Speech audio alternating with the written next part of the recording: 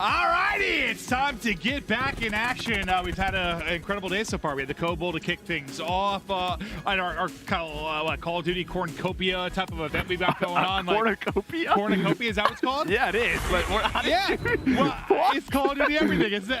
Was that the proper use of the word? Yeah, no, it was. Yeah, yes, you were surprised I knew the word? No, it's more just that word is, I don't know. It's a weird one. I've never heard you I say don't know that. if I've ever said it before. No, I Call of Duty celebration, party, fiesta. Cornucopia. Listen, well, we're starting off already on a great one. It's going to get freaky as today. We're going to have an absolute blast. But listen, let's kind of talk through where we're at, right? Because this is an interesting tournament. Joe and I were talking through it. Like it's so different than the past. Like you all the way back to like early MLG, CWL. Like you had your full open bracket like play out. The top four from that thing came into groups. This is like you just have these qualifying matches. The top four came in. If you lost, then you're going back to playing the challengers bracket. If you move on to the top 8, then you're guaranteed like first and pro. It's a lot different than we've had before. Like it's sort of a new beast. It's like this kind of like hybrid model. Yeah, hybrid model. Yeah. And I mean, pro teams like you lose too, you're just out. Like some teams did yesterday. So that can happen. But yeah, there's something at stake here for the teams in these groups. No, there absolutely are. But let's take a look at the schedule and how we're going to get hot and nasty with it today.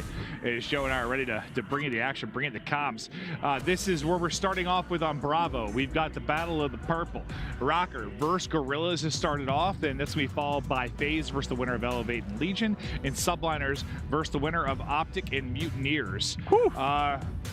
It's going to be a wild one. So we're just doing the wrap of group play in the first round of the championship bracket today? Yeah. I mean, for those matches, I think, FaZe should be able to handle, I think, either Elevator or Legion, but you never know. But the last one, this New York team, what the heck? They came out of nowhere. They 3-0'd both of the teams we're going to see in this first matchup. I would think like 2 weeks into the qualifying matches, like the league matches, probably most had them bottom 3. Yeah, you would. Yeah. And now just boom, destroyed people. It's been absolutely unbelievable. Let's take a look at the overall bracket though, and how this is playing out. This is what our big bracket looks like. So you can see the qualified teams already they got through: Subliners, Thieves, Ultra, and FaZe. I think for Thieves, Ultra, FaZe, expected. We were doing our pick'ems with the Breaking Point guys, and I think most people had Thieves, Ultra, FaZe. Yeah. The fourth wasn't Subliners. Was probably. Yeah, probably. Well, I think it was Røkkr. Yeah, probably Røkkr the way they've been looking. So, yeah, I mean, NYSL, you never know. Priestahh just playing out of his mind this tournament. Yeah, and that's, I think, what you and I have been waiting for with Priestahh. We are a big fan of him and his abilities. It feels like, when did he first come on board? Like in Infinity War? Infinity War, I just said.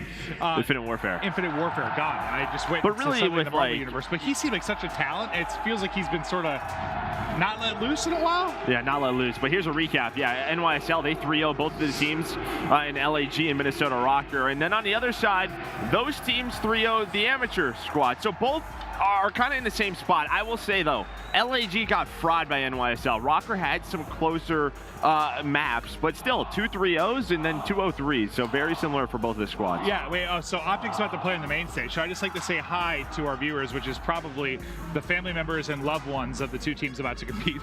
Yeah, I just hear the green wall in the background. No, it's just erupted in the background. I'm like, God, they're getting ready to pop off on Alpha.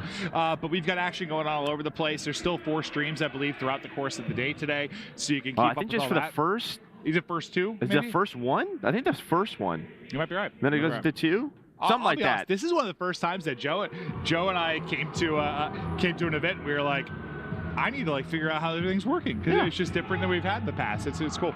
Yeah, I mean, especially these last couple of years, so just used to the CDL with the brackets. You have your winners matchup, the losers round 1, and then everything would kind of get going. You would have some crazier matchups, but yeah, it's just the pool play then into the double and then bracket with teams getting eliminated. Yeah, it's an interesting one. So this first match we're gonna have is pretty lit because it's just one of those do or die. Like you win, you're into the championship bracket. You lose, that is it. So you lose, at least I guess you got to survive to see 2 days, which some teams were not able to do. I mean, we saw Breach go out, which I was not expecting. It was sort of unbelievable. Let's talk about Minnesota, which is one of the teams we're going to have battling it out now. Again, the Battle of the Purple Passion. This is the Røkkr squad. I think when we saw this with Afro attached, Bance and Cammy, we were really excited about this team just because it seems to sort of have a little bit of everything that you would need. Well, I think Attach, you know, erupted as a main AR last year. People were very happy with his performance. Cammy, I mean, he had a bit of an off year with Vanguard. I just don't think he loved the title, but we all saw in MW19 and Cold War especially, he could be a superstar. And then you have Afro and Bance, and it's similar in a way, I think, of what we saw from Ultra, right? In a way with that SMG duo where Bance is going to be that guy. Like, I think people love playing alongside of him because he's just a super teammate. And then you have Afro, sort of maybe the up-and-coming superstar. And Afro's been great so far this year. You're going to need to see more of that today. Man, Bance makes me think of like a, I don't know, Looney or somebody that you just like to play next to because you know it's going to set you up probably to put up big numbers. This Guerrillas team, I mean, I wasn't that hopeful for them out the gate just because, you know, you're losing Slasher. Okay, you fill that with RCDs, whatever. I'll go 1-for-1 with those guys any given day. They're both incredible players. But this Hook, Neptune, and Spart trio, I mean, I think you and I have talked about it, and I think I've heard like aBeZy talk about it in Parasite a little bit. They're just not like the highest IQ COD players. They just sort of like to run and gun sometimes, and less about their decision making and more just are we going to fry. So to me, it's just like, are they going to get hot? In that this game is not built for that. No, it is a lot of being patient, rotations, finding your openings. You can't really mess up spawns. It's in a way it's classic COD mixed with some others like squad spawn elements, but it's a lot more. If you make a mistake, you're going to screw your team over. So yeah, I think for RCs, he's got to be the leader. He had a great match versus Decimate yesterday, and then the other three, I mean, Hook's had this insane career, just up and down, and then, you know, you're just saying, oh, all right, what are Neptune and Spark going to turn into? There's just so many question marks for this LAG team. Yeah, there's a lot of young players, and you know, there's chance for them to improve, and I think we've seen some like high IQ plays from Spart when it comes to like search and destroy. I more meant that, I guess, kind of targeting like Neptune and Hook. 100%. Like, they want to run, they want to red dot chase, even though those don't exist anymore. They don't. No. Not too sure about that one, how that is. But maps and modes today. Starting off with Hotel, Embassy, Search and Destroy, Fortress Control, Embassy, Hardpoint, and El Asilo, Search and Destroy, if we get to that game number 5. I mean, you know, kind of what we talked about, Hotel, Hardpoint, it's not that running. I mean, there's some run and gun elements to it. Obviously, it's Call of Duty, but it's a lot about those rotations controlling the spawns. It certainly is. We cast a ton of Hotel yesterday. I don't think we got much, you and I at least, Fortress Control. It was all like Hotel, I think, for the most part. We didn't get most. Well, we have Fortress Search and Destroy. We love that one. Yeah, that was something. But we got a good bit of Hotel. I mean, it's definitely become, you know, quickly, I think, one of people's favorite maps. I believe we're getting ready to load in as we're getting the fly-through ready to rock. Hopefully these players getting ready to go. Again, Battle of Røkkr and LAG. This is... yeah, I mean, it's do or die time. You win, you're out. You lose, you're done.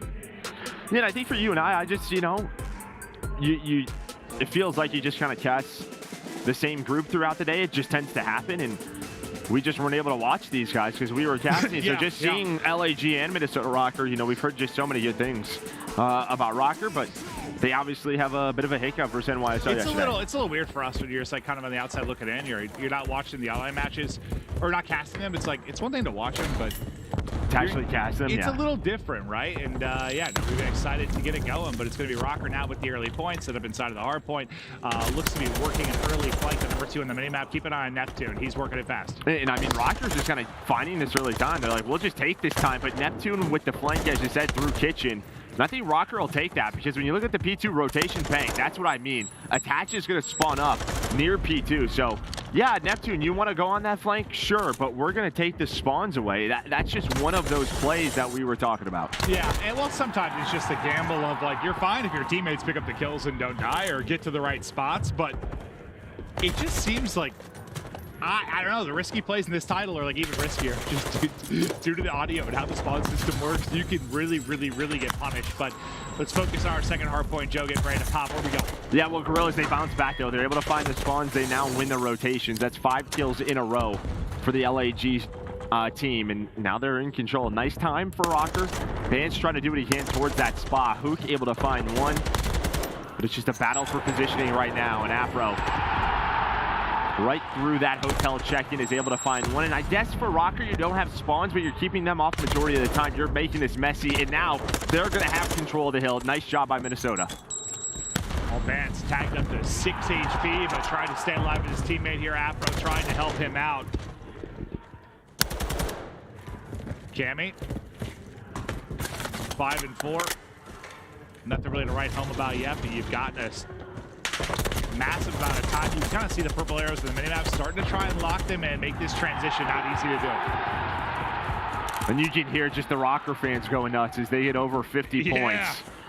But we're going to head to this P3 rotation. You're going to have Spartan Neptune setting up. And, you know, with Arcity's in that position, near White Chandelier, whatever you want to call it, they have the info where this push is coming from. It's through the backside. But Afro and Bance are going to open things up, and now it's just Spart on the hill. And we saw this yesterday. When you do not play a tight setup, this is what can happen. You're going to get broke. That's 3 kills in a row. LAG are going to spawn out, and now Arcity's all by his lonesome, trying to do what he can. He's got one other teammate. Well, yeah, hey, I'm here. As he throws the trophy in, that looks so funny, dude. From Bance's POV, like, oh, I guess somebody's right through the doorway. and that's just one of those rotations. That break cannot come that easy for LAG. They have to be better in that sort of spot. No, they certainly do. No ifs, ands, or buts about that. But now Arcity's trying to get the utility out. Hipfire's going to hit for Neptune, so he's able to take that fight. Trying to claw back into it. Just still this early lead for Røkkr. From a kill standpoint, I mean, yes, you have the edge on questionably if you are Røkkr, but nobody really popping off yet. No streaks or nothing too crazy to write home about. To our next hard point we go. Røkkr once again are going to be inside. They'll start to fan out. I mean, that's 3 breaks. You had it at P2, you have it again at P3, and now P4. I know it's a little bit different, but I mean, Røkkr just run right up. They find the kills that they need. RC's trying to do what he can alongside of Neptune. So that's going to be Flip as well. That's 4 in a row, 4 dead. Bance just trying to play his life near the check-in area. But a nice break for LAG behind Arcity's. Yeah, I mean, he just gets that like outer for free, right? Because they're all kind of spawning up around the hard point. He wraps around the back. There's no open spawn for them, so as soon as they get the kills, they're all out, and they're going to get set up inside. Now looking at number 1 in Afro. Sorry, number 1 in Spart. He's starting to move out towards kitchen side. I think he's going to have a one-on-one on the other side of the map. Everyone's starting to collide on that north side of the map. So far, so good for Røkkr as they are getting the kills. One more lurking right next to him at mid-map. Just can't quite find it. And that's going to be because Deddy has popped. I wonder why there was no reaction. He doesn't hear the footsteps. 4 in a row now for Hook. And these pop-off moments, man, that might be the difference. Yeah, here's a break opportunity for LAG, but Afro and Bance are going to find a couple of headshots. Afro's going to shut that down. And now for a second, we are going to pause. It's LAG, they're going to have to regroup, try to get this break in. Can you do it this time? This time, at least 2 kills, but you go 2 for 2 now. Attach gets hit like 8 HP. Spartan able to find Diego and finish that kill. And this time on the second effort, with about 30 seconds left in the hard point, you're able to break through. So, I mean, both teams just kind of breaking efficiently. Like, there hasn't been a real good hold yet, has there? Not really. I mean, I think you had a couple of, like, the second half of the hills for Røkkr.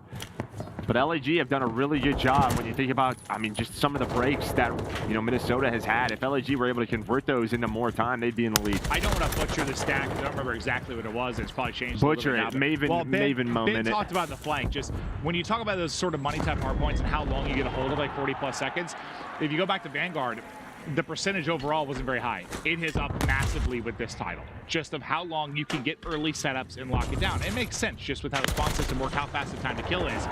But that's not been what's happening here, at least so far. No, I think if you're LAG with Neptune and Spark pretty much double negative and you're only down 20, you're happy with that. You've had some great moments from Hook and Arcity's to keep this game messy. The Minnesota Røkkr are continuing to slay. As Afro's up to 17 and 12, Cammy now in 5 in a row. Well, Røkkr, they still hold on to this lead. They've been up in the 20 to 50 point mark throughout most of this. The question is, can they get that quality hold? But first, they're going to need to get the break. Let's currently go to a listen in now with Minnesota Røkkr. Yeah. That's such a big strike when you get it. One in the back. Yeah. Who's up balcony? Yeah, what's coach on me? Yeah, I'm putting bricks. One shot on the back short. One shot on the back short. Big one shot, big one shot. Alex is holding shot. They could beat up. Yeah, they're already on the left. Yeah, okay. I'm one shot, I'm white. Yo, wine, one shot, Alex. Big weak net. He's unbroken, Alex. Yo, he's pushing up, behind you, Ben. Yeah, he's got my nice, Ben.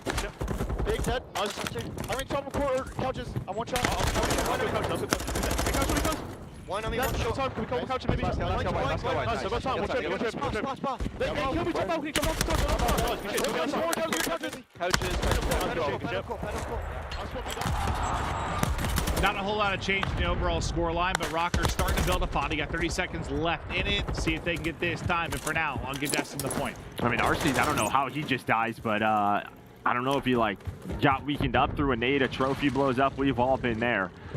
But Minnesota Røkkr now earning a lot of time, gonna have around a 40-point lead, and you can see controlling where they want to on the map for P2.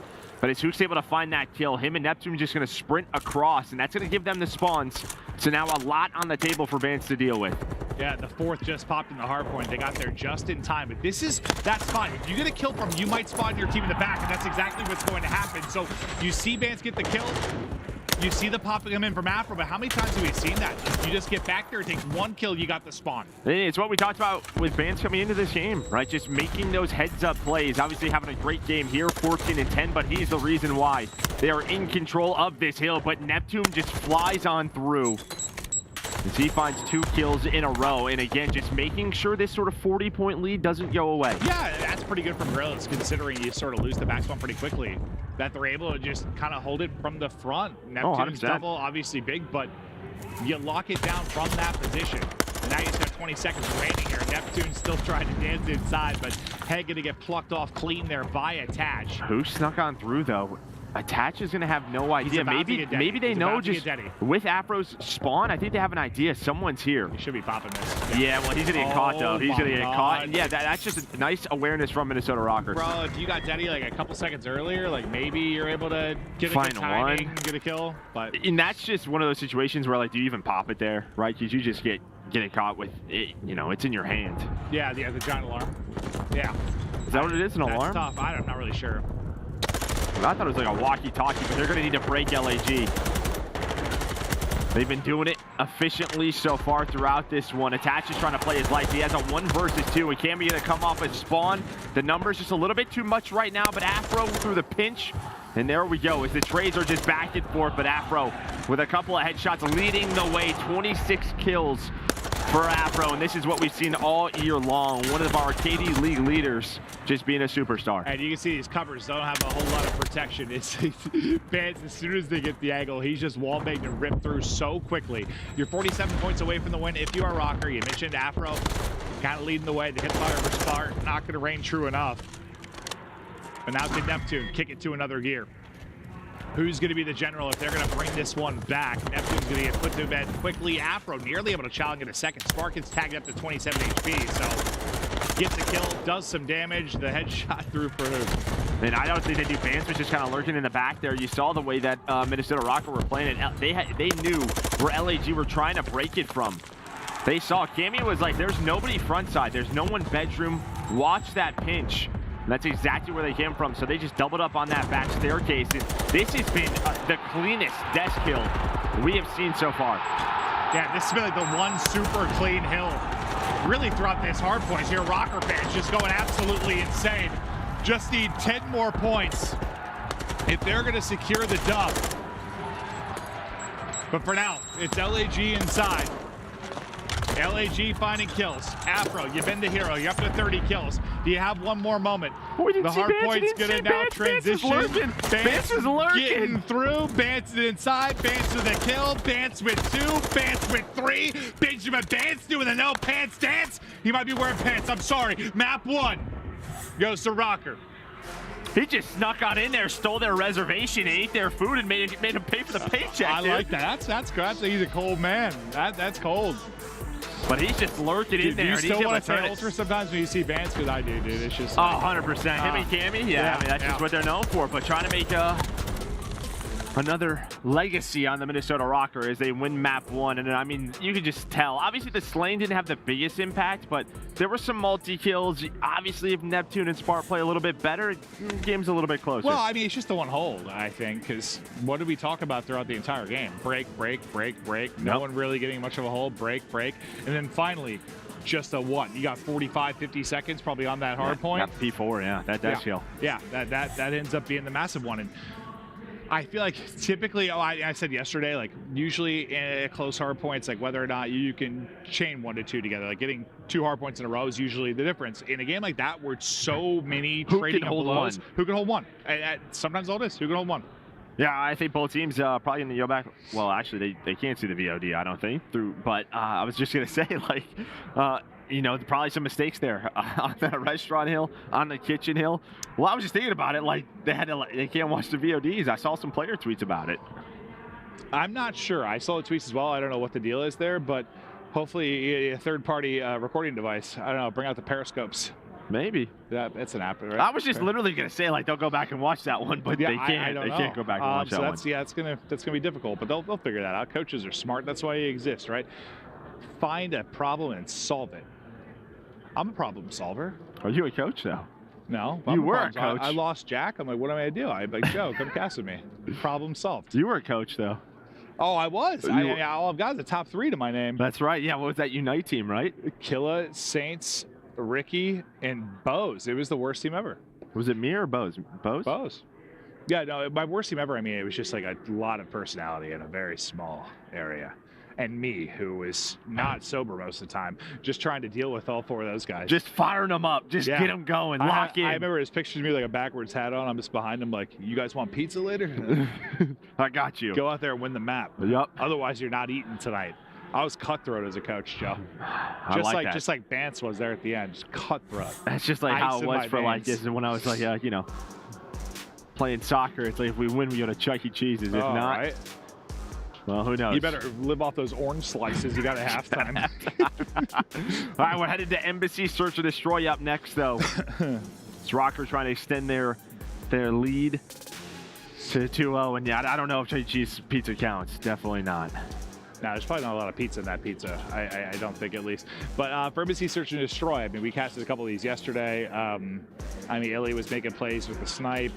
It just seemed to be like sometimes who found an aggressive opening.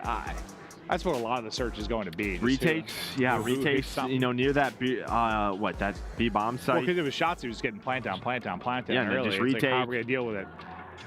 So yeah, I mean, a lot of these maps in Search and Destroy, I think it's really the game mode kind of struggling right now. Just, you know, with the maps, kind of where the bomb positions are, then obviously without dead silence. You think smokes is something that might change? I mean, maybe, but like, there's just so many bombs that are preferred over the others. Like, I don't know if that changes it that much. Well, I think part of it too is like, at least I was listening to them.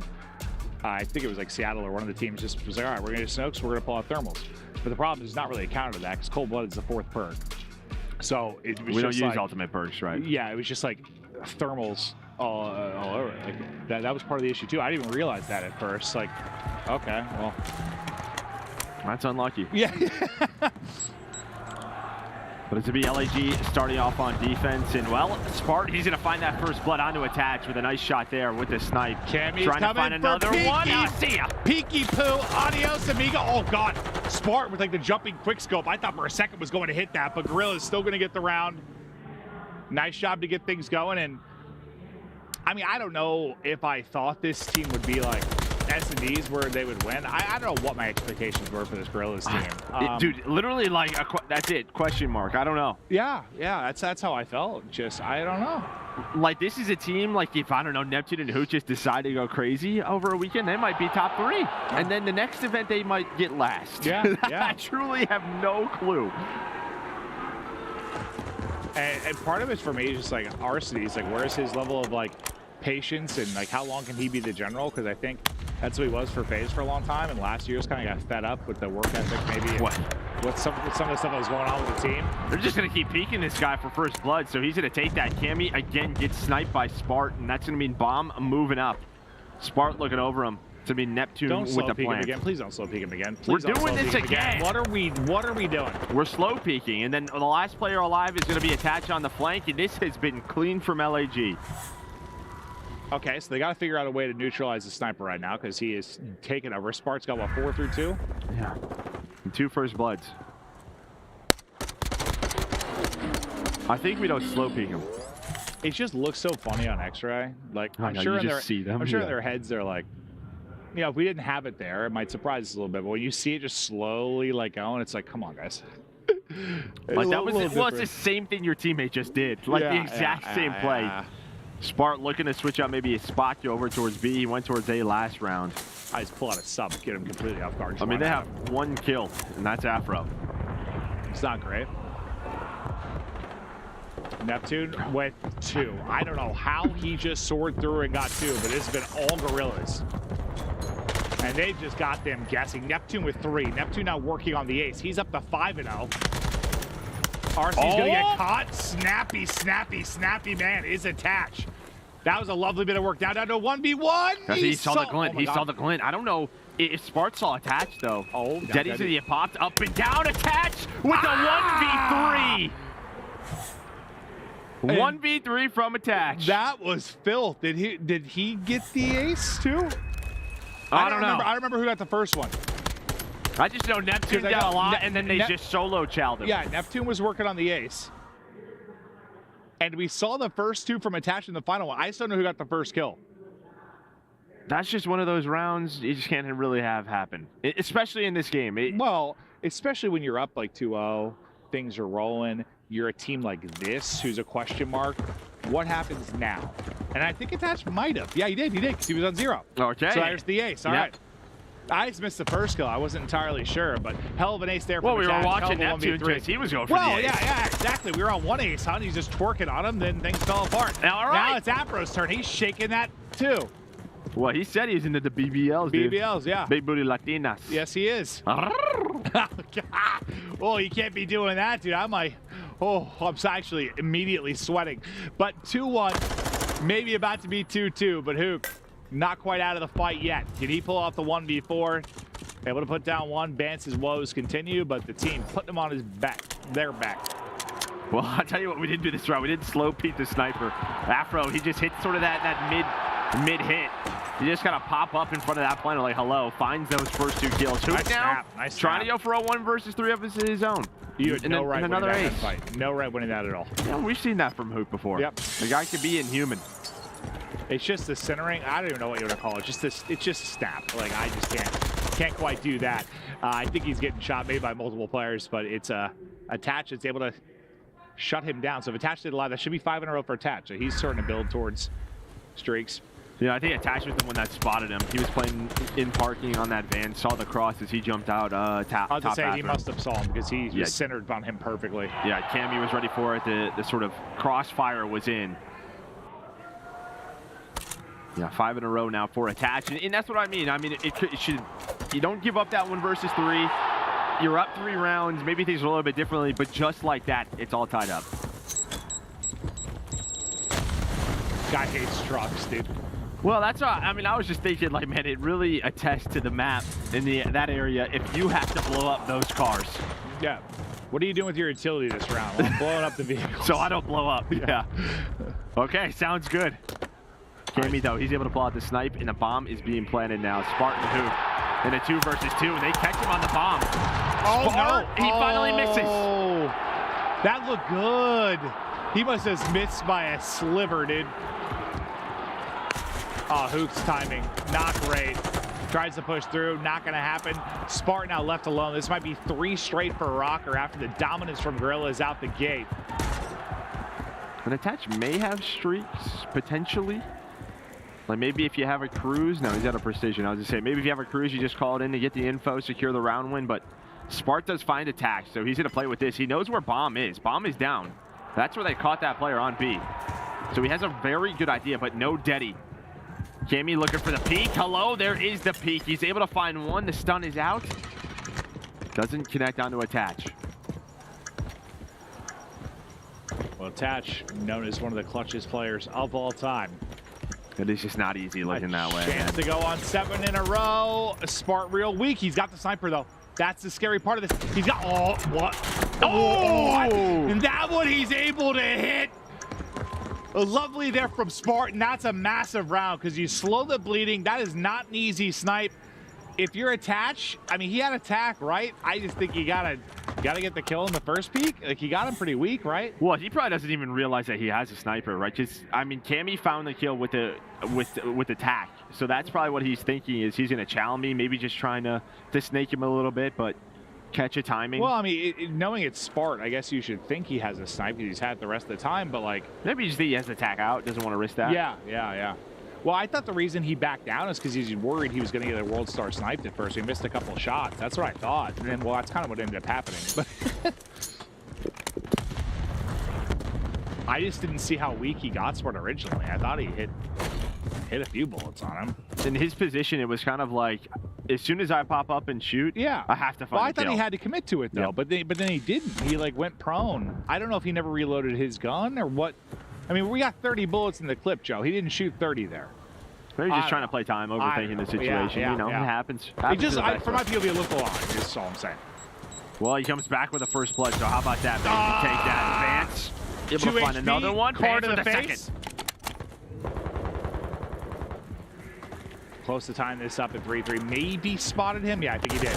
Well, he spotted him over the challenge with the pistol. Neptune just put him to sleep. He got it so fast. It's so fast.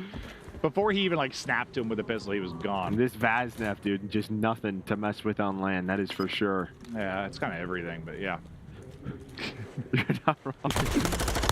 Oh, what? Let's do it again. There it is! We're going to do it again, but Afro is there for the trade. I don't know what you call those battles. Just just kind of tickle fights in a parking lot. Tickle fight in a parking lot. Everybody's had those, Joe. Yeah?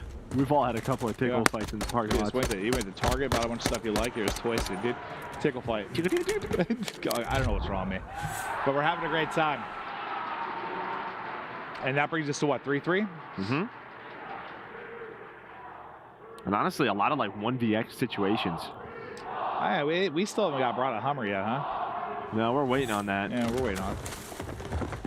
Hopefully soon. Just wheel it in here over to Bravo. We'll actually just cast from the Hummer. I'm down. I'm in. 100%. Probably got the technology to do it.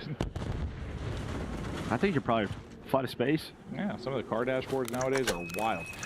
Dead Silence pops. I believe that was Afro. Neptune hears the beep beep. Knows he's right below him. So instead of Dead Silence being silent, Neptune more has an idea of where he is at. Well, he also planted a bomb, so that's why he has another idea. So bomb's planted. In Afro, all he's trying to do right here is waste time. Right? We saw this yesterday when like Shotzzy was playing the bomb. He would immediately get taken down. Afro does a wonderful job playing his life, wins the gunfight. And Neptune got a little impatient, I think. Just like, oh well. He had to go for it. Just ran by two of them. Knock knock. Is Hook there? Well, you talked about the 1v situations, but there's just simply not enough time here. Røkkr 4-3. Yeah, they get that bomb down. Cammy's able to find the first blood, but it's Afro's kill. I think that really gives them the advantage in the round.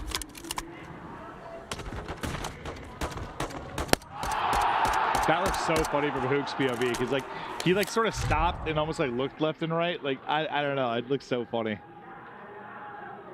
One was just in the deep pocket, one was prone behind the planter. I can't think of like the horror movie, but I'm thinking there's this one scene where like someone's like walking down a hallway, they're all scared because like monsters in the house, and like they walk by and they like pans the camera around. There's like two demons on the wall behind them. Like it just I don't know. It looked like he's just walking forward and like it's a horror movie. There's something behind me. Minnesota here with a little bit of a different look than what we've seen, just all through middle alley. Bance on 4 too. Just watching that cross to B. Yeah, Bance, yeah, but he works inside. I think he's bottom office. Yeah, bottom office, trying to find a first blood, and he does it. Secretary's in. Sit down. You gotta sign in before you can enter the building, says Bance. Show me your ID. And he's dead. 5 in a row now.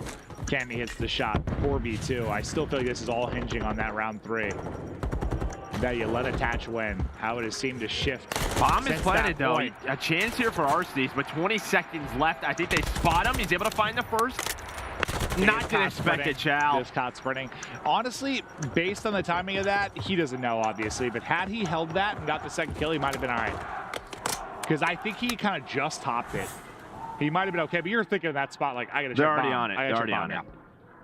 But just saying, from our omniscient POV, probably because how they play you. These big words you're pulling out today. Oh, what? Cornucopia and omniscient? I don't know, man. You're feeling yourself. You're feeling spicy. Yeah, I just got a deep vocabulary from all my reading, you know? I am a wordsmith. I just don't use big words a lot often. I know a lot of them. And I was reading. Now, were they mostly fantasy and sci-fi books? Yes, Joe, but they use big words in those. Go read The Martian, dude. Way more technical than you think. Let me tell you. I know how many droplets of water it needs to make 20 potatoes on Mars, bro. That's the thing. He breaks it all down. Oh, no, I read it. Oh, great book. Great book. Yeah, great It's book. like way more technical in the movie, though, right? Great book. But to round 10 we go. One more round needed for Røkkr to take the 2-0 edge in this one. Cammy, couple going to cruise through his hairline, but he's still going to be up to see deeper into this round. As I'm considering my next dive into my vocabulary bag. Attach able to find one, though. This was a 2 versus 4. And again, just a pick with like no trade from LAG. Like I just think these are the moments where you can't give isolated gunfights. You just can't. I would much rather you just group up together. I just want to bark to use the word onomatopoeia, Joe. Look at you go. Unbelievable stuff as Spark gets another attach left alone. 30 seconds to go now in the 1 versus 2. The young man's POV, and this is not going to be easy. He's been shooting for cankles all game too long. Can he maybe find some more? It doesn't look like it's going to happen here. Bombs down the other side. Yeah, Spark found that kill. Makes this a lot easier. And well, they knew Attach's position. And he will get cut down. So LAG, they get us to a round number 10. We keep going. We keep going. I mean, I guess I almost want to say props to LAG, considering he bounced back in some ways due to a couple rounds he threw away, but... You threw away those rounds? Well, I think like round 3. I'm talking like round 3. That one, yeah. I mean, with attached clutch, I think that's fair, the 1v3. Oh, no, I'm just saying the fact they're still in it after throwing away those rounds. Yeah. Yeah, that's sort of my point. Like, I mean, I guess I'm surprised. I thought they were going to get kind of steamrolled after things seemed to come unhinged, but they're still here. Now, LAG to offense. Bomb, Neptune's hands. Time to pop, lock, and drop it, Joe. I think if you did that, you would tear an ACL. I think you're right. I was thinking about the fact that you could drop a bomb, and then that came into my head. But Afro, as he tries to work towards top office, Spark, no snipe in hand this time. It'll be the tack back. It is Bancy Pants prone around the edge. He had to have been very, very weak, but he's alive for now.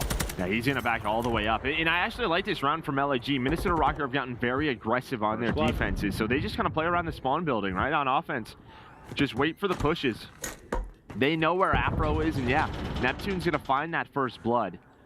And he kind of has that bomb, and it just feels like LAG's just waiting. All right, we know that Minnesota Røkkr have to make a play. Let's try and find it. Try and wait for it. Well, at the same time, you're Røkkr. I mean, you can let them try to make a play on the bomb and see if you can catch one. That becomes a lot easier now. Well, they knew he was there, though. They knew that Afro was there, so they couldn't plant the bomb at B. So they knew they had to clear that, so Neptune just plays his life, and now Attach is left in a 1-on-4. Bomb being planted today. This should be done. We're going to a round 11. It's looking that way. We're going the distance. Unless he pulls out some miracle. Listen, the clutch god. Up to double digits now. Never count the man out, but just not a ton of time. And if you're going to try to pull this off, you got to go hunting. You got to go hunting quick. No dead silence. It's like halfway to go. You know, maybe if you step for a bit, you're able to get that in the round 11 to start it off. Shots in, though. Position given away. He will get dropped. Not quite to the deady yet. Round 11 about to come up. We'll see what everybody has available, but depending on who has deady, you might see some early aggression. Was that shot stealing the round 11 the first time we cast this? You just like sent it right up mid? Well, but I think too, it just really depends who's on offense and defense, because Røkkr has been playing very aggressive defensively, and maybe now they have to adjust that if they're back on D. I didn't tally the kills to really see what the situation is going to be. It was pretty close coming into that round. It usually is when it goes around, typically speaking. Yeah, so it'll be LAG on defense. Okay. We'll see what Røkkr want to do. A lot of the times they played for this aggression at B, but Bance trying to cross. He's just going to get picked by RCs with that first blood. And we haven't seen that often. It feels like usually you get the charge for free. I'm guessing he got hit with some nade over the top, right? Like, maybe a nade, maybe a team shot. I think a nade had to have hit. Just based on it, because they stopped dead, bro. Like, there were two players pushing out that way and just stopped dead. Which makes me think something, they hit a nade over the top, because that's been free for a lot of teams, depending on your spawning. You just get to that B bomb. Yeah, you heard look where he dropped. Attach calls that streak in. Yeah, that was a nade. So now a 3-on-4. They can't cross the B for free. And what, you just have Boop just kind of lurking? Oh, lordy, lordy, lordy. He's not able to find a kill, and Afro finds one. Oh my god, Hook has 9 health. But there's one player behind. That's RC's all the way behind enemy lines, and okay, that is the bomb down. Huge play from Mercedes. He has stepped up in the last couple of rounds on 5 in a row. How do you get the bomb now? I mean, Cammy is in such a tough spot. How did RC's get another kill? And Neptune is up top.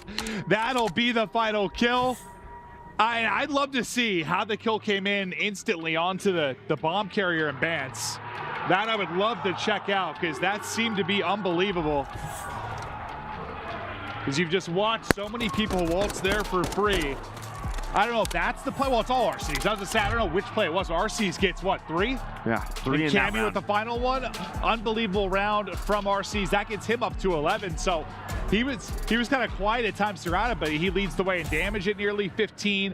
Had himself a map, and you like to see that from the leader. It's a little easier to lead the troops when you're leading by example. Yeah, and you know, he popped off in their second match yesterday to get them into this position. So we know what RC's could do. Does it here again, but yeah, I mean, just reads the map so well. Gets that first blood and just gets to the spawn. It's like, all right, I got B-bomb locked down. Yeah, they get it done, and that's going to do it for our second map. So we're going to be tied up now at 1-1. We are going to be headed to a quick break. When we get back, we'll be ready for the control.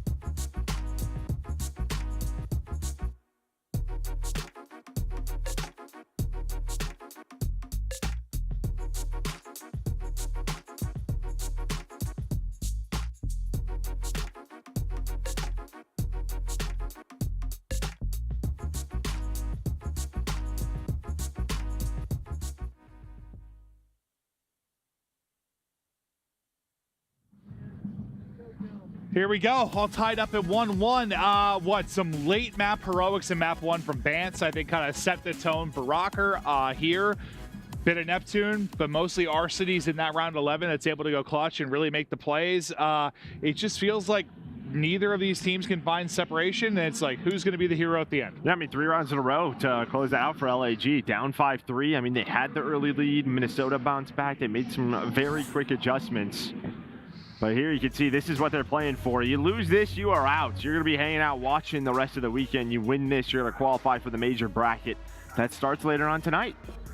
Yeah, it's Pro-Am. It's different than we've seen before. It's very cool. It's like a kind of hybrid with the new versus the old, but anything we thought could happen, and what a weird like sort of event to have in that type of field, like where it's like anybody can win, and you just have this crazy tournament. I mean, we haven't even got to the wilds. We're not to the bracket yet. Like, it's just well, and I think too, you can just, as we look at the maps and modes, we have Fortress Control coming up next. I mean, just based on these results, I mean, you've had a lot of Game 5s, and even if they haven't been Game 5 series, it just feels like you've had so many round 11s, round 5s, and 250 to 210 hard points. Yeah, well, I was about to say, listen, I haven't watched every match because we've been casting a lot. It's been impossible to watch everything, but like, at least for what we've been watching, everything's been close. Like, there haven't been blowouts. Like, no one's getting smoked. There's not like the 6-1 win in Search. We're not seeing 3-0s in Control. We're not seeing 250, 100 in hard points. Like, every map we have casted has been very competitive. Yeah, it's been nuts. Yeah, I think too. I was just looking at Twitter as well. You know, if you're just tuning into the Bravo stream, just to keep you updated, I think Florida and OpTic 1-1, but Florida was down 5-2. And they won the Search? They won that second map, so yeah, that's just one of those, what we just talked about. Just got to be able to close it out. We're seeing it here, we're seeing it there, we're seeing it everywhere. That's what, like, I can't remember if it was Zinni or Looney, but one of them always said, like, 5-2's that trap scoreline.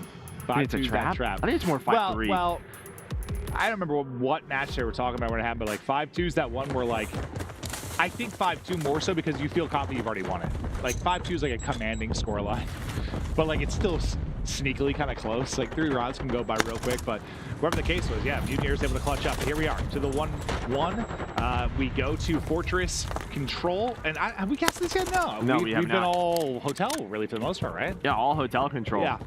And obviously, I think everybody kind of knows, very defensive map. You can just, I mean, if you're an offensive team, you get stuck in the spawn trap on the right side of your mini-map. But right now, a beautiful start here for Minnesota Røkkr. And I will say, you know, when you watch the matches, maybe you see a lot of defensive wins. I've seen some scrims from some teams where you're winning 3 to 4 offensive rounds. So I think teams are going to figure it out, but it's going to happen sometimes too where you're stuck in that spawn trap. Hotel was all offense for us yesterday until we finally saw Thieves put on a clinic defensively. Like, there wasn't a whole lot of it. So, I mean, I just want some diversity in the controls, I guess. I don't care if one's defensive heavy, one's offensive heavy. Like, just give me a little bit of diversity to try and mix up the vetoes and keep it interesting. But it's attached. It's currently a nice little 3-0 start.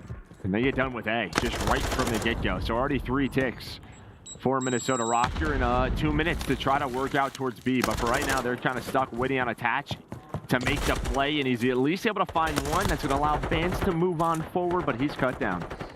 Yeah, it's like, can they actually get like a 3-4-man wipe, get onto the point, and then flip this on its head where they've got that superior position? But Hook with some shots at range. That's what the Vaznev. Just a headshot right over to Spart, who's hitting with the tech. And it's really on this one player who's out. That's Cammy to win a gunfight because you need someone to have to rotate through. And maybe that opens up some of the positioning to get out of your base. But right now, Hook and Spart, they continue. Well, you just saw attach as like the trophy player, but not trophy, because you're going to need that to help get out. But for me, at least, seems like, and I haven't cast all of this yet, but like, if you're going to get onto B, you better have your trophy up. Oh, no doubt about it. Because that's like, it just seems logical, right? Because you're going to be able to nade that from spawn. It's like, you better hope you can get a trophy out quickly. And I like give a lot of room to work. From Minnesota Røkkr, they kind of slow things down, and then Bance finds one, and they fly on through. You at least have I lied. Attach should take it down, so. Yeah, okay, you remember we played a whole year without trophies? What? All last year without trophies. Well, they didn't exist. Well, they did, and then we just didn't have them. It's just crazy to think of, like, no trophies. Wild, right? Like, they're so crucial. Oh. It definitely hurts attacking teams. That is for sure. Yeah. It's 6 in a row now for Hoop. He's got Deddy about to be popped. He's already got his crews to work with. SA, obviously, we're not going to see him play, so he's got his one streak to work with. Time about to dwindle, might just take this streak into the half, and that'll be the case. So you had to hold for about 1:45, and yeah, Joe, I mean, I haven't cast this really yet. I've watched it, obviously, a bit in the qualifying matches. This is what you'll see. But I'm not shocked based on how you broke it down. That's kind of how it played out, right? Like yeah, a 2-minute I think hold. for Minnesota, you got a point. That's 3 ticks, and they're going to keep track of that. I mean, the fact they're able to do that right from the start is huge for them.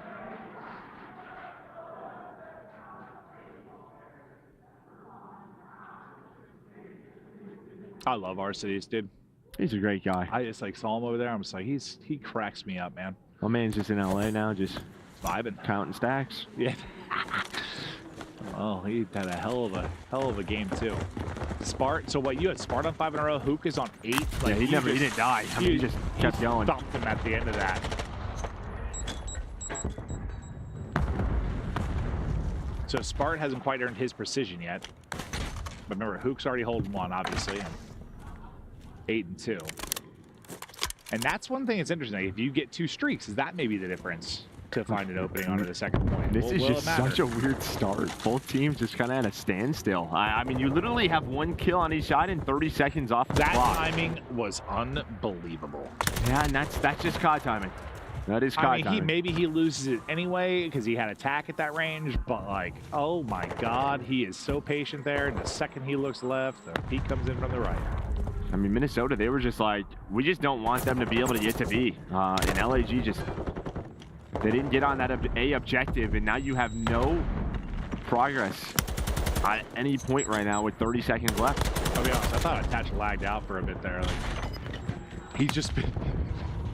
His arrow has not moved. He hasn't moved. He has been holding there for so long. Bro, this is the oddest round of control. I don't know. Oh, he just shot his gun. All right, he's still in the game. I got worried for a moment. He wasn't in the game. This is so...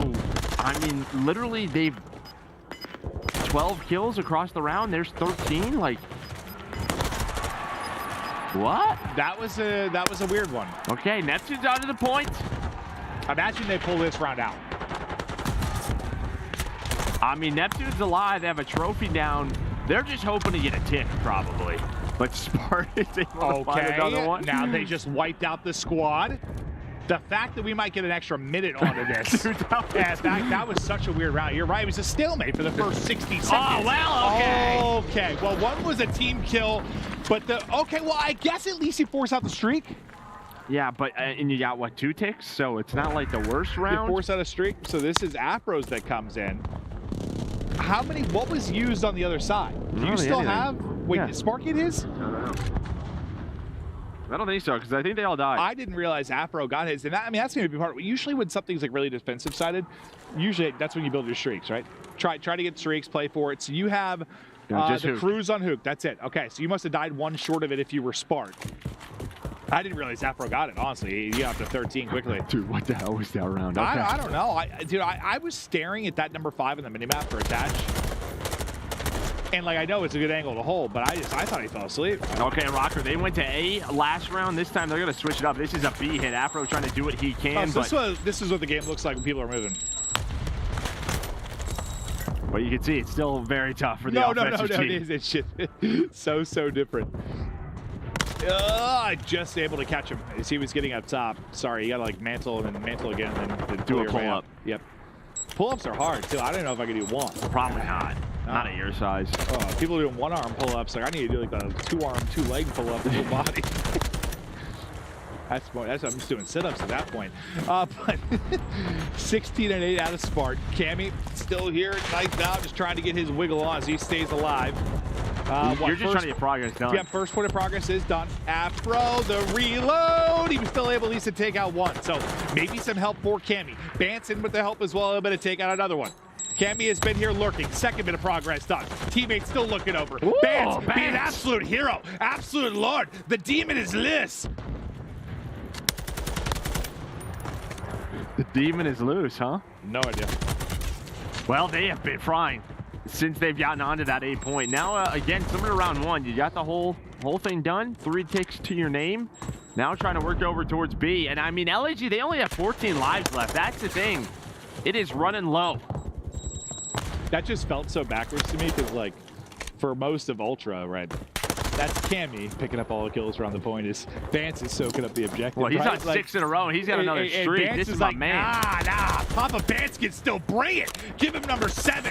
2 HP in a dream, but they're both okay. So Spart, I don't even know if he got the kill while shooting at Afro. He might have got that kill unintentionally. His Bance had like 2 health. I'm not entirely sure, but he chains together both.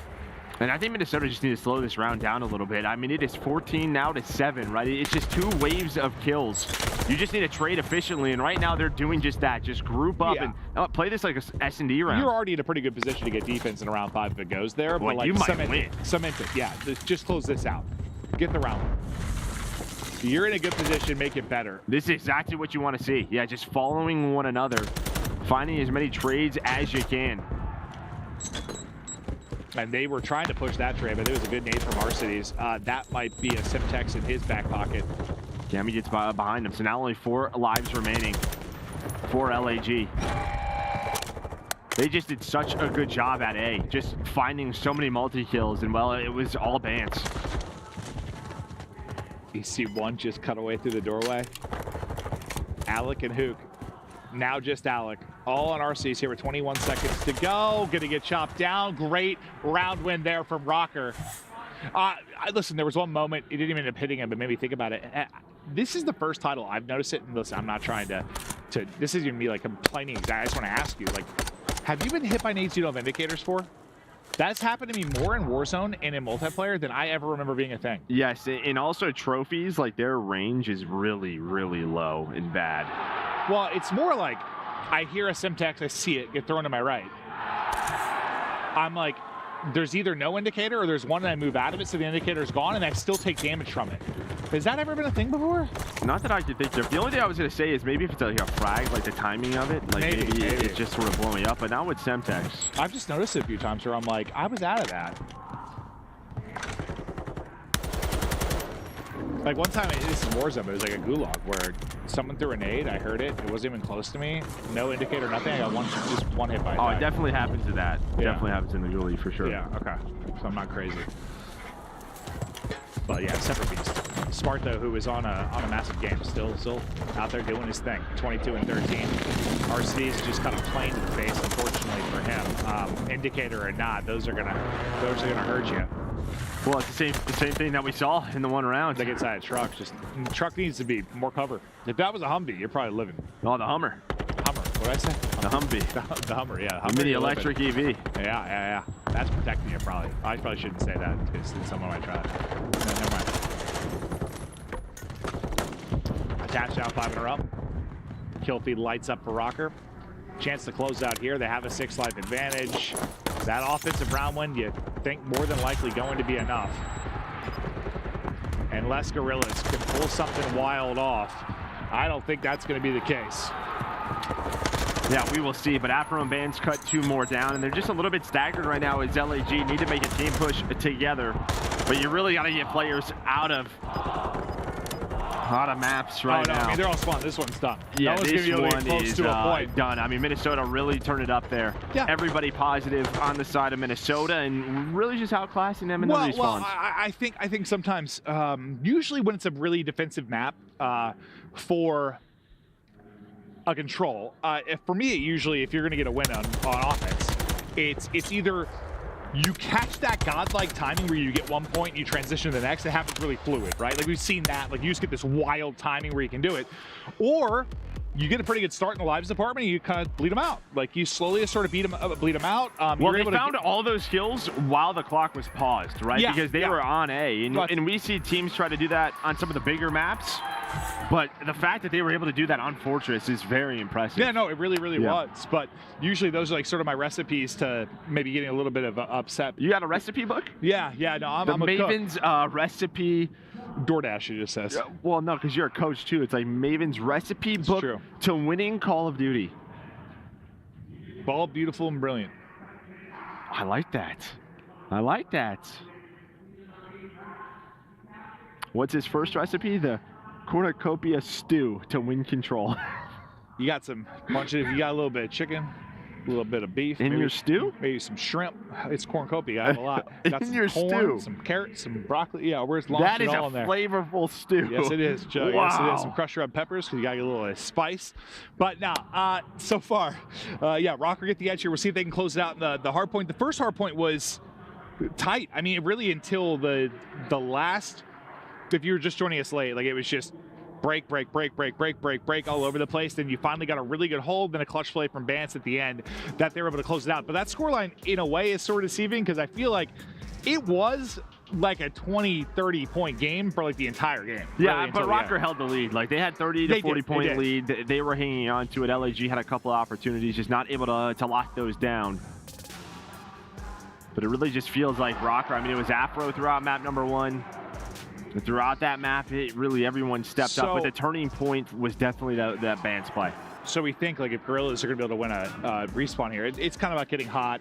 Maybe you're able to let loose a little bit if you are like a Neptune or a Who, because like is Embassy a map maybe where that can happen, where you can catch a little bit of fire? I mean, I guess so, but there are some hills that like you can just earn a ton of time. There's some money hills. P2 and P3 are really, you know, the ones that stand out to me. You can get them spawning the opposite side of the map. Like, I think it's sort of deceptive because the map is, you know, it's not the biggest map. Yeah. But and there's some chaos to it. But I mean, I think teams are really figuring out where they want them to spawn and how they earn the most time. Well, sometimes at least in the spawn system is like this, where you get a lot of like what are you going to call them? Parallel spawns, close spawns. I don't. It's been referred to by a lot of different things, but it's like the one thing it takes teams a little bit to figure out is like, where do I need to be positioned if we are up to actually spawn them out across the map? Which oh god, it was like the top right hard point. But they're pushing it, and they have this close spawn, and then suddenly it's like you're spawning out across the map like gas, like at the car side. Like he's just like. Octane's like, I don't even know how I spawned there. Like, you're just like, I spawned out completely. Like, you're so how do I spawn here is what we need to figure out so we can spawn them there. Yes, exactly. And like, we've listened to like players kind of talking through it and like how you can get to these positions, but it's so difficult just with the pace of play and how fast the spawns come up. I always thought it was easier.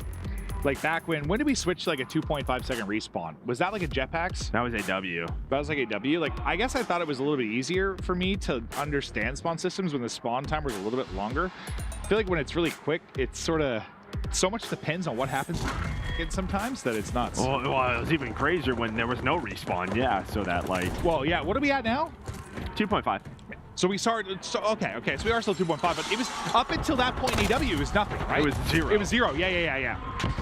It's funny because it doesn't even seem that long now. Like, remember when you first changed to 2.5? It seemed so long. I remember players like freaking out about it because it was like, well, we just want to get back in and fight. But yeah, that was a big change that helped some. I mean, imagine this game with instant respawn. It'd be wild. Yeah, that's one way to put it. Yeah, you're trying to react to what's going on. Try to break down what just happened. I don't know. But yeah, I was thinking we were on like a second and a half now for some reason. But, I think it's been 2.5 for a while. No, unless I made that up. Right. But I never really. It's a weird thing. I never really think about the respawn timer in respawns like this because it's just so fast. It's still pretty quick. It seems like instant, right? It's kind of crazy. I think we had spawn systems that worked back on instant. That's nuts. But as we go towards the hard point with the Sparty party, he's getting shots in, kind of watching. You see the right side of the map. He's got Afro just inside by the stairwell. He's on 3 in a row, taking his time. Worried about a push. Multiple players here. Wins the first gunfight. He might have thought that was the one player that was inside. There's still more here to go. Trophy going to be taken out as well. I kept thinking he was going to get pushed, but he continues to rock, and he is in a tough spot. Just want to see if he can get the streak. And this is one of those hills teams are really starting to figure out. It's a nice chunk of time, but you know, when you control this bottom side of the mini map, you can see that you're going to spawn all the way out. And, you know, some teams do a really good job. Plus, it's easy to kind of stay alive. You have a trophy down. I just realized the moment I'm thinking about, now that we're here, I was thinking about Hotel with Octane. It's like when he spawned out, I was totally thinking about a different map, but still the same kind of process. Like, you're just trying to figure out how to force that, right? Yeah, no doubt about it. But all tied up here. Well, pretty darn close in Minnesota Røkkr. Up 2-1 in the series. LAG need to bounce on back. Let's go to a listen-in with the Guerrillas. Next person. Shit. I'm trying to work Top cat, first chow. Okay, I'm about to chow. Trophy weak. He challenged it. Give me another one top gas. Show me blowing up, show me blowing up. I need it. No, behind us. Top orange got me, bro. Orange, Cammy. Top orange is straight. One shot, bottom orange, one shot, bottom orange. Take our time, take our time. Yeah, bottom orange steps. This guy P2, nice, 30 seconds. That's one rank up, that's one rank up. Let's turn you over. I need it over, Afro and Cammy, okay? Ben and attach, are we blocking? I don't think they have a fucking trophy. I don't think they have a trophy. I need left. Are you hitting over, bro? Hit it. Yeah. Let's go. Come on, come One on. guy's going out left. He's bottom orange chasing you. I'm watching your push, Little top gas, little top gas. And attaches that new somewhere. Okay. I push on top. I don't see him in the back. He did not come in the back. Probably top, bro. I hear you. Top, we can attach, okay? That's just top, he's going top cop, actual top cop. Okay. When we get back to it, Røkkr, they handle the respawn so far. They're handling it again here, but a flurry of kills through on the feed for Guerrillas. We'll see if that enough. Oh, will be enough to maybe get something going, but like you're all negative right now outside of Hook, who's even. Who's going to be able to step up to the respawn? It's been a question mark. It will remain a question mark for now. Well, I mean, listen, Røkkr did a really good hold there at P3, top server room, and now you have to respond, right? And this was the thing, it was that Røkkr was finding a lot of breaks, and now they have 3 kills in a row. Attach is going to find the last, and there's one of those breaks that comes into play here inside of aBeZy. And you're, what, your last man, if you're Spartan, you get 2, but yeah, you can't be relied on to kill the entire squad. Yeah, and then the close spawns come in, and yeah, you don't want to stagger either. That's one of the things as well. I think when you look at, you know, sort of squad spawns and habits, you have to remember, if you look back at Cold War, if you've just watched the CDL, there's some old hardpoints. You have to group up. As soon as you stagger those pushes in hardpoint, that's when you really find yourself in trouble. You mean Vanguard? No, I'm saying don't, if you remember looking at like staggering. I was saying Vanguard, it didn't really matter. Yeah. You have to wait for each other when a spawn system's like this. It's like Cold War, I think spawns mostly made sense. Yeah, they were great. Yeah. That's why I was a little confused at first, but 50 points up is Røkkr. On the top of the point, RC's ripped off the block heady though. Let's see if Hoop and maybe work with Neptune to make anything happen bottom. They're just trying to set up inside this point, close the doors.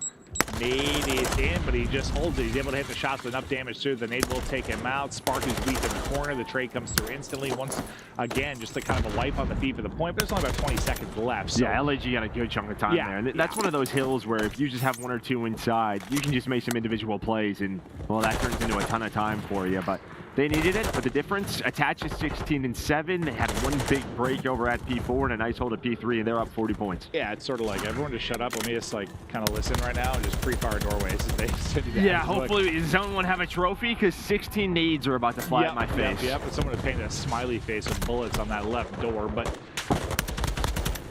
RC is able to bounce down, hit the shots. That's something, man. Dude, jumping or like when you drop sometimes, guns just get away from me. Pros, it doesn't seem to phase much at all.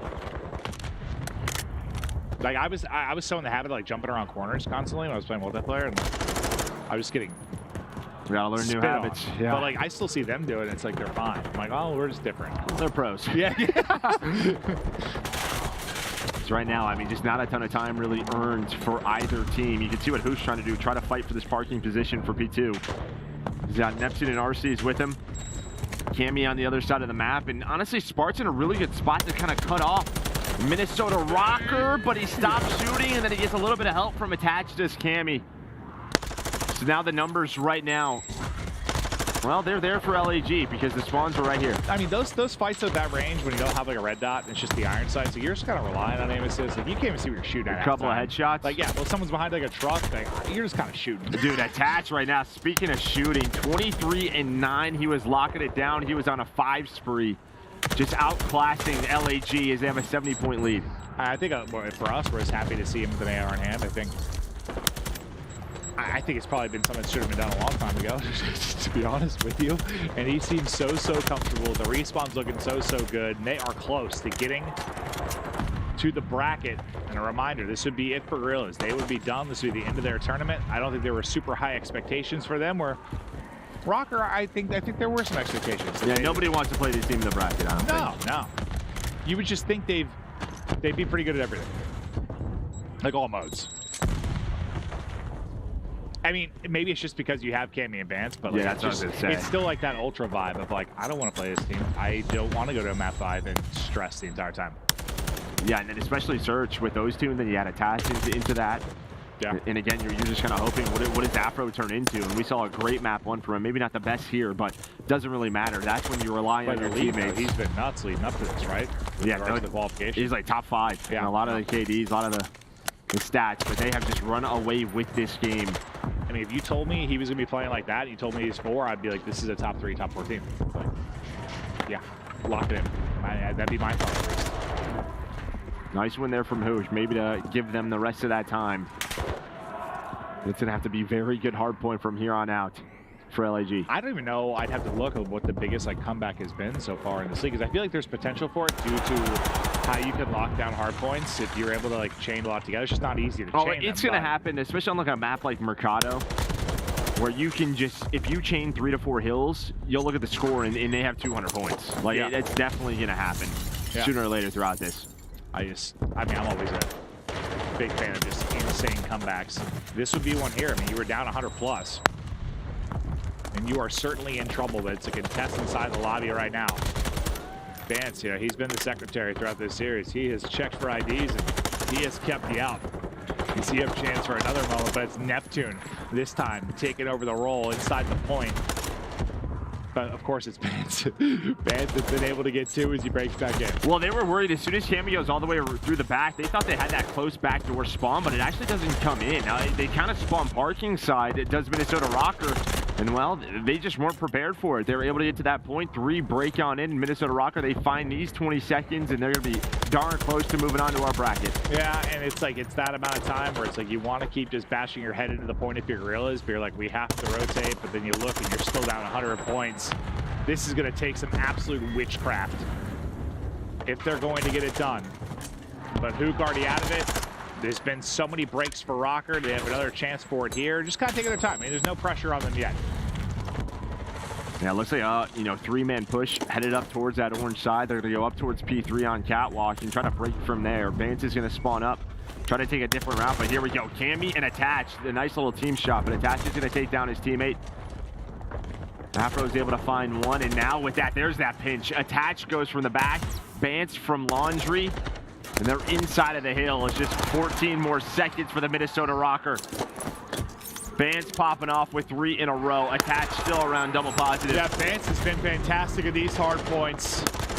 Attach, terrific as well. 30 plus for him. Guerrillas able to get back in one more time, but how many more moments do you have where you can just hold on to this game before Røkkr puts you to bed and send you home, pack and get to the hotel, order some food, try to relax, but your tears streaming down your face because you're sad you're knocked out of the tournament. That is what Guerrillas are closing in on. But they still, for now, will fight. Is Spark with a bit of a snap. He's on 4 in a row.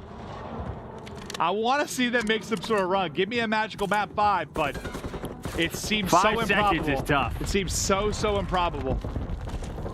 If they got all of this time, they'd be what? Right over the 200 point mark. If they're even able to do that, but here comes the push. You have 3 players here. Look how deep the spawn comes in for Spartan Hook. You got to track across the map. They're not going to be able to get there in time. Røkkr are in. Røkkr will win it. Røkkr will move into the championship bracket where only 8 teams will be battling it out for their share of the prize pool in this first Pro-Am at the major of the CDL 2023.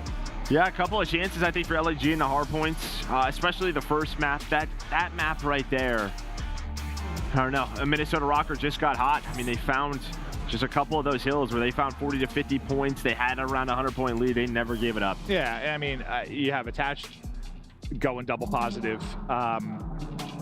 Bance, I mean, he's the one person that I think would probably, I mean, I don't want to say, yeah, I guess you could say inconsistent, but he plays sort of the dirty role sometimes, and he won't always be the one putting up big stats. But when both the hard points, when he's sitting in the +3 to +5 type of range, and Bance to get numbers like that, Afro's able to pop off, yeah, it's gonna be a dangerous team. It is. There's a lot of firepower here, and there's a lot of, I think, high IQ players. Yeah, I mean, even the Search, they lose that 6-5, but they were up 5-3. It was just heroics from Arcides that gave LAG that win. That last round was something, yeah. If you're just joining us, very controlled respawns from Minnesota Røkkr. I mean, even in the control, they were able to win an offense on Fortress. Not easy to do. They locked that one in, and then Embassy Hardpoint was all theirs. Everyone had their moment for Minnesota Røkkr, and they're going to move on. I think what I like, I mean, we'll use the word pacing a lot for different things, but I guess what I like about this Røkkr team is it seems like you really do have a good change of pace in the sense like this is a team that can play a little slow, like Bance can play a little bit slower. Attach can be very pre-aim heavy, but like when Cammy wants to hit the afterburners, if they when have Attach to go, wants to go, yeah. you're talking about AR players that are sub players. I mean, they have it most of their career. Like when they need that change of tempo and they need to hit something, like they're dangerous. And I think that's if this becomes like a 3-sub game, like you're like, Cammy, you gotta run another sub. Like, okay, I can do that. But but I think even now, like before we're there, it just works because those subtle shifts and just those quick reactions, like they just pounce on you, man. They just pounce on you. It was fun to watch. No, it really was. And then for LAG, I mean, yeah, I think you just had a couple of tough losses. NYSL came out swinging. Nobody really expected that. And, you know, just some things to go over. It really just feels like there's some inconsistencies in the respawns. I think Neptune was right around like 14 and 27 in that map, number 4. You just got to get that locked in. Listen, when we're coming into an event, and one of the questions I hear is LAG's academy team better than their main team? That doesn't usually bode well for how your tournament's going to go. And I mean, I respect the players, love all the players. They've had a lot of incredible moments, but I don't know if this is the 4-man team you're going to see a couple months from now. I just don't. But I was watching the flying. That's one of the things I heard. It was like Parasite's like their academy team's really, really good. Like it might be better than they are. Yeah. So typically when that's said, it's great. Like, yeah, it's not. But there you can see here, this group, it is finished. NYSL, they get the first seed. And well, we just saw Minnesota Røkkr. They're going to secure that second seed to move into the bracket. Let's take a look at the main bracket now. As you may have heard who's in the background, Røkkr got? There's some of our mics. The stuff going absolutely nuts. But Ultra. Okay, that's spicy as hell. That's awesome. That's spicy as hell. That's my favorite round one matchup. I don't care what happens. Nothing will change my mind. I think you and I have Thieves Surge later to close out the night.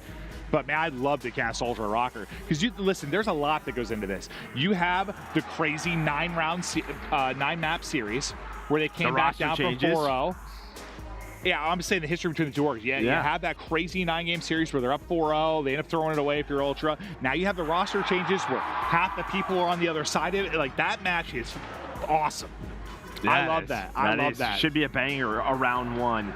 As we're just waiting for the results on the rest of them. I think OpTic's still playing Florida on the main stage. And then Elevate versus Las Vegas got to play later on. So, wait, what do we see here? Atlanta's going game 5? I think so. Are they playing already? Yeah, I was saying, Atlanta even playing right now. We'll see. Maybe Elevate Las Vegas going game 5. We heard the Elevate one's going game 5, but that makes sense. At first I was like, FaZe. I was like, hey, they got started early. But I think that's going to do it for Joe and I, at least for that particular match. We've got more to come. The actions continue all day. You probably hear the OpTic chants behind us. Anything you want to add, Joe? No. We love Call of Duty. We love Call of Duty. Now the bracket is starting to form. The tournament's starting to get hot. Yeah, you're starting to see. I mean, dude, that Ultra Røkkr match, I can't say enough. That one looks so fun. But thank you for watching. More matches to come. That'll do it for Joe and I. We'll see you on the other side of this break as the Call of Duty action continues.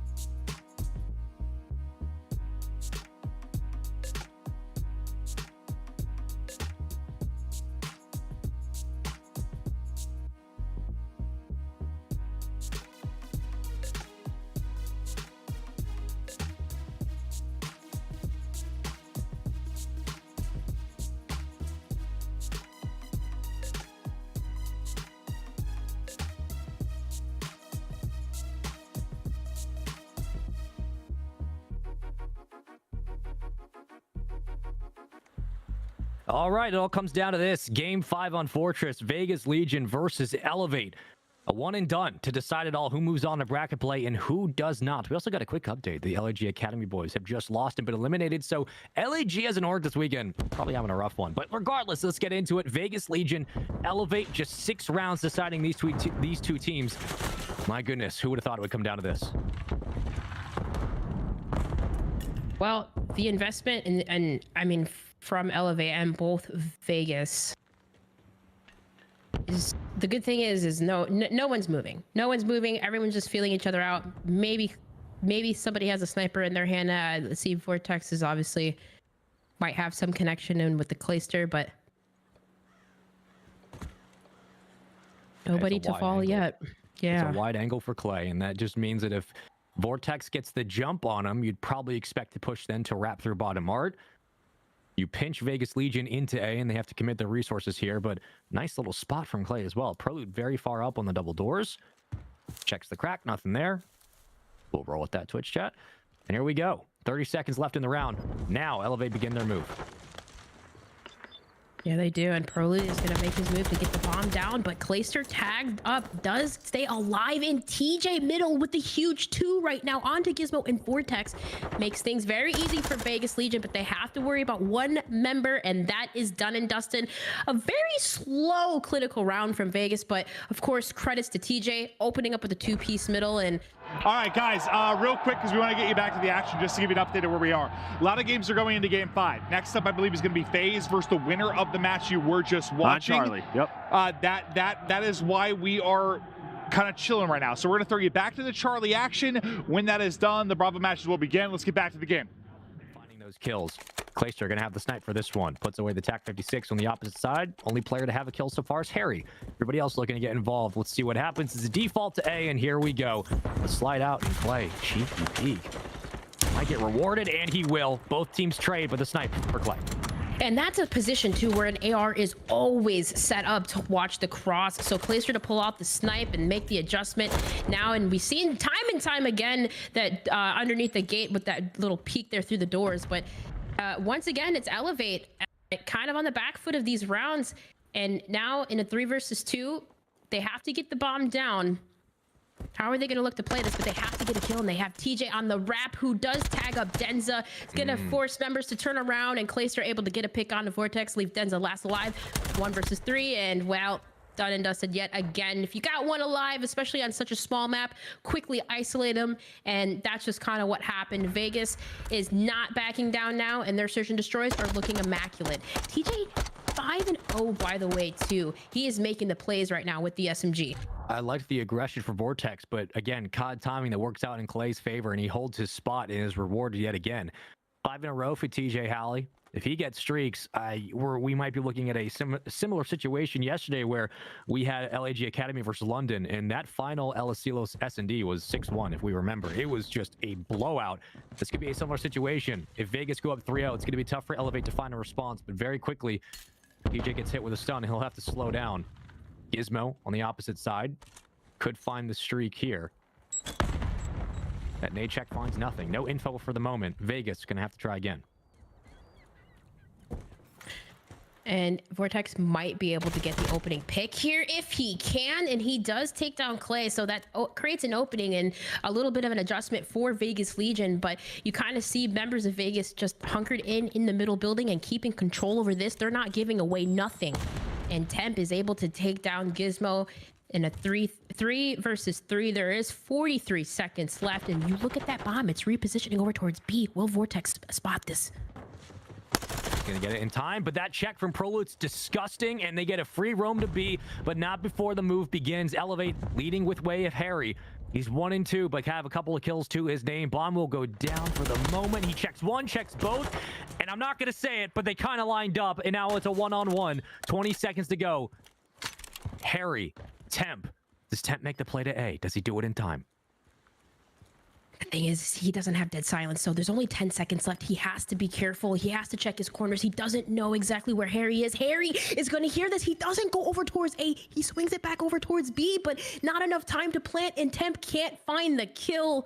Elevate in a much-needed win. They're on the board now. It's 2-1. That's just patience out of Harry. Finds 2 kills and keeps himself alive in the round. Plays the time perfectly. It's a win for Elevate and a massive one at that. Again, if you'd rather be down 2-1 than 3-0. Granted, the cursed sides of a 3-0, 3-1 lead in S&D have always come to fruition, but for Vegas, what looked very promising after Prelude's engagement quickly goes away. Drazah still looking for his first kill of the game. And I think Temp spotted him. So we'll see what Vegas can do on the defensive side as the bomb is yet to push up. Yeah, that nade forced the Drazah to rotate back, and well, Prelude did spot the cross, I believe the belly dive from Vortex to cross over. So Elevate still not connecting onto anything, and well, Prelude might be able to get something onto Vortex, but Vortex backs away, and still the positioning from both Vegas and Elevate, it's Drazah opens up, but Prelude is at least able to get the trade. I mean, bomb's not in a horrible spot for Elevate, but TJ on the peak. Harry has been so good all game, and oh my god, the swarm from Vegas just shuts it down. That streak goes away. Vortex gonna try to respond for 1, not the second. Damage is done at mid-map. 2v1. Gizmo all on his shoulders here. Will pop dead sounds. Oh my god, he might get perfect timing. Gizmo, he's gonna get perfect timing right around the back. Does he play this? And he has a dead silence too. Yes, he is going. He's not gonna go. Oh, you have to take your shots wisely, but he does take down Prelude. And now TJ, he wins the engagement. Oh, TJ, and he has the time. 6-1 and stop the damage. Vegas Legion. That was a beautiful save from TJ and very close. And you have to imagine there, Spaceman, like that almost happened again where Vegas get 2-pieced in a situation like that. But Prelude, I believe he was up top green. He was able to at least help out TJ there, because in the end, TJ almost died. Gizmo almost had a 2-piece there. So Harry did it last round. It almost happened again. But TJ, again, able to with the save. 6-1 now to his name. The man is on a mission, almost earning his dead silence there. And, well, the wrap over to B last time didn't work out in their favor, although I feel like it should have. I mean, I'm just going to say that TJ Chally all of a sudden is going back to World War II form here. He's 6-1. TJ's backpacking Vegas Legion through this Game 5.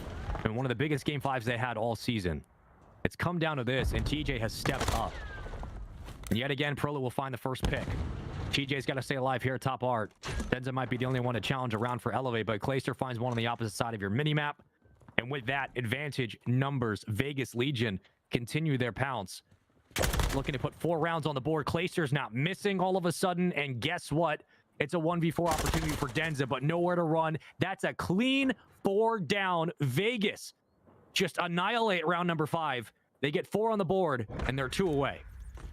Yep, and that one just really came up to the first blood pick. And, well, Drazah, he is getting shut down as well, too. But the thorn on their side, it definitely has been TJ and both Prelude. Prelude is doing a fantastic job, by the way, to getting his trades, which is important. So that guy, just with his ability, Prelude, Brian, he's so good. And whether it's a sub or AR, just changing his roles and fitting to whatever the team needs. And, well, Clayster, doesn't matter, dead silence or not, he is, of course, doing much better this time around in the search and destroy compared to the first. But Drazah opens up with first blood, and now TJ with the trade and the nade kill from Drazah as well before he falls. Least Clayster last alive in a 1 versus 2. I mean, you shut down the streak, but Clay's the only one. It's 7-2. He's on a bit of spree of his own.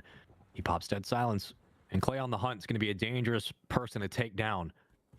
Doesn't know that the numbers were split, but has an inkling that he could have as much discipline as before. Finds one, immediately checks the reach out, but it won't be there. A 1-on-1, 55 seconds to play. The timing works out, and because of Deddy, Gizmo didn't hear him. I think Gizmo might have just saw him cross. Yeah. Nope. Maybe? No, he has no idea. Well, maybe he's wondering if he has the bomb or not. So he's like, did Clayster make the wrap towards A? Maybe he did see him, but maybe he made... Oh, nope, no, I guess not. Or maybe, possibly. We don't know. But either which way, if he didn't see him, whether or not he did, Gizmo has the bomb in hand, and he is going to go for the plant. Clayster not exactly sure what's going to go down. He's going to play the time and at least forces the 1 versus 1. With 40 seconds left, Clayster's going to play it patiently and see. Goes down. This peak would be ridiculous from Clay. The nade check, sees him in the corner. Clay can't win it. Gizmo, nicely done. Elevate, huge round. Oh, man. I mean, you have to think that, I mean, Gizmo obviously was set up. He was waiting. But you have to think maybe that could have been Clayster's gunfight to win if he shoulder peeked it really quickly, because he did have the time to work with. But either which way, great positioning from Gizmo. Patience is the name of the game of that right there. Patience from Gizmo is what Elevate needed to, again, stop the bleeding. Vegas is leading 4-2 right now, but we'll see. Their attacking rounds for Vegas Legion have been looking pretty good. And we'll see if they can win another one here. Oh, Elevate don't want anybody sitting comfortably inside top art. And Clay going back to a round one strat, which I think Vortex was ready for, and immediately took that challenge with the tack. So clearly, we're defaulting back to the start of this game 5. Harry trying to pick scalps here. Prolute's going to have to wait for that first blood to fall before potentially pushing up with bomb. Be an awkward situation to be in, but Vortex wraps and Clayster's ready for it. 9-3 for Clay. Temp finding the second kill in the round. Looking for the third, can't get it though. 2v2, TJ out of top art, almost turns and burns, and Prolute versus Gizmo. A massive round in this game. Gizmo hits the long wrap. And if he plays this timing perfectly, I don't know if he'd get in time to spot Prolute on the bomb, but he just might to catch him on rotating off. Oh, Prolute at least able to get away with his life, does get the plant off, and Gizmo is on a 4th streak right now. He is playing it cautiously. He might actually go to stick to defuse, but Prolute not just checking it just yet. He might be able to get timing, and I think he is. Yes, Prolute sees his leg, and that is it for Vegas Legion. Sometimes, you know, no, not exactly in the venue. You kind of want to play those moments quietly because you never know what somebody could hear, but either which way, very patient plays from Prolute. And, well, with the wraparound, I get the idea from Gizmo, and it's just really in these situations, you got to play it patient. Depending if you have dead silence or not, or a trophy or not, you can literally hear people from across the map. So you got to play very, very cautiously. And, well, in the end, it was Prolute to do it better. Now, Vegas Legion, they are on match point to move on to the championship bracket. One more round is all they need for Elevate. It's been a valiant run throughout. They need some magic from Vortex here. Temp might find the first pick, and he will. He gets stuck, though, so it will be a trade. Regardless, even numbers across the board. TJ starts to make his move onto the site, and he finishes the gunfight finally.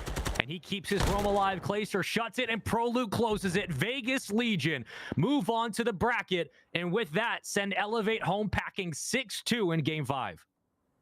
And it was clinical. I mean, man, last time around, Vegas, they played the Thieves in the Game 5. They weren't able to close out. And I don't know exactly if they got any type of practice or like VOD from that. But regardless, they still had a different map. They played on Hotel last time. And Fortress, we've seen them successful with it. I mean, clinical throughout. I mean, everybody did good. Everybody played their part. And to swing off the momentum factor of it, it was TJ, man. TJ started off like 6-1.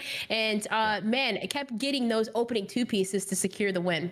I mean, TJ was the MVP to start that S&D. Clayster was the MVP to close it. The dude just went on a different level and really helped propel Vegas towards that victory. Again, congratulations to the Legion. I know that's a huge weight off their shoulders. It's got to feel good given all the doubt that's been circulating about this roster, this team, and the results are finally starting to show. They're able to close it out in pretty convincing fashion in the end, but we got to tip our cap to Elevate for what they were able to do, not only this weekend, but against Vegas Legion, taking the opening hardpoint, keeping it close in the controls. But the S&Ds were where Vegas found their bread and butter. And with that, yet again, Vegas find themselves in the championship bracket, but also S&D continues to win championships, or at least very important Game 5s. Ellen, closing thoughts on at least today, looking at Elevate's potential chances moving forward. I hope this roster sticks together. I think they're good enough to continue to have these results, but in the future, I also think that they will be a little bit more well-rounded, because it seemed there were some small spots in S&D that needed to be cleaned up today. Oh, absolutely. I mean, they're so dominant with the respawns. I mean, S&D, again, in the beginning, some teams get some adequate practice, some don't. And I mean, I feel like in the end, yeah, Vegas had the edge in their S&Ds and won off that. But they are a phenomenal team just to make it here, make it this far. I kid you not, I was reading my notes earlier and I almost said, I almost said elevate and leverage. I was like, what the hell, elevate? It's crazy that they made it this far. Regardless, like it's a dream come true, and I hope that continuing moving forward, yeah, they just clean up the searches, and they'll be golden, man. Yeah, this is a very good challengers team, so keep your eye on these players. I think they all prove that they can absolutely hang with the best. But once again, congratulations to the Las Vegas Legion. They move forward in a very decisive and important Game 5. It was a huge one for this roster's fidelity and the consistency that they have shown, continuing to get better as the series goes on. Hats off to them. They move on to bracket play. That's going to do it here for us on the challenger side of things, on the C stream here. But we're going to be back tomorrow and I believe Sunday for more action with challengers, because we're going to have still a lot of players and teams still playing in that challenger side of the bracket. This was to find out who's going to move through polls into the main event. So congratulations to the team who have qualified. To those who didn't, we'll see you tomorrow on Sunday. That's going to do it here for us from Dream Crazy, myself, all of production, all the observers, and everybody there as well behind the scenes. We thank you for tuning in, watching, and congratulations to the Legion once more. We'll see you guys tomorrow and Sunday. Take care. Have a good day.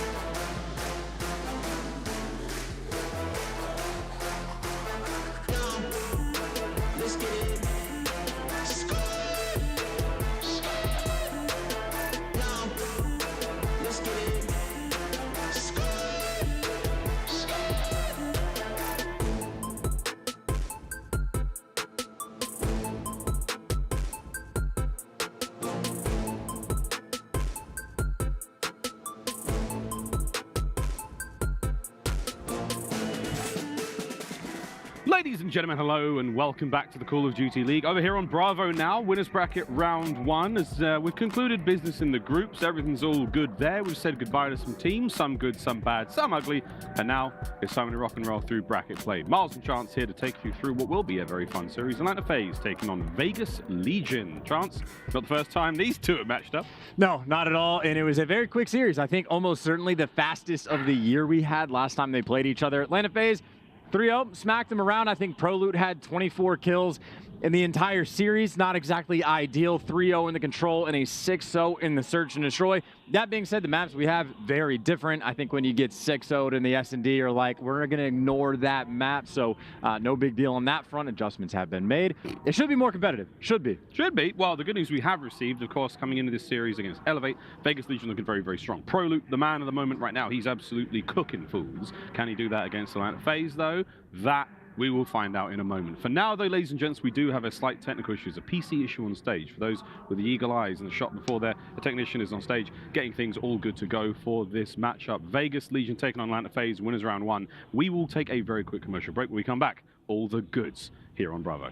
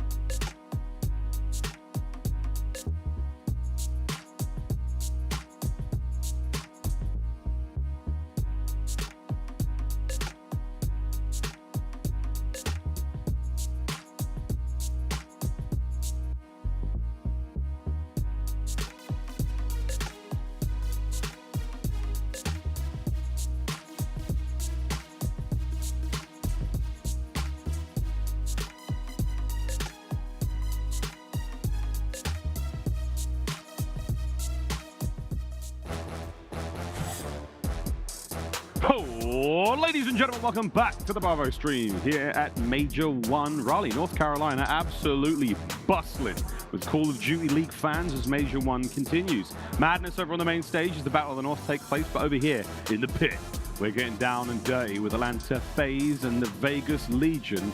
Let's find out how this one goes down. Miles and Chance here to guide you through this one with warm and soggy hands. Mate, how you doing? All right, well, not soggy hands, at least on this side. They're going to be fine. Doing pretty good. Always a fun matchup. Clay going against the Tears. Obviously, those are players that are incredibly familiar with each other's game.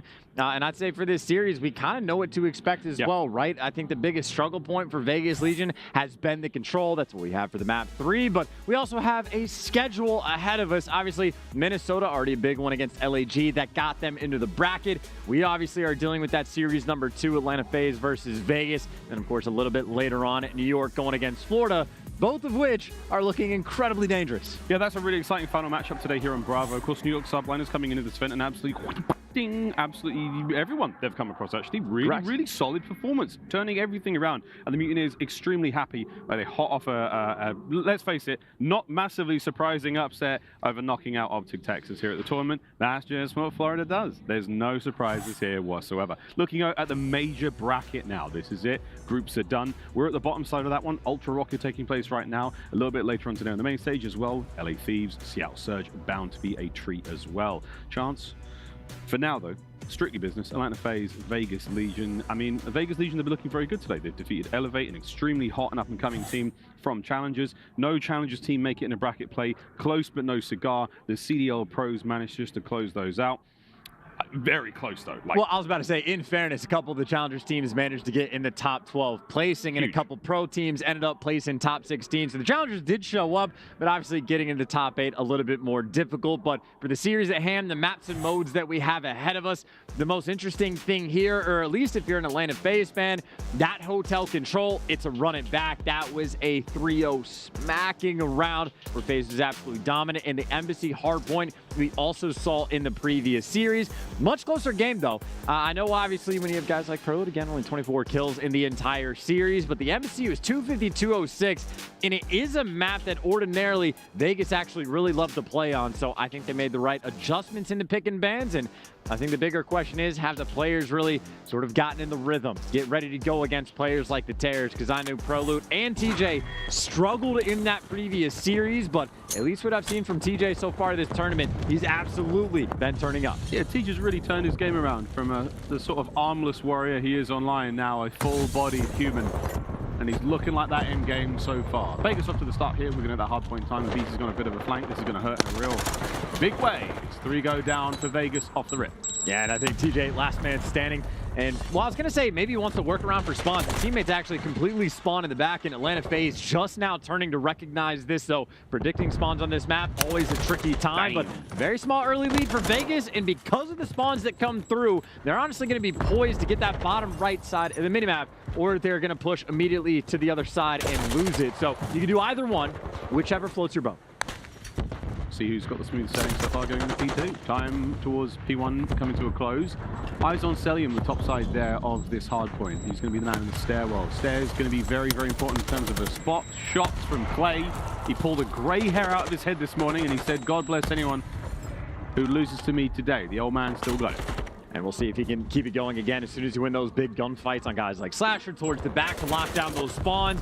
You're going to have yourself a good time and play in the exact same battle once again. But no rush to take this gunfight. You just want to keep him back down and towards the actual hard point. You see Cellium winning gunfights, but he's worried about looking 2 directions. And it looks like the trades are coming through. Temp picks up a massive 2, but Cellium, the most important gunfight inside the actual hill, able to take these players down. Yeah, Temp immediately on it to get the contest there, and Cellium snaking like his life depends on it. I will say, I'm appalled at what I've seen in this tournament so far, the snaking department in everyone. Well, I think the best part is everybody else starts to snake so much more, and then Cellium just evolves. He gets even better with it. So very much leading the charge. He is getting dynamic with the snakes and dynamic on the rotation. rotation is Vegas. Maybe not the most ideal P2 hill really for either team, but at least on that rotation, Vegas, I actually take it back. They do not get there first. They lose a couple gunfights in the hill. They get picked apart along the way, and they're spawning up, but there's no access to the ladder. Slasher's got that cutoff, and FaZe just going to be a cakewalk towards this AC hill. TJ tries to win the big one, gets trapped in Atlanta. That is a slow, methodical approach to capture this hard point. Yeah, tough spot for Thieves to be in. Same here for ProLoot.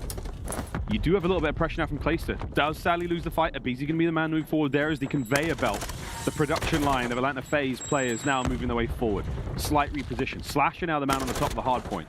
TJ trying to get the fight going here, but at 4 HP, you cough on him and he's a dead man. Oh, fun enough, that is a good stun. The trophy actually on the backside, so yeah, it pays off at least for an extra moment to try to strip away a little bit of time. But again, very solid hill for Atlanta FaZe. Going to it about down 20 points. Now they got about a 20-point lead, so as good as it gets. And over towards P4 we go. This is a hill where Atlanta FaZe have actually been having their most success on this map. Unfortunately for them, they haven't won the rotation. They're going to be trying to break this down, and you see it is a swarm. They're going to hit it from every angle. Yep. We've seen plenty of teams manage to make these clean breaks here on this embassy hardpoint. Let's look to see another one. Or will it be a good hold out of Vegas Legion? Kills going the way of mostly Atlanta FaZe for now. The break is done. It's over. It's good. It is perfect. It is efficient. It is as good as it could possibly get. Approach from every single angle. 2 players going to the back. You get the top control. You get the hallway control. And a little example like that goes a long way for why Atlanta FaZe dominate this hill. aBeZy and Simp just get a skip around the map, or hey, maybe TJ with a little bit of bounce back just for trying to fight on this time. But I'd say for Atlanta, if you get out rotated towards a hill and you make it mixy like that, you take that as a job well done. Good job. A counter break there from Vegas Legion. Nice work on the new hard point from ProLoot. A lot of love for ProLoot from the community coming into this series. He's been looking great so far. Not going to do a whole lot from this position, but hey, close them doors if you can. A couple members of FaZe now on the approach towards the new hardpoint over the kitchen now, and it's still a relatively close race between these two teams. Well, at the same time, though, ProLoot, who was at the head of that race, gets the first 2 kills and ends up just, you know, sort of throwing away his life a little bit too aggressive. So you got a couple big ones, but the ones that matter were the ones after the fact. That's what Atlanta FaZe gets, so they will be in control of this hill. But a triple hit through the front, so it doesn't take long for them to try to get back in the swing of things, but a flank's coming through, and even when Vegas, it seems like there's a moment to get the break, they have to fight just that little bit extra. aBeZy still inside the hard point. Soaking it up. Over 100 points now, 30 seconds remaining. There's definite pressure here from Vegas. They're not going to let this one go quietly. Oh, there it is. That's a clean 4 down. 20 seconds left on the point. Atlanta FaZe running things from here. Can they make it even worse? Let's go for a quick listen in with Atlanta FaZe. One shot, Donnie. Oh, you want to like stairs. We tell me. I still work. Tell me. Some out. One time out. There's one orange. FaZe up there. Up there, play. Tell my Clay. There's one orange. I'm gonna try and keep him off this. Or play kills. I'm in bathrooms. I'm with you. I'm down. One shot back alley. AW. He's absolutely on time. AW, yes. Yeah, up there. Yeah, show me. Chris, he's gonna be God box. I'm trying to. Ready? Shot. No, he's in challenge in the holes. Yeah, I'm right there. That's 4 dead. Good time. Low, orange. Or you low, laundry. In cafe. Cafe glass. He went to laundry. I think laundry. I cafe. I don't see him laundry. Last one, P2. I think P2 all sometime. He's in laundry, Get him. Well, you see chance the typical comms of Atlanta FaZe there, relatively in control. Not too far behind, though, Vegas Legion. Yeah, motor mouth right there for those players. But I'd say a nice little stretch of a moment for Clay to pick up a big 3 to help with this P1 time. And it's a similar kind of situation to last time where the fight for P2 is mixy. Clayster's able to take 2 down, but it's all about the gunfight towards the back, and this time Slasher locks it down. His teammates spawn right up, and inside this B2 hill, Atlanta FaZe to be aBeZy moving inside, and they got the setup for it as well. This is sort of scary hours right now for Vegas. They gotta get him out of this point. Are they gonna get scared or spooked though? Will they remain strong? aBeZy's got mid totally locked. This is all good. Temp's gonna get mopped up, no problem. 40 seconds remaining here on the point. Clay at range, aBeZy frying. 15-15 though so far, too sweet for him. Looking to get some streaks going here. The rest of his teammates absolutely popping though. Cellium at 19-9. Chance all day long yesterday, brilliant, absolutely outstanding from the MVP from last season. and looking just as good here on MW2. And all day long, winning the important gunfights as well. He's the man inside the point, locking down the hallways, and also the man inside the point, baiting for Simp in that moment for the clean and easy final 2. TJ gets spotted on the cross when you're going to AC. You want someone in that top PD area to watch the ladder push, and I think that's what Cellium's going to be looking for on one end of the map, when aBeZy on this end, looking for the breach to the front, but FaZe very much taking their time for this break, because frankly, if they get this break, it's looking like the game will be in the bag. You should think so, yes. Not over yet, though. Clay's going to find 2 on the top side there. You're going to be pushed inside for a moment. It's going to give number 4, Slasher, the opportunity to get across. Cellium, though, now in a great spot. Now the pressure here. He's got complete coverage of the hard point. TJ's going to be spawning down low. From here on out, Atlanta FaZe, this hard point could be theirs, and that's it.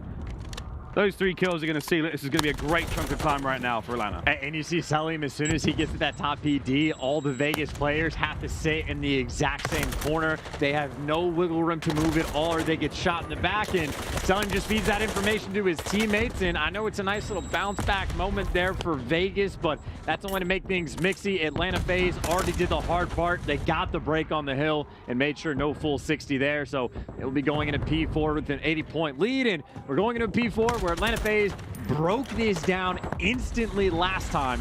Vegas a little bit better on this end with Clay getting some of those like entry kills, but that is all just to stave off the pressure. Clay actually putting in some serious work. That just means the hill is now going to be hit from the halls. No surprise from one of the contenders for GOATdom. 201 to the 133 and climbing a Vegas Legion. So far, a much better hold from them here. They're managing to keep FaZe at bay. Those longer range kills, they're not going to worry about the flank though, as TJ can only do so much from that back position. Slasher has played the back line so perfectly. He's able to creep on in. Now he's getting himself towards the hard point as well. ProLute though, this entire time chance, soaking away. And again, pretty much a masterclass in that moment. Clay, as soon as he gets the couple entry kills, there's no perfect swarm on the hill right there for Atlanta FaZe. And so the choppiness makes it that much bit better. And I say choppiness, Cellium is also hitting old for 15, 20 seconds. And fortunately for Vegas, with knives out like that, that is not a good sign. The knives out, maybe looking for a glass onion. I think it may be Temp who has had an issue there. I do believe he may be in some sort of, I think he may have lagged out, if possibly there. But you can have a little look at Temp's POV, maybe. Nah, that's going to be a closeout. Now, unfortunately, we were deeper into the hard point here, 219. There has definitely been an issue there on the PC side of things for the players. It looks like somebody there on Vegas Legion. How we will resolve this one, I'm not quite sure yet. We'll get an update from the referees as and when it comes through. But yeah, you can see the faces on the right-hand side. That is Vegas Legion. Yeah, those boys looking at something. Somebody went down. I think it was Temp there. And again, that's a little deeper into the hard points. We might have to replay from that moment, depending on how the rules go. Well, like from that scoreline, you know what I'm saying? Like, I doubt it, but you never know. It's first to like 39 or whatever. But like, no, exactly. We'll find out from the referees exactly what's going to go on here. But until then, yeah, I mean, a lovely sort of sample size to see of how Embassy Hardpoint was going. Atlanta FaZe mostly in control of that one chance. Towards the end, though, a little bit of love there for Vegas. Clay certainly looking great. No doubt about it, he's still got a lot in him. Better moments for sure, and I think like after the 3-0 last time, the thing we were trying to like pay the most attention to is ProLute and TJ, the slang that they're going to bring to the table, especially on a map like Embassy, because the last go around, FaZe sort of took him to task, but this time the slang was there, just not able to outplay really in any sense of the word. When they get to P2 lockdown, guys like Cellium are causing problems, hitting it from the hallway. When they get to AC first, Atlanta FaZe are breaking them down. When they get to P4 first, Atlanta FaZe were breaking them down, at least the first time around. I think Vegas started to clean up the mistakes a little bit going into the second side, but you know, they were down 210 to 120. One full 60 seemed like he was getting him back in the game, but it definitely felt like Atlanta FaZe were in control pretty much the entire time. Outside of P1. Outside of P1. Yeah, outside of P1. Waiting on a ruling still here. Friends, I hope you're all enjoying the show, and if you haven't enjoying the major, let us know in the chat. We can't see it, but let us know. Press 1 in the chat right now if you're having a good time. We're having a good time. Having a good time. Here in the Bravo stage, by the way, guys, it is so wonderful and sort of like that old school feel that we've experienced for many, many, many years as Call of Duty fans. So it's been a really exciting time here. And of course, on Alpha right now, we still have the Battle of the North taking place, Røkkr versus Toronto Ultra. Not sure what the scoreline is. It's got a little bit quiet, so it's definitely in the Search and Destroy now. I heard Røkkr in my headset, so I'm going to take that to mean Ultra down 1-0. Ultra up, so guarantees there for Scrappy to be giving it this. I was also just told Ultra up 5-2 on map 2, and I definitely hear shooting in the background. So Ultra apparently picking them apart, which I think for anyone that's watched this tournament so far, not entirely surprised there. I think Minnesota got picked apart by New York, and that was very much of like, ooh, New York looked really good, and Minnesota maybe not quite as strong as what we thought from the online portion of the stages. Meanwhile, Toronto Ultra on cruise control, getting 3-0s over teams like OpTic, dominating them across the board in every single game mode. And Scrappy has very much been enjoying his new home, that home being LAN in the pro scene. Bums, you bums. We have an update on the status of this matchup, full replay. That's what's going on. 100%. Can't wait. Let's get back into this one ASAP, ladies and gentlemen. Another bite at this orange in an attempt to peel it for Vegas Legion. Atlanta FaZe, though, we've seen what they can do.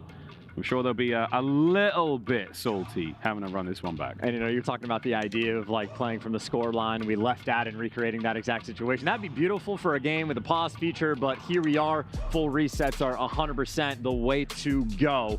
And maybe a smile on Temp's face and be like, hey, we can try again. We know what went wrong last time. I mean, P4 definitely a struggle point. Those rotations, even in P2, a little bit more of an opportunity I think Vegas had, at least the first time around, to try to lock it down for a bit more time. So we go again. It's all it is. And obviously there's not going to be too much discomfort on the side of Atlanta FaZe. Just another day in the office, another opportunity to take down their former teammate in Clay. More reps as well, I think, for a lot of these teams. What they're excited to be getting right now is we're still very, very early on in the life cycle here of MW2. No one has the game down. So I'll take all these reps if I can get them. And I know a big point about reps is something Slasher was talking about on Twitter last night, of like some of the success that the Challengers teams are having is the fact that they get the extra cups. Like, they played a few of them. They get the weekend tournaments where they are in a tournament hyper competitive environment where all the pros talk about it time and time again. The way you play the game on LAN in a match like this, or even the matches online, is radically different than how it's played in scrim. So when everybody's going dumb hard, as it were, 10 out of 10, the game just feels different. Times it slows down, times it speeds up, and the Challengers team that have those extra reps, at least a few of them, were able to make good use. Here we go. Back at it again, friends. It's Embassy Hardpoint. Redux. So far, and once again, is that strong side to start here for Vegas Legion. They're going to get a nice little chunk of time, but the idea again is to hit that P2 spawn as hard as you possibly can, and TJ just hit aBeZy and Cellium as hard as he could. Yeah, you'll take that every single day of the week, and you see for FaZe right now, both are trying to come through. One side Laundry, one side Orange. Not really a ton of success for FaZe. Another 3 down in the feed. Cellium last man standing to at least keep these players out of the hill, but an opportunity for Vegas right now to try to push down the bottom side of the map and flip the spawn. No one, though, is actually going to join Clay, and because no one's there to help him, well, Vegas will get picked apart. He's still got Cellium keeping these players outside of the hill, and even Slasher back in his home on that truck. Atlanta FaZe, once again, at least initially, get that rotation in P2. Yeah, this is P2 hit. It's a little different, nothing too dramatic though so far. Pro attempt there, they do find their kills. Okay, so you got yourself Vegas Legion in here for now. And Simp, he's out of the men's bathroom, he didn't wash his hands, he's a dirty boy. We're about to find out just how gross he is. Here's the contest. Looking to get something done, and he's nearly taking care of Temp, but good work out of Atlanta FaZe. 3 clean down, that's their point. Yeah, all that set up just for the trades, and now Cellium has found his new home. He's going on a little bit of a force spree from that back truck area, and one of those spots where you know Cellium is basically going to be untouchable. Very difficult to weed out, and honestly might take 3 players to actually take care of them, and it is snakes for days inside the point. Cellium the last man standing, and he ends up getting picked apart, so ProLoot actually pulling out the tack to get the big 2. And they're going to be set up, at least Vegas is on the rotation. I think Simp somehow just spawned on the bottom left side of the minimap. For FaZe, everyone else, though, just got chopped. Temp on a 3, set up over towards New. I don't see a trophy in the hill just yet, but they should be good for the initial time. I'm pretty deep into that last matchup, and now is a lot of time for Vegas Legion to think upon their sins and a little bit of dwelling, and now they're done. They're out back into the mix, and they're having a good time so far. 47 of the 25 Atlanta FaZe. FaZe quiet here in the restart. 3 spree though for Temp. Looking to get a couple more out of this. Lovely work. Although clear forecast now, it will no longer be raining.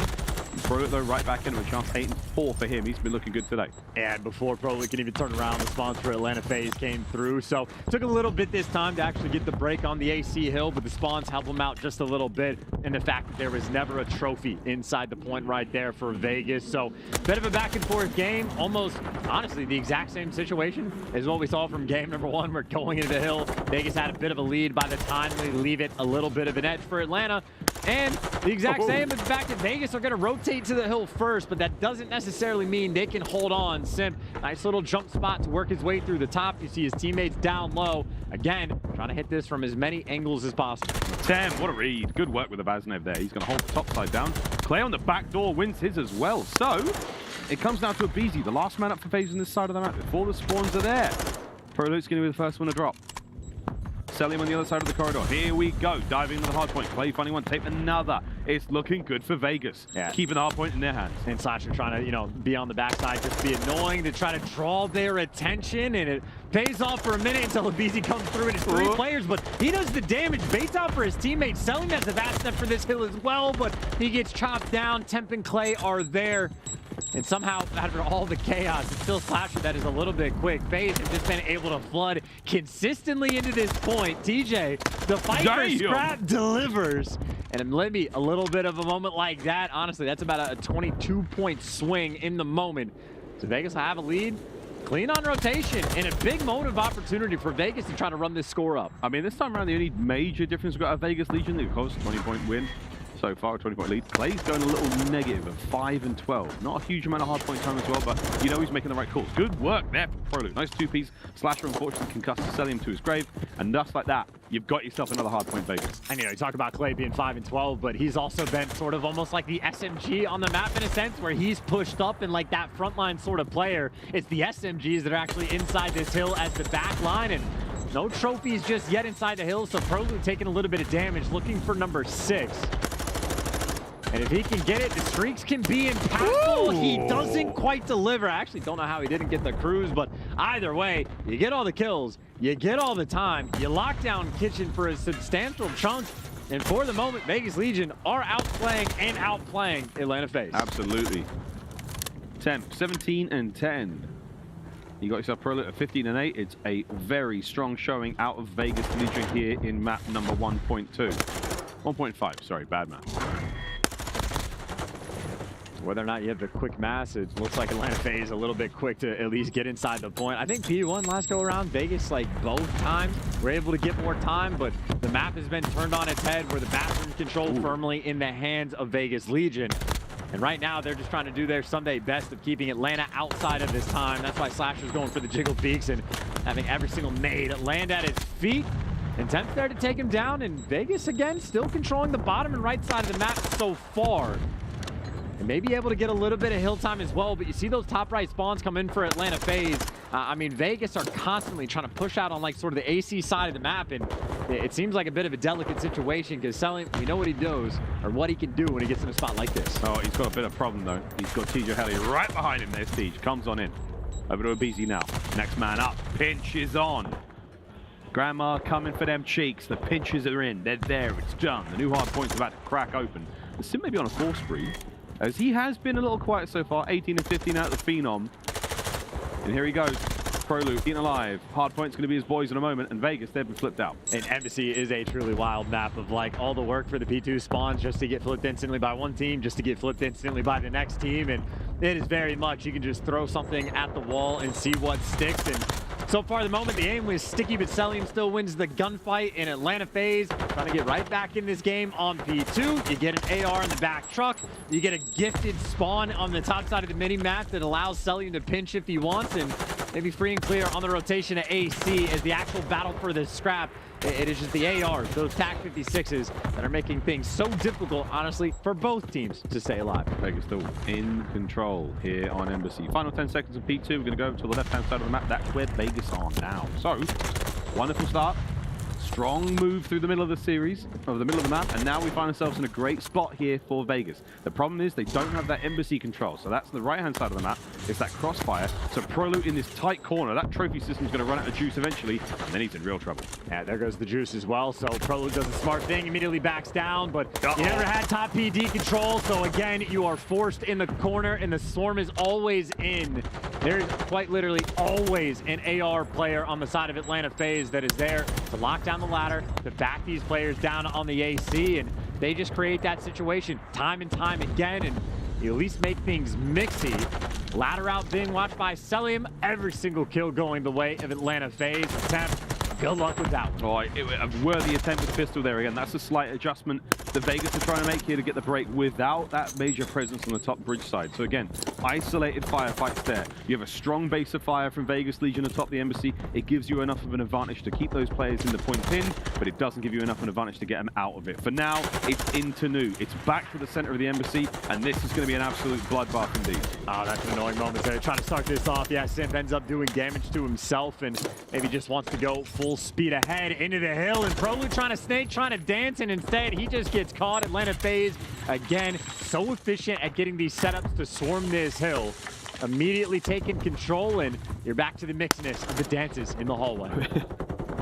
The devils of these hallways right now, ProLoot being one of the meaner ones. Temp the back door as well, clean breaks. Vegas Legion, they mop the floor with them. 30 seconds here to be had on embassy. And FaZe are far from it. By the time they get there, there won't be a huge amount of hardpoint time left. And Tej making the middle of the map look very annoying. And while he does get traded, you see Atlanta FaZe, 2 players right now trying to work in through this side door, and Temp doesn't even watch it. No red dot for him in that moment, and not a kill for Vegas. Scrap time to Atlanta. Rotation right now towards Atlanta as well. Trophies up, ready to go. Most angles covered. Clayster, though, nice little entry. Extra things right now for the Atlanta players to watch, and Simp's going to get caught. He was swarmed, and rotation doesn't matter if you can break this quickly. Oh, no. aBeZy. Oh, nearly with an insane 3-piece that would have been. The Slasher might be able to get in there in time before the regen kicks. That's going to be it. Good breaks. Nice timing. Gonna need that nade, or maybe not. The concussions here. Vegas not out of this yet. Pressure now onto the point. They're trying to get themselves in the cafeteria ASAP. Temp with the cleanup. Trades there from Simp. Back and forth we go. Not enough to really break the back of this hard point, but you're over 200 points now for FaZe. Yeah, just an utterly chaotic map where it is a break on a break, and the mixiness on the hill. And anytime you think Atlanta get a bit of a lockdown, Vegas get the 2 kills and try to get right back inside. Temp checking every corner before he makes his move, but inside the actual hill, it's the trades. Vegas are there. No one able to hold down any sort of hill. It is just the constant chaos, and the second set of rotations will be done, and so is Slasher. ProLoot send him to the shadow. Yeah, ProLoot, we've really had a lot of criticism for ProLoot's gameplay. Reddit has been eating him alive, but right now he's doing a magnificent job. Not only to get his boys here, but so far here in the second reset of this game of Embassy. Beautiful stuff. Over now towards P1 again. Smack bang in the middle of the map. Third set. Gee, many crickets. As here we go. Atlanta FaZe with a slight lead chance. Siege working on it. This is going to be the end soon. And there's no questions or confusion about where Cellium's going to go to. So as soon as 10 falls, honestly, it is the breakdown on the hill. Cellium is in his home. This is what he does. And even if Atlanta FaZe aren't able to collect the time, which they are, Vegas is not going to be able to touch it. Cellium again up top, sent from in the hill, and that's another one to add it down. Cellium wins a single gunfight against Temp, top PD, and look at what it turns into. You have to get the hardpoint break here. This could get very dicey. This could well be the end. Good work from Clay. That's going to save you for now. You can maybe maintain those P2 spawns. You can now do what you can to keep off the middle of the map, but you are going to be able to fight for another one. TJ's got to go big here. FaZe now on the approach. 2 on the outside. As TJ's got to find not only this, but the next 2 kills as well. Can he get it done? And TJ, he's making an absolute meal of it, but he's got him 1 more to go on the corner. And you've got yourself a solid hold here for Vegas. Okay, now you can get trophies in the hill. TJ pushed out. Dead silence for the play, in the right gun for the job on the flake. Clay wins a massive one against aBeZy. And now TJ can call this out, or it can just get shut down. The stuns and the nades are rolling through. I assume they'd have a trophy. They did not. They're going to get punished. Oh, Temp right to the point gets 1. The second for Temp as well. Simp's going to break it. Now an opening. You have to get on the foot race there. Simp's going to look towards mid. Beautiful work. The Phenom slaying ways. And now you've got 20 seconds. Desperately trying to flood the point. Everyone getting involved here. It's absolute pandemonium. And they're reading the mix in this as well. It is Cellium, the last one for Atlanta FaZe in the back, but a forced rotation to AC as well. Clay, the first one here, shreds aBeZy with the headshot. Slasher, though, wins it, or at least Simp there for the help. FaZe here first. TJ's got to go big. TJ got to go big. Trophies are absolutely everywhere. Into the point he flies. Simp wins the fight. Oh my good God. TJ, what a clutch play. He may have won it for Vegas. Who's that? It's Cell. It's done. TJ. No, he's dead. Oh my God. The foot race is on now. It's a matter of seconds, chance. You gotta go. It is Clay versus Slasher. He's gonna be laying down in the corner. It's an off angle. That gets red. Number 2 is here. aBeZy. And the hill dies to a nade. And finally, you're able to relax. Vegas Legion. Get it done. And what a map that was. Little bit of trash talking. Little bit. A lot of bit from, I thought that was 10 for a second. Clay is just, he's an absolute menace. What a finish. Vegas Legion take map number 1, and Clay was over the 50-yard line there. There might have been a referee involved at some point. He was way over halfway through the stage. What a nail biter. 250, 248. The closest hardpoint we've seen at the LAN so far, and holy beat button. Let's get it. Unreal. Is he still up? I can't quite tell. Wow. James Eubanks.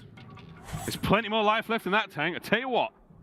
Yeah, all I know is there is not a single moment of that game where I was like, oh, this team has control of this portion of the map. No. They're going to collect this time, not the entire time. Utterly impossible to predict outside of when Cellium gets in a top bathroom. I know Vegas are not setting foot inside of P1, but other than that, complete pandemonium on the P2. Unreal. I mean, I'm thinking like Vegas need to just like sprint towards the hill because Simp is out towards those vans, but Temp's making great reads on the guys inside the hallway. They're like more or less sort of on point reading the spawns. The nades are perfect from the top rope as well. And honestly, I think for that game, the trophy is either the thing that's your MVP or the thing that cost you in the end. The final moment there, if we could go back and watch that again for you at home, that moment where Clayster wins the 1-on-1 fight against Slasher, he gets the trophy down. That was the difference maker. That allowed his teammate, Tej, to get in there and nail that time. Asilo, search and destroy coming up now. And I mean, there is the blood pressure is through the roof right now. Clay is absolutely buzzing after that one. I'm not sure. I'm trying to think who he would have been pointing at, because I'm trying to We can see aBeZy, Slasher was at the end. It is, yeah, Simp or Cell, probably Cell. Cell. He's probably giving Cell the absolute mouth over there. So exciting stuff here on Bravo for sure. And if you're in the crowd, tweet us if you could hear what Clay said. I'd love to know. It is funny how, you know, you can hear Clay from all over the venue in moments like that. And Clay is very much the OG in so many different situations of like, oh, we think Scrap is like the trash talkers, but Clay has been doing this for more than a decade. He was Scrap before Scrappy. You think Cellium is the nerdiest player in the league that knows everything. Clayster was doing that before we knew who Cellium was. So Clayster, the true OG, again, one of the greatest of all time. And maybe by the end of his career, he will be the greatest of all time, because there's only telling how much gas is in that tank. The man is 30 and still doing it over on Bravo. He ain't slowing down. There's no way. Clay's not slowing down whatsoever. It's amazing, and again, grateful as hell that we still have him in the league, because I know there was a very, very real period of time where he may have not found himself on a CDL team coming into the season. But alas, he's here, and he's doing ish like that. We'll take it. Almost ready to get in a search and destroy. I'm looking forward to now. I'm just sort of excited, theory craft in the future. Moments where we get to see Scrappy play against Clay, and what that's going to look like from a trash talk perspective. Oof. You've got the greatest to do it in the trash talk and old man side, the young lads getting things going. Can't wait. We have been given an update. The players are taking a 5-minute break. Well, I mean, we'll see what happens. We might take a quick break. You want to take a break? We'll see what happens. That is not my call to make. That's all you. You want to take a break? I'll take a break. How about that? We'll take a break. You guys go get yourself a beverage. Enjoy yourself a little bit of time. Not too much, though, because we got an S&D to play after this.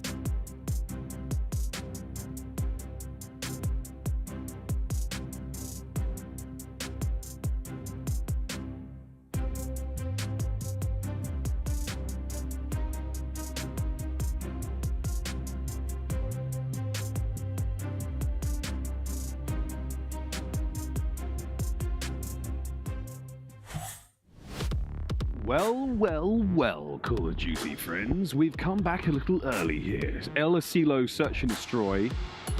Game number 2.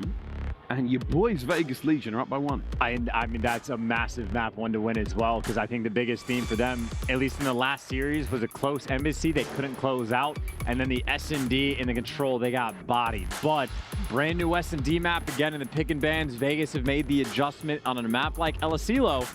I think Vegas actually had pretty good odds. I mean, I'm watching TJ this tournament. He's throwing up 15 at times, absolutely dropping bombs. This is where ProLoot truly earns his paycheck. And obviously, Clay and Temp, we know what to expect out of them. It is great things for this Vegas team in S&D.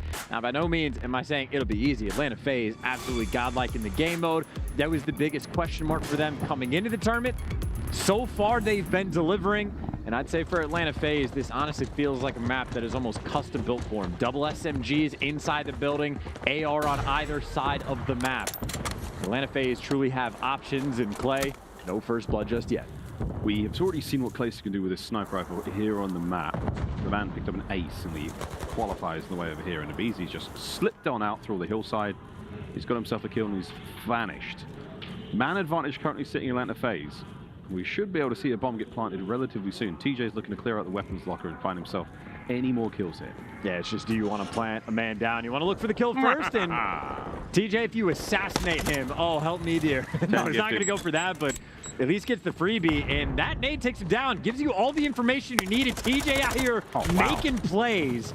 It's just for trades, though, for the 2v2. He ends up getting shut down, but at least you got options. And Clay, in the meantime, getting all the intel.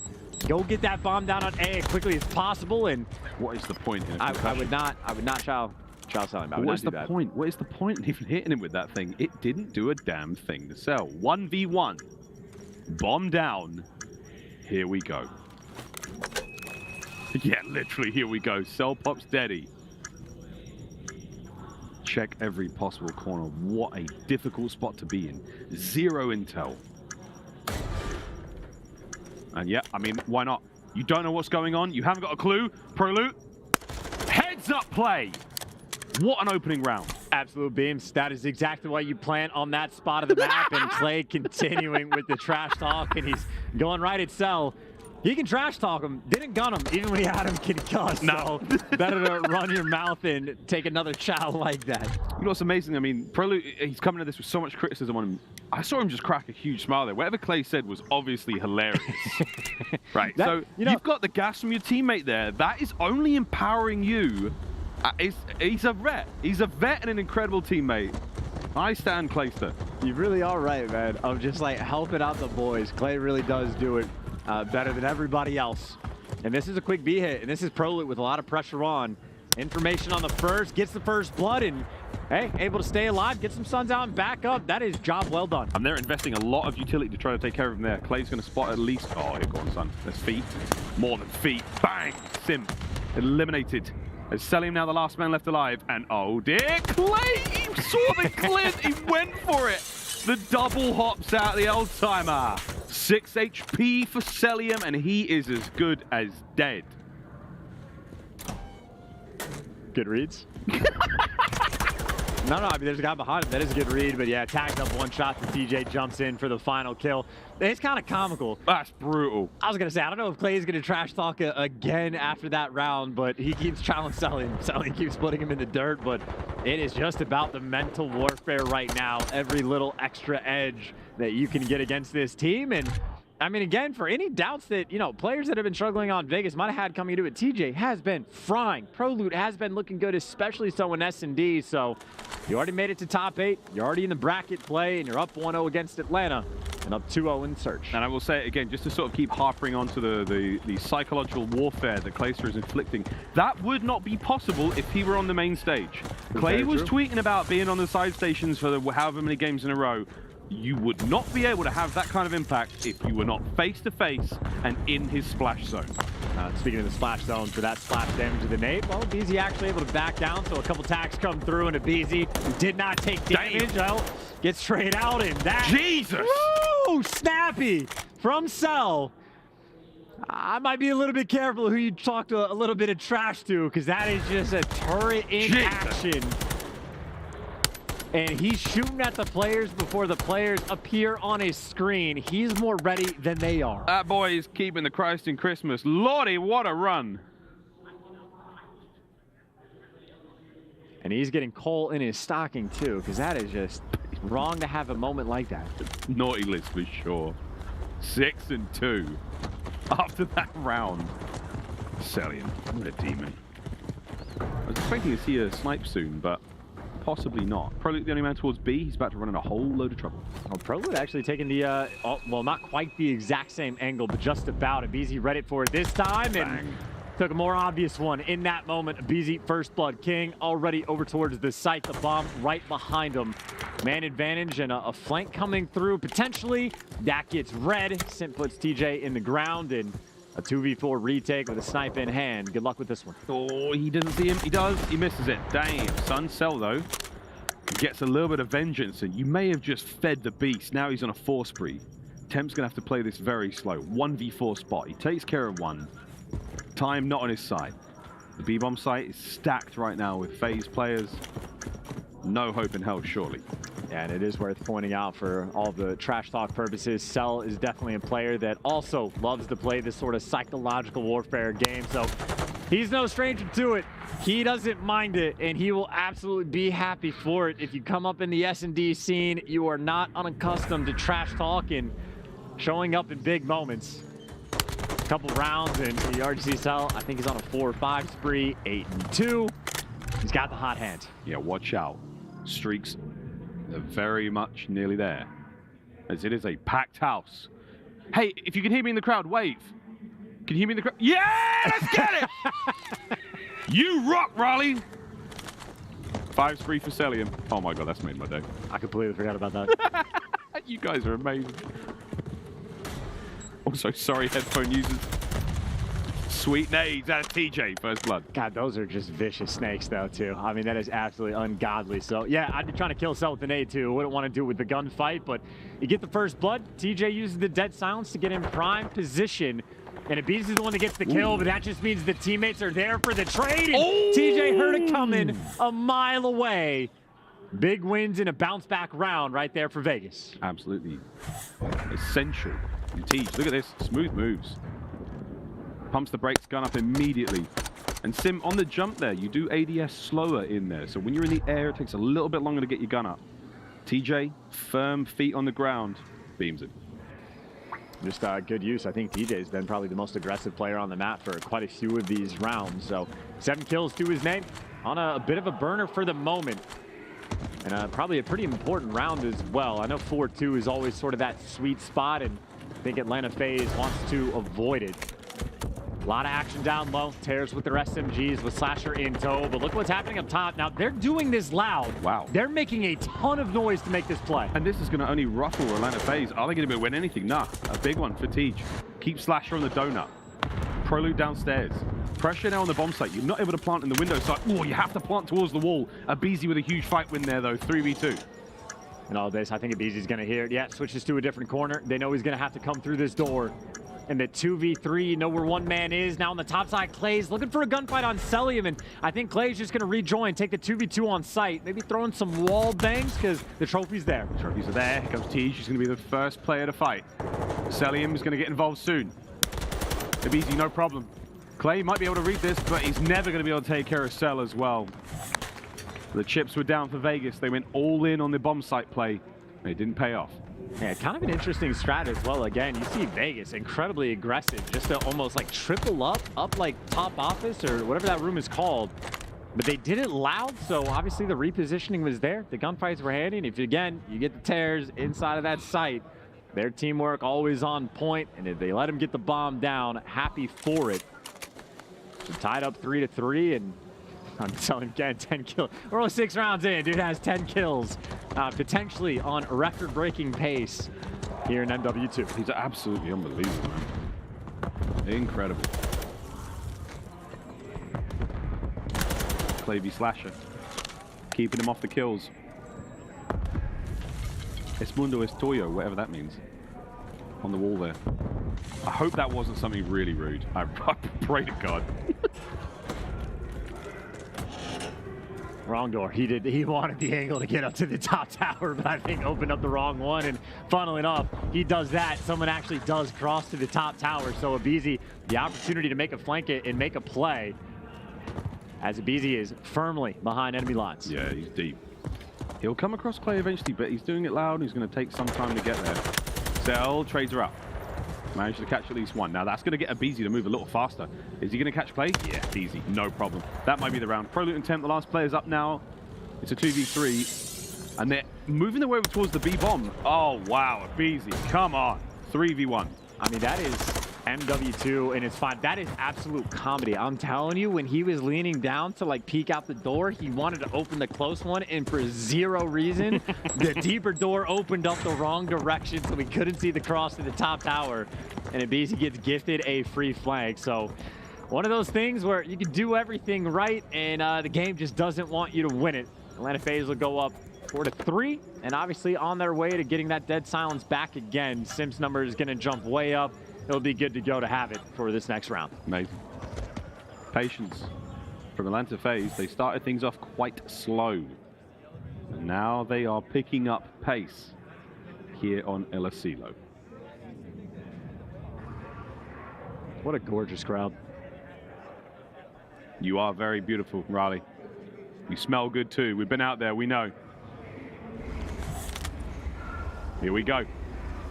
Can Cellium break 20 kills? I mean, the fact that they're winning this game 3v4 for the moment, things are looking pretty good for FaZe. Big gun time for Clay. Oh, you saw Slasher there. And aBeZy found Tej somewhere out and about. So mid-map, wide open now. ProLoot on the flank. Deddy still popped. This could be a major moment. Yeah, he's going for, ooh, I don't know who he's going for, actually. I thought he was going to wrap around for Cell, but instead he's up top. You need the kill on Slasher, able to deliver. But no reset on the dead silence, but Clay actually finds the pick on Cell in the meantime. A 3v2. And Simp accidentally just dropped that bomb. That's all right. Or maybe intentionally. Yeah, dropped it now. It's in the hands of aBeZy. He's possibly going to make their way across to the bomb site now. Yeah, they've gone from B. Actually, yeah, they're going to do a full lap, possibly. B's clear. You've got no idea where Vegas Legion are now. And this is a difficult moment for FaZe. And of course, aBeZy, without the dead silence, now has to play much slower. And if that door is closed, that is a tragedy, because this is going to be obvious to the side of Vegas, but you might get a freebie. Is anyone paying attention? Thank you. aBeZy gets the kill. He's going to get out, and maybe a quick plan on A. Clayster and ProLoot, they got to jump on this. They got to go faster. Final 10. Bomb's planted. Doesn't matter anymore. Noise. Nice angle there from ProLoot. Oh, but Simp's in the corner. Here comes Clay. Perfect timing on this one. He's loud as hell, though. 30 seconds. Oh, the most unfortunate timing on the concussion as well. Clay, pistol. Man, he got one bullet in. Not enough. FaZe. Keep it going. And what a breakdown as well in that round for the 2 versus 3. The dead silence plays don't even pan out for the Terrors, but then they just get gifted. aBeZy making the quiet play up top. Temp gets left by himself, and I don't know if that was like a communication thing or a play call, because you see Temp trying to join his teammates after the fact, but he's just a little bit too late, and the timing is not there. So either ProLoot needs to help Temp sooner, or Temp needs to get out faster, but either way, they just completely lost it, and now Atlanta FaZe 1 round away from winning this game. And I mean, selling aBeZy 22 and 10 combined. Ridiculous. Slasher. He's hanging out. He's hanging out. He's just happy to be here. He's a search and destroy. He may not have gone his way, but it's not to say he's not contributing to the victory. It has to be a funny moment. Dead silence almost finished here for aBeZy. He's almost done an entire lap of the map. Atlanta FaZe is a single round. They can tie things up, but so far, it's a great round out of Vegas. And you want to not let this bomb go down, so you clear out one angle, but shots from up top, and Temp's going to get caught on the outside. Clay's going to get caught on the inside, and a 2v4. How quickly this turns. No bomb plant coming through. And TJ and ProLoot don't know what to do. It's a 7 spree from aBeZy. There's the bomb. And aBeZy, he's still kind of loud. He's got everything to throw at these boys. TJ knows he's up there. Slasher gets on the board. It's falling apart. ProLoot, damage dealt. Wait a minute. ProLoot not down and out yet. It's a 1v1. Quick reload. Here we go, boys. Square up. Take the fight. Oh, my God. Oh, win. And right back to talking strategy for the next round. What a moment. Oh, that's a win and a half, ProLoot. And he was tweaking out a little bit before that because he didn't know where the chow was going to come from. So he's shooting everything, trying to be predictive. And as soon as he had it, he makes the right play of the wide chow, but then aBeZy was a little bit quicker than he expected. It just doesn't matter with a snap like that. I mean, in fairness to FaZe, that would have been a 2v4 clutch. That would have been a dagger for Vegas, but a nice little moment for ProLoot just to keep him alive. That also lets us see how far Cellium and aBeZy can get these kills going. What a performance from them. ProLoot is feeling himself now, man. He is buzzing after that one. We heard the crowd from here. He must have felt it for sure. Yeah, no, his thumbs are moving faster than his brain for the moment, and that's not because his brain is moving slow. But speaking of quick movement, boink. That's a quick way to get first blood. And aBeZy trying to make a play with the tack, but he just gets caught. Now, if FaZe can 2v4 just about, a 3v4 is a lot more manageable and a decent bit of time to work with. And so many bomb trades that they go with. Yeah. Oh, baby, when you strafe like that, you make a woman go mad. Oh, Teach! Dives underneath one, gets himself straight into the kills. It's a 2v3. Vegas man advantage. Trophies are down. Cellium is not going to stay up there for too long. He's going to get down in this fight ASAP. Slasher now moving on the inside as well. Slasher finds one. The knives may be out. It's hip fire there from ProLoot. 1v1. Cellium bomb recovered. Clay's got a snipe. There's so much noise being made. This is tense as hell. Hey, Clay, you don't want to let him plant this. Clay's making a move. He might be loud, but he's got the pistol. Into round 11 we go. Round 11. You wouldn't have it any other way. My goodness, Vegas, Legion. Another nail biter. Final chance to impart wisdom. Final chance to call the play now. What are we doing? FaZe, you cannot let this happen. And you also cannot afford to get picked. I think Vegas Legion, excuse me, have had a few rounds where they've been getting those first bloods. And I know it's been close, but they've still been converting. No sniper for this final round for Clayster. He's aggressive with attack, no dead silence. And a lot of angles and a lot of Atlanta players. You see that door open in Clayster. Yeah, he is in a tough spot. Simp able to get that first blood.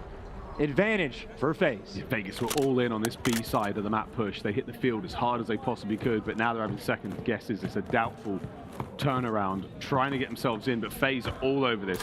They're riding the wave with them. They may not be here, but the counterattack will be there in a second. You get the bomb down, though. You get the bomb down, and it's planted. You can actually spot this from up top. So as far as clutchable situations go, this is doable. Temp gets a first blood. aBeZy's making a play on the bottom side of the map. And Temp's going to spot him out, but aBeZy's got him tagged up. Temp trying to bide his time. He's going to fall 3v2. ProLoot sends it around the corner. Oh my God! aBeZy, what a 1v1 win that was. Clay now's got to go massive. Simp puts him to bed. Atlanta FaZe do not let it happen. And my good God, Tyler Farris, the most ridiculous 2 kills in that round, keeps his team in it. We tie the series up.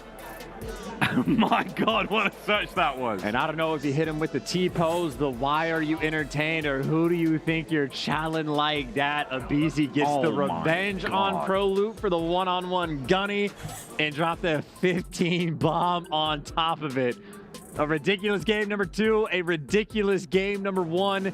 And honest to God, I think for Vegas, a round 11 that might just be painful because we are going to a hotel control where last time it was a hot 3-0 in favor of Atlanta, who clearly, maybe outside of Slasher, the guns are hot. Guns are stinking hot. Well, guys, we're going to throw to a very quick commercial break on the other side of this hotel control. Game 3 and what has been a absurdly close and very, very entertaining series here in the winner's bracket. 250, 248, 6-5. Hold on to your butts. Control Hotel coming up after this break.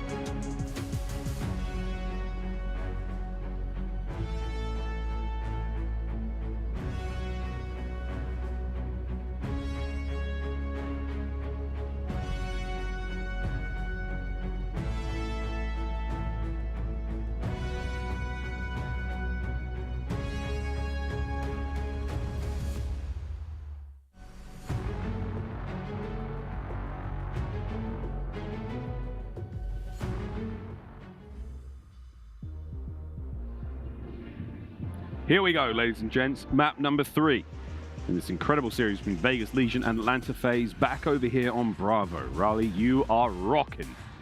As we are getting deep now into Friday night's games, but we are not done yet. Hotel Control coming around the corner. And it has to be said, Miles, you singing Shakira just reminds me that Afro is a man of great taste, but obviously you saw the bracket earlier. Toronto Ultra smacked them down 3-1, so Ultra still on cruise control as neither one of these teams in this series has yet to find that speed. Nail biter of a map number 1, 252-48.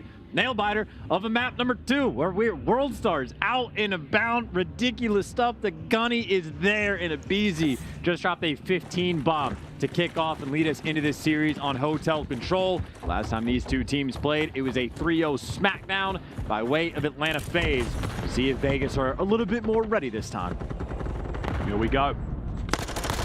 Siege, feeling good here off the rip. This is an attacking attempt from Vegas Legion. Waiting for his boys. Nice, calm, patient gameplay out of TJ. Another player who has been sort of heavily criticized coming into this one on this Vegas roster, but so far a brilliant day out of him. I gotta read that. Clay gets the job done. It's a nice little opening break. TJ, as soon as you get those two, it drags a lot of that pressure for FaZe on the defensive end over towards the B zone. And, well, maybe now a moment for FaZe when they can get the pressure back over towards A. That it has been a slow capture for Vegas Legion. So by no means do Atlanta FaZe have to chalk this one up. And you see the swarm is in. Always are about to be controlled.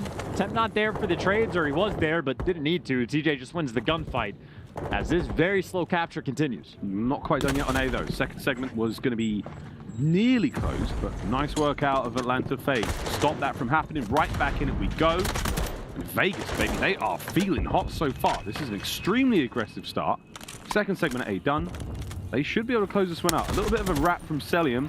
We'll dial in with him in a moment because he's on the flank. Yeah, you talk about sort of a conveyor belt moment as right now 3 players for Vegas are trying to swing in through the flank, and FaZe are trying to deal with it, and deal with it they have. Temp now the last man standing. His only job here right now is to slay. Kill the players off respawn, and that job does not last very long as honestly got FaZe been put in the fight. Over here towards this A zone finally, after all this time, Las Vegas are able to secure it. Down on 2 lives. A long way to go before he can get beat. Yep. Slasher with a nice 2 there in the feed. You're just trying to slow these boys down. Vegas, they are hot as they send their way forward. Simp's going to spot Clay out. And again, trades on point right now. Vegas with the comms. They are doing a wonderful job of keeping each other safe and sound in these fights. And if not, they're getting those trades. They are not giving anything away to FaZe right now. Jesus. Gunfights like that. I mean, hey, the Vaznev back in action. Ever since the meta switch came through, you can have a little more moments like that. Part of me is wondering of whether or not we can get the crowd to do the wave next time they're on camera. The other part of me is wondering of whether aBeZy is going to be stopped or even just slowed down. 8 and 4, nice little beamer of a moment, and he's the guy bottom bedroom. He's the guy you have to clear out, and he is the guy that TJ is not at all ready for. 9 kills to his name. All of Vegas are going hunting, but it's a gamble about what corner he will be in. Prolute. Just stay there, Prolute. Keep looking up. He's above you. He's Pop Daddy. Now less than 30 seconds. Oh, I love that. Full stun check. I mean, you are dead as hell, though, dude. Get back on out. You still got to get a player on the beat. Whoa, big wins. Okay, okay. Bit of presence here.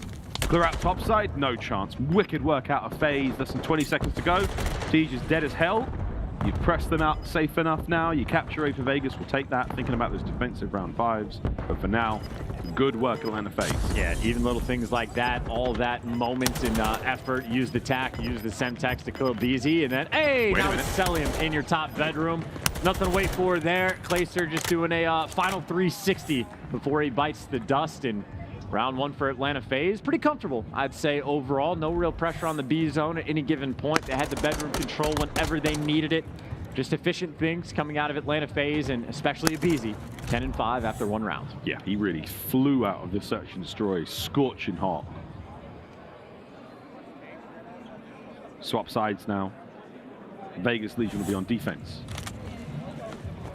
We'll see if they can have the same perfunctory performance that Atlanta FaZe had. 3-1 split on the looks here for Atlanta FaZe. One going towards A, the rest, well, okay, 3A, 1B. Setting up a trap towards the middle of the map, and Vegas might take the bait, but it doesn't matter if you take the bait if you win the gunfight, so Vegas actually just pounced their way through mid. Atlanta FaZe now forced back over towards the A zone, and I think the Terrors are very much feeling the fact that the Vaznev is back in full force, and if you want to see some 360 snake action, Cellium coiled up and ready to go. Coiled up, indeed. Well, while he's snaking his way towards A, let's have a quick listening with Vegas Legion. Are you hitting the spawn? No. We should apply pressure. Byron can spawn up and hold bed. I'll hold bed. I'll hit left, bro. Hold him bed, yep. Wait, he's just doing it. That's kind of thing. I stunned him, Chandelier. Chandelier, Slasher, coming, going back broken. He went to broken. Slasher's broken. They're gonna push to our spawn, guys. I spawned out already. Spawn in bed. I got the guy on Slasher in our spawn. We're missing missing Simp and Slasher. Slasher's in our spawn. Have their whole side of bed. They can be top Stunning bed. dark. I didn't stun him dark. One can be top bed. Tommy, blue. Simp and Slasher in our spawn. Slasher in our spawn still. Slashers are dark somewhere. I hear you. Dark bed. Have top bed. One spawn, right? No.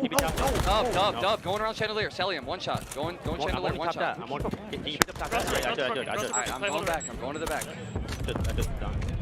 Tommy, he's gonna kill me dead. I got one. I'm one shot here though, bro.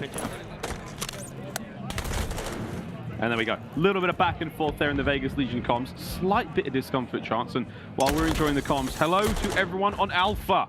You are missing out on a banger of a series. Honestly, it has been fantastic and classic Vegas comms as well. On the B zone, though, that is a lot of players for Atlanta FaZe. The triple stack is in. Prolude trying to make the play. He's got dead silence to try to make it happen, but everybody laying down, and it baits you when the ARs show up at Clay. There to get all of the trades, but not in time.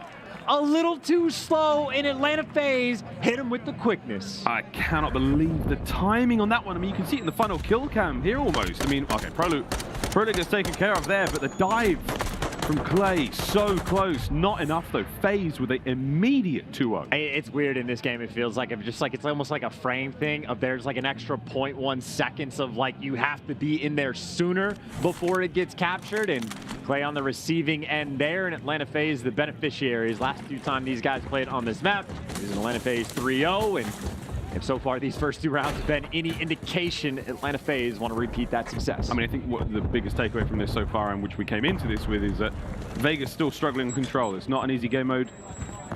A lot of ifs, buts, and maybes, and so far it's just a butt whooping. Temp's first blood, though, we should see a lot more love towards A. A little bit of B love as well. That's all going to come to a close now. Time to muscle up, take care of the push. And you see Vegas trying to make plays on a few different sections of the map, but that doesn't mean they're actually easy gunfights to win, and maybe falling into a little bit of the trap is a couple trades coming through, but the slow capture looking like it's going to be successful. aBeZy not even going to chow, just going to dip out. A zone secured, extra minute to the clock, 2:12 to work with. With the Cellium in your base, and if Cellium's in your base, that means someone else for Atlanta FaZe is going to be in bedroom. That's going to be Slasher. Atlanta always have players in position. Yeah, still. A little bit of a spread from Vegas Legion here, though. We might be able to still see something happen. Cellium still running amok. On the other side of that, Temp getting the kills. He's right now even in the life count. Over towards B, we're going to go in a moment. Temp's got bar control as well. So Slasher, the man with the trophies. Here we go. Looking to get TJ off the point, and he will. Not without taking a tag or two, but you've still got presence here for Vegas. And Slasher's going to be still annoying behind enemy lines, but this is so many Vegas players that actually have most of these things covered.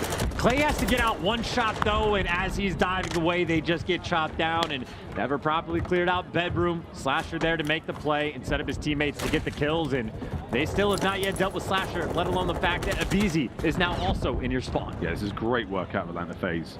This is a masterclass right now in defense. They're doing a really good job of just moving Vegas around. They are playing them like a fiddle. The puppetry in motion. Good reads. Brilliant stuff, though. Temp now. A couple of clean outs. You've got bedroom control. Prolude's on the flank. This could get mixy. A couple. No, everyone's dead. Done. Cellium got a three-piece. My God, the play's done. Yeah, you just get wiped out. I think maybe from what we heard in the listen-in of like Clayster being frustrated with the fact that Slasher in his spawn of maybe not always clearing out your base in a sense, but Temp making good reads to clear out top bedroom, so maybe a few players in the mix, but now Vegas are just going to get cleaned up and shot in the back and more or less contained. Temp behind enemy lines, and no one from Atlanta has yet turned. So maybe Temp and Clay can try to pinch the hill, but too many corners to check. Number 3 is looking for Temp, so Atlanta FaZe firmly in control of this game. Yeah, really. And in 40 seconds, the game will be over. And we will be looking at Atlanta FaZe 2-1 over Vegas so far. But what a sensational series that has been. We can forget all about this map and get back to the nail-biting matches of the hard point in the search and destroy after this. Final 30 seconds. There is a chance for Vegas to get on this point. We're still roaming around as temp. He's going to be shooting at absolutely nothing for a moment. We're still trying to work our way towards that point. Final 20. Yeah, Temp's looking for the spawn kills. Meanwhile, ProLoot's like, hey, man, can we just please go to this B zone? We are right here trying to knock on that door. Clay can't get the kill, but he's got eyes on two. You know, it's couches in top bedroom that you're dealing with. Cellium gets caught. Wait a minute. Couches gets caught as well, and now you can get 3 on the point. You got 1, 2. Here we go. Diving on, stacking it up, Vegas, baby. Like chips, truly stacked. They've got it. There's no way they lose this one out, surely. And there we go. A brilliant turnaround. Vegas.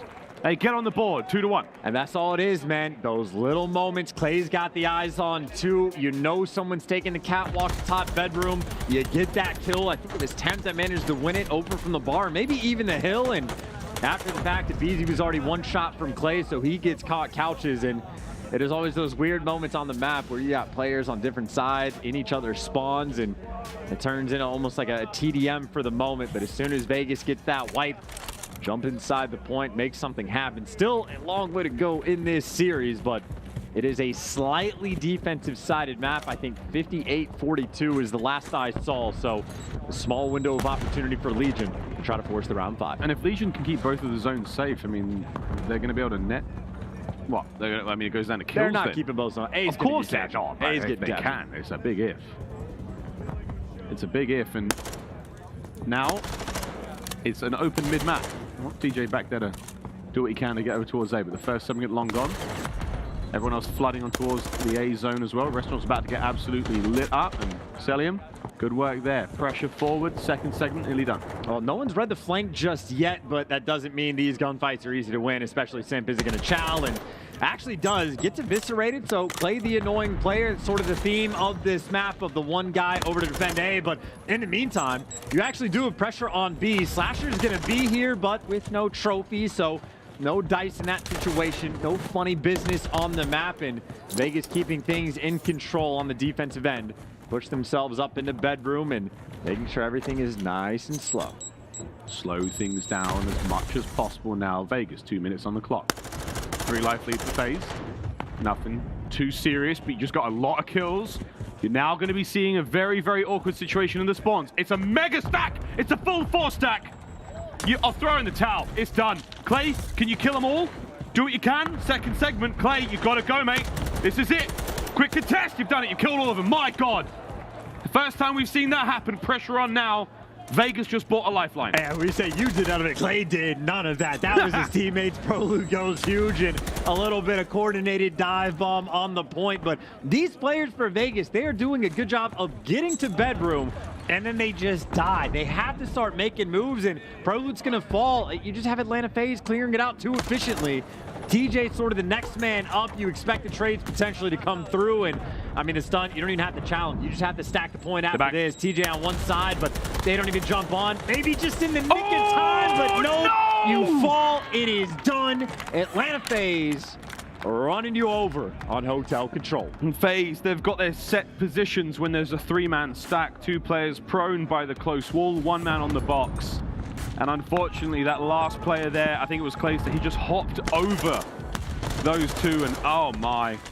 What an unbelievably unlucky moment. FaZe got 2 strikes at it, and they managed to nail it, but a very, very interesting turn there on hotel control. Atlanta FaZe take the lead here in the series 2-1.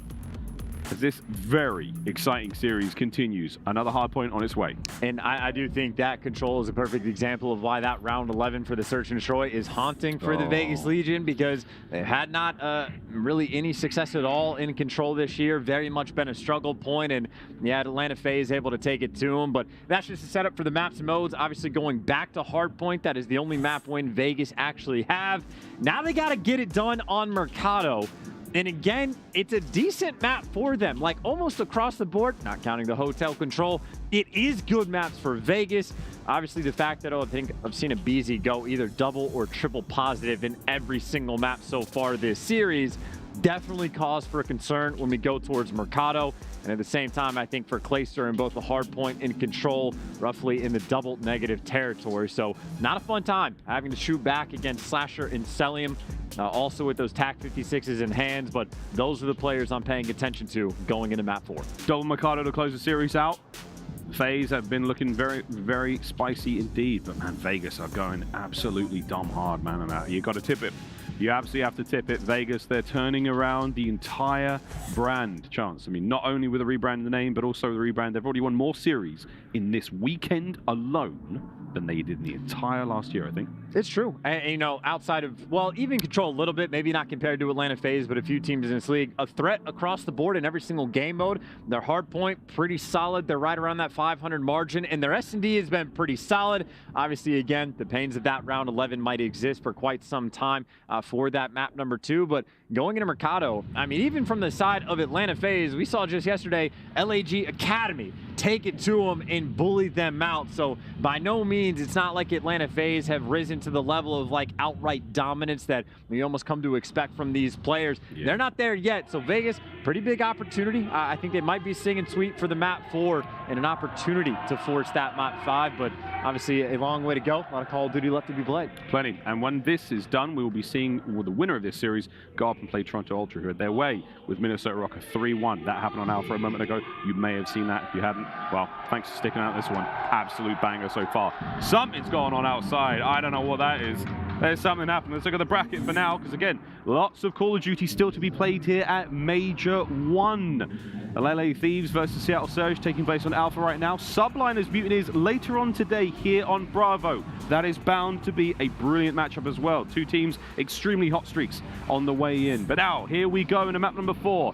Back over to our matchup here on Bravo. It is going to be a Mercado Hardpoint. Atlanta FaZe match point.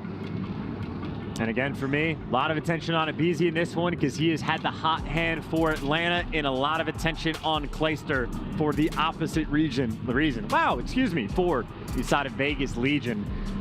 It'd be interesting to see who spawns on the good side as well, the bottom side of the mini-map, because P1 usually about a 50-50 split between the two teams. But we even saw from, you know, Miles, the series we casted earlier for the side of OpTic, if you can stay ahead on rotations on this map, the game is just going to feel easy. So that initial fight, those rotational battles, trying to get those bottom side of the map spawns, I mean, that is really just the theme of this P1 hill. That's a really good way of putting it. It's like once you're ahead, you stay ahead. As long as you win the rotations, you never really seem to lose out here on Mercado Hardpoint. Very, very particular style of hardpoint here in MW2. Off to the first hardpoint we now go. Smack bang in the middle of the map. Always a pain in the ass. Clays can start things off with a nice shot. Cellium with the immediate bounce back. Nice work out of Cell. Everyone down. That's going to be a lovely spot to be in for FaZe. And it's like the dual advantage. Not only do you get the good side spawns for like the P2 in the rotation, you also just straight up get to the hill first. So Atlanta FaZe, you see, taking full advantage of that fact. Double stacked up the bottom side of the map. The other two responsible for mid. And right now, putting the pressure on. A lot of kills with the tax. Cellium off to the hot start with 3. No one right now for Vegas Legion able to slip through the cracks, except for maybe Temp. Might have actually just found it, but he's challenging the gunfights, and baby, he might get the first, but I imagine the trade will be quick. So he was looking for the gunfight, he was looking for the route, and nothing will happen with a play like that. Everybody for Atlanta FaZe, because it never got blocked, spawns right back at new. Holding firm, Atlanta FaZe. Bottom side of the map, sweet. Hardpoint number 2 up. And Cellium with top spot. We're going to see the AI players sit here all day and night, ripping shots like that across, making sure that no one manages to get to those planters without taking a tag or two. Clay's going to rip the head. PaulEhx going to find another one. Approach now. Slasher on the ground floor, keeping all things safe and sound. Trophies may be literally everywhere across the map right now for FaZe, but you've managed to get Clay on the inside of the cantina. And you have FaZe right back inside of the hill, though, so I think Clay is going to drop back down low and pray for the kill. Door gets closed and able to get one, and Trophy's inside, and the help is there, so a nice little break coming in for Vegas Legion. And the most important gunfight, TJ on the top side of the map. He's going to be dealing with 2, but look at the spawn that just comes in, the instant support. A 2v2 for the moment. TJ gets the intro and the bait for the trade. A beautiful spawn, a beautiful rotation in Vegas, now staying ahead of the game. Now, Vegas, they are so hot right now. That's a great rotation, exceptional teamwork. The bait and switches, the cover and fire, you name it. These boys are loving life right now. Tej, stand up. don't give a flip. He's going to get himself another. Slasher's going to slow it down somewhat. But chance, another hard point chained. More time Vegas. Yeah, but Atlanta FaZe, you see actually they're storming the hill to block those spawns. So it'll be a 4 versus 2 on the point. Well, that is exactly how you want to break it down. A little bit of an overcommitment. And even with the early kills, it is just the swarm that is there. But looks like Vegas will do on to Atlanta FaZe what Atlanta FaZe done onto them. And the perfect swarm as well. So nobody can hold in. But with this much time left on the clock, I think you have to chalk it up for Atlanta. This would be a sizable lead going into new. And Temp quick on this rotation. Has the help from up top. If you got Vegas getting a couple of these kills, they're going to have the pinch on Zig as well. Yeah, no diamond hands in this lobby whatsoever. Nobody's holding on to nothing. They are folding. Vegas now looking to get a little bit more control here. Last few seconds, going to go towards Tin. Bottom side of the minimap now was the barber shop. We are handing out free haircuts in this tiny little hellhole on Mercado. And you got Simp as well. Headset cranked. He's going to hear these players no matter what direction they try to attack him from. And if Clay tries to do it through the front, not the right gun for the job. So you send in the bait, and the bait is successful. Clay needs to stay alive, and maybe so does TJ, but everybody falls. Clay, he's got to be able to time this out to help his friends get through. Takes out the trophy. You can now use your tax. And 30 seconds left on this hill. Temp's at least in position, but that doesn't make it easy. Nah, not at all. Here comes the hit. You're in. Prolu finding at least one. Stun's going to be there. Clay's going to get the backline safe. So all working out slowly but surely over the top. Prolu. Okay. Byron gets himself 3. Big work there. Vegas with a late break. And once again, it's TJ on rotation at 10. He's the first guy here. So this is beautiful work coming out of Vegas Legion. Oh my God. And he turns it into 2. Hasn't gotten shot. Get this man the feed. Temp can take it from him, but no one can take 10 because that is TJ's. Siege running it up in 10. Time now going back the way of Vegas Legion, the lead developing. Atlanta FaZe have been a little quiet ever since the end of Barbershop. Okay. Tej on a 4. Tej on a 4. Turning things around. The armless wonder from online has found his hands here on land. He's making work too. Number 4 gets in, but Slasher doesn't even know what direction to look. I mean, that's clean breaks on Zig. Great work to get over here towards 10, where TJ has just made this his home. Finally going to get back down and trade it and taken out, and Atlanta FaZe able to storm right back inside. So it's one of those things, all that great work, but that doesn't mean it's easy to hold on to. Atlanta FaZe, when they got to flip the switch, they will just bully you out. Yeah, it's not an easy thing. 120 of their own climbing. Prolu getting them kills as well. Hardpoint's nearly done. Another rotation, another top side of Cantina. Maybe 4 too many hard points on this map, but you're going to hold on to every single one of them with the best of your ability now. And Vegas Legion battling for that game 5. And also a moment where Vegas has all these great breaks on Zig, all these great rotations, but then one hill like this, they full 60 it. Wow. They're just going to take over the lead, and Slasher right there with the perfect start. That is exactly what you want. There's a little bit of work here from Temp to keep this space alive, but so far FaZe, what a tight hold. No one's getting even close to it. There are 2 ways into that hard point, or 3. If you include both stairwells and of course the jump up via the awning. You've got to get close though, and right now Simp is just smacking asses. You were looking at a full 60 here for FaZe. I mean, again, for Vegas, so much good work on so many of these little moments, and then you just go into one money hill and you drop the ball, and that lead just disappears before your eyes.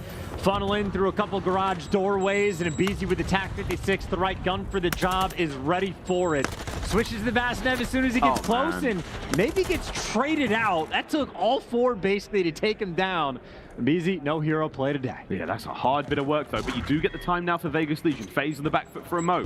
That lead change going to come through real quick like. Here comes all the FaZe to the back line. Tej spots 1. Serious damage there through the wall, and he's going to now back on up. Here comes the hit again. FaZe not slowing down. You're running out of time though. There's the lead change. Such patience from TJ until he loses his patience and throws away his life. But maybe Tempe is quick enough to catch a couple of these players, put them in a pinch. Atlanta FaZe now forced to make moves on the hill. But you should have enough for this swarm unless the trades don't come through, and they don't because aBeZy gets 2. Temp goes for rotation, pulls himself out of the play for just a moment, and that is all the time they needed. The window created for Atlanta FaZe to get back inside. Same for Vegas though. Contest the final 15 seconds. Tej, he's feeling himself. Help from his teammates. Good work. Back over to the middle of the map we go. Second set of hardpoint. Temp's in position. You're battling for the bottom side of the minimap as well. So now you're spinning plates if you're Vegas. And big gunfights as well. ProLoot has found himself behind the whole team, but actually look who wins the gunfight down low. That's going to be Slasher. And yeah, Slasher just wins the gunfight for every single player on Atlanta FaZe to spawn up in the back. You think ProLoot's double kill is going to be helpful? It matters not. Atlanta FaZe controlling the bottom side of the minimap, control the hill, and now in control of the game. Pressure now, though. You should be able to see Vegas fly their way forward towards that bottom side of the minimap. Okay, there you go. Spawners are up. Cellium's going to be there to post up and hold on this time. Slight lead for Atlanta FaZe. They need to hold on to that mid-map pressure. Any seconds you get here are big wins. The final 20 here before we go to the bottom side of P2. And this is just a devastating moment, essentially, for Vegas, at least able to, because ProLoot gets the double kill, able to get a little bit of this P1 time, and Cellium last man standing for the moment, but those players off respawn are just too quick, but at least it opens it up for the 50-50 gunfights. The battle around Cantina, and it's TJ that has to go large. It's madness.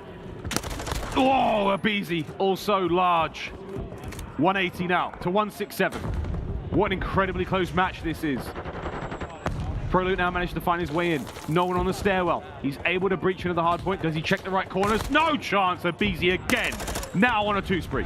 Just gunning him down, man. aBeZy winning every single key gunfight that you need him to. And now it's an easier hold for Atlanta FaZe. All the pressure from one or maybe two directions, and everyone getting just cut down before they can get there. From what was such a well-played game by Vegas, now the pressure is on. You're going back towards 10. You will get here first, but an extra 20 seconds for Atlanta FaZe to make this approach. And again, one good break, and this game is over. Oh, yes. Here we go. Final moments of the bottom side of the map. P3 is soon to be upon us. And here we go for Vegas. A massive turnaround moment here. aBeZy on the approach, 21 and 19. Absolutely devastating work. ProLoot, what a task you have ahead of you. The first goes down.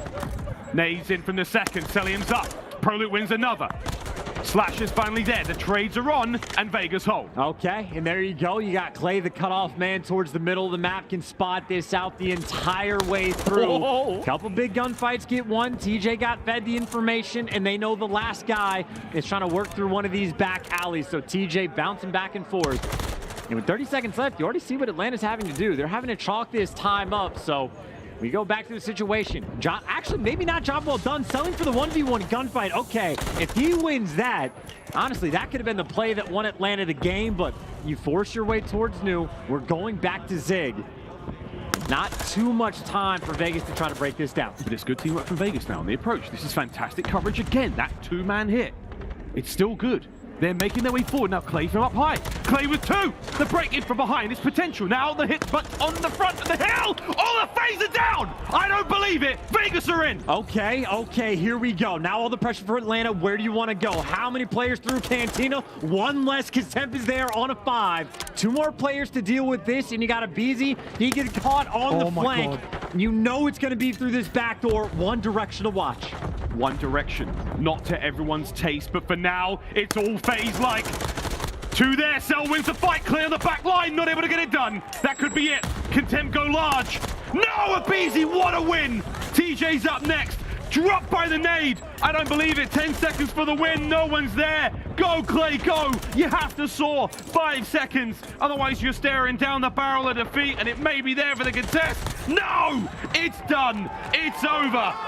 FaZe up. Vegas down.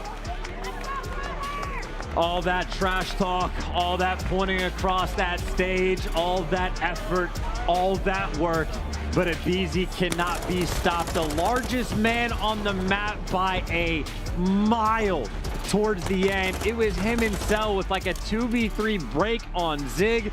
The nades on point, the gunny on point, and aBeZy, every single key gunfight he needs to win outside of one on Asilo.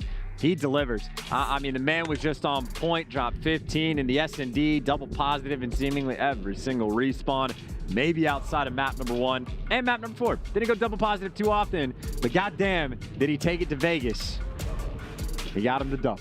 Hey, a major takeaway though. Congrats to FaZe. They moved forward in the tournament. They will now play Toronto Ultra. That is going to be an absolute treat. Vegas will drop down to the lower bracket. We'll see who those guys play through later on today. More results coming through. But there we go. That's a look at the series. And however, which way you're leaning, this was a brilliant matchup between Vegas Legion and Atlanta FaZe. My number one takeaway here, Chance, Vegas is the real deal. A couple of moments here or there where they, they could definitely do with some improvement. I think comms are still a bit of an issue, but that team is solid. You cannot overlook Vegas. They're a real contender here in the league. I mean, I would say, honestly, about the most mistake-free Call of Duty, control not included, that we've really seen from Vegas. Yeah. I know some 2v4s getting out of control just a little bit, but for the most part, Vegas did look good. It quite literally just moments like aBeZy where he is just world-starring you, where he's winning the key gunfights, where the nades are on point, and really just stepped his game up another notch. But a grudge match, I'd say, in a sense, for Toronto versus FaZe. I know Toronto took it to him online, and FaZe want to make sure they get revenge and make sure guys like Scrappy don't get too out of control, because I know that Toronto, once they got hot, they have not slowed down. Well, there we go. Toronto versus FaZe. That's going to be round 2 there. And our round 1 Elian bracket, Minnesota Røkkr, Vegas Legion. That is going to also be a lot of fun. Let me tell you, ladies and gents, what a series that was and what a tournament this is. Still coming up on Bravo, though. New York Subliners versus the Florida Mutineers. That matchup coming up after this one. And Chance, thinking back on that one, aBeZy really did ruin that for Vegas. You think 100%. Back to the Surge, those like the final round as well. That boy gross. Well, we hope you enjoyed that one. We surely did. Now time for a quick commercial break. We'll clean up things here because we've spat all over the floor. Madness here on Bravo. Coming up though, Mutineers versus Subliners. Don't go too far.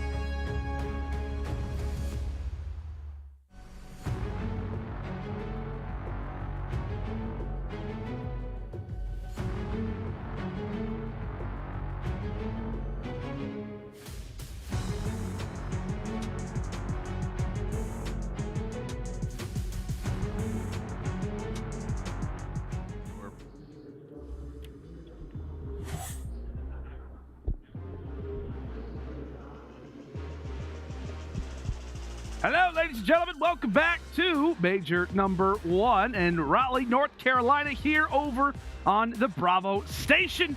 It is the duo that you found out last night that you absolutely adore. It is Lando and Tunny. How you doing, buddy? Tando, good to see you. Yeah, no, man, we don't normally do handshakes on camera, but there we have it. I've seen you all day, in fairness. No, we're very excited for this game and very excited to get into this cast. But of course, we have a small little delay. Teams just still getting themselves set up. But we thought we'd come and touch base with you and let you know exactly what's going on, talk about the maps, and we'll kind of make an assumption on which way we think this one's going to go. There's a couple of storylines ending in this one, though, isn't there, Lando? There is indeed. There is indeed a lot of storylines, a lot of things to keep in mind as we take a look at our maps and builds presented by GMC Hummer EV. Well, Tony, we got quite a bit of hotel. I hope that the fans at home enjoy some hotel because we're going to be here for a while. Yeah. Fortress Hardpoint for Game 4, and if it can go the distance, which typically for Florida Series lately, it has gone that way, we got a Mercado. 3 nights in Amsterdam, apparently, at least anyway.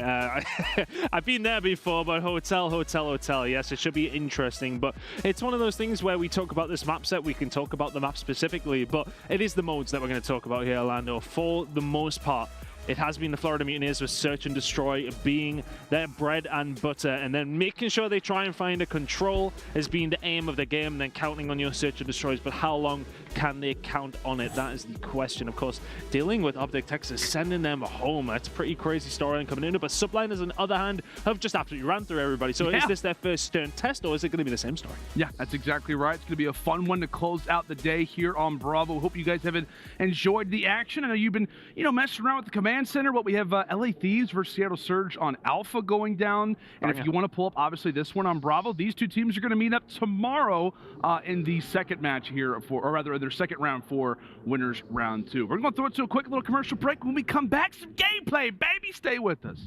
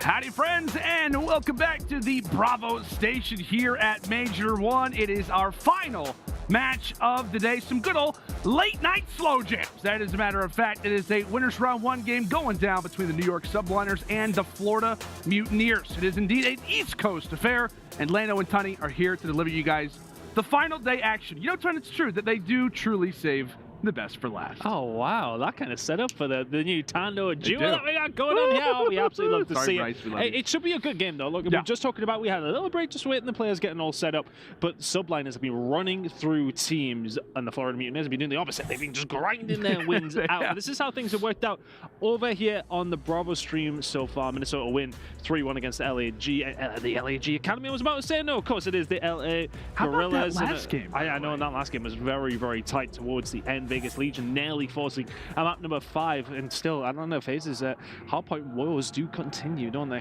They do indeed. Yeah, we're going to take actually a look at the full bracket. We've shown you the schedule. Let's take a look at what those results actually mean here on paper. To give you guys a little bit of an update, Seattle Surge currently in the midst of a match going on between the LA Thieves. That's taking place on Alpha. Seattle did end up winning a pretty convincing opening hardpoint, as now they do battle in the search and destroy. And that's the reason why we talked about, hey, bring up that command center. Here on Bravo, you're going to find out what that top side of the match, winners bracket match, is going to be. Will it be Seattle? Will it be Thieves? And obviously, toward the top side in our match, will it be New York or Florida? We have seen the maps and modes a little bit already, but let's go and take a look at them again, because I'll tell you what, I love me some Hotel. I'm totally cool to see this as many times as we need. It's the best map on the game. There is no question. It's gotta be. It has to be said. Hardpoint, search and destroy, control, back to back to back. Very excited to see how this one goes down. And as said, you know, we can talk about the map specifically, but I'm more interested in the modes in this one. Yeah. Subliners have really been running through teams so far this week. Surprise package, it has to be said, continuing their form from online. But the Florida Mutineers, it has indeed been a grind. Search and destroy has been their bread and butter. Controls have fallen their way too. But coming up against the Subliners here, map number 1 may well already be decided. We're not too sure, but it's true. It really is. It's curious. I'm mostly curious about map number 2. I think for the Florida Mutineers, it always feels like every single map is a must win. Should we just fast forward? Yeah, well, we can. I mean, we do have the remote. We have the ability to start the game. We might as well just go ahead and fast forward to the search and destroy. No, but in all seriousness, I mean, I think that there is an opportunity here for the Mutineers. Again, you are playing on a Hotel hardpoint. A lot of the success, I mean, Jay and I have had the ability to cast over New York quite a bit so far to kick off the year. They've seen a lot of success on Mercado, a lot of success on Fortress. So those are two hard points that if you're a New York fan, you're really always looking out for. The map set, it's going to take us until map 4 before that we get there. But already off the rip here into this hotel hardpoint, take a look at the nice little route coming in from Kiz. Mr. Do It All, trying to make some presence in terms of the backside spawns. Eventually does get red, and well, it is back to basics. It's a battle inside P1 now. Yeah, probably a little bit too easy for him to actually just walk back there, pretty much uncontested. So Subliners know there is a route through. Holes in the defense of the Mutineers already coming up, but they're the ones ever so slightly in the lead. HyDra will find a kill there, and the rotation now starting to come in full effect. Florida Mutineers are the ones set up there. Kill going on towards the back, just further solidifying that. Very interested though how this one is going to break down. Honestly, a big surprise package for me this week we've seen so far in his KD. Try not to speak about it too much, but Priestahh a 1.48 over the event so far.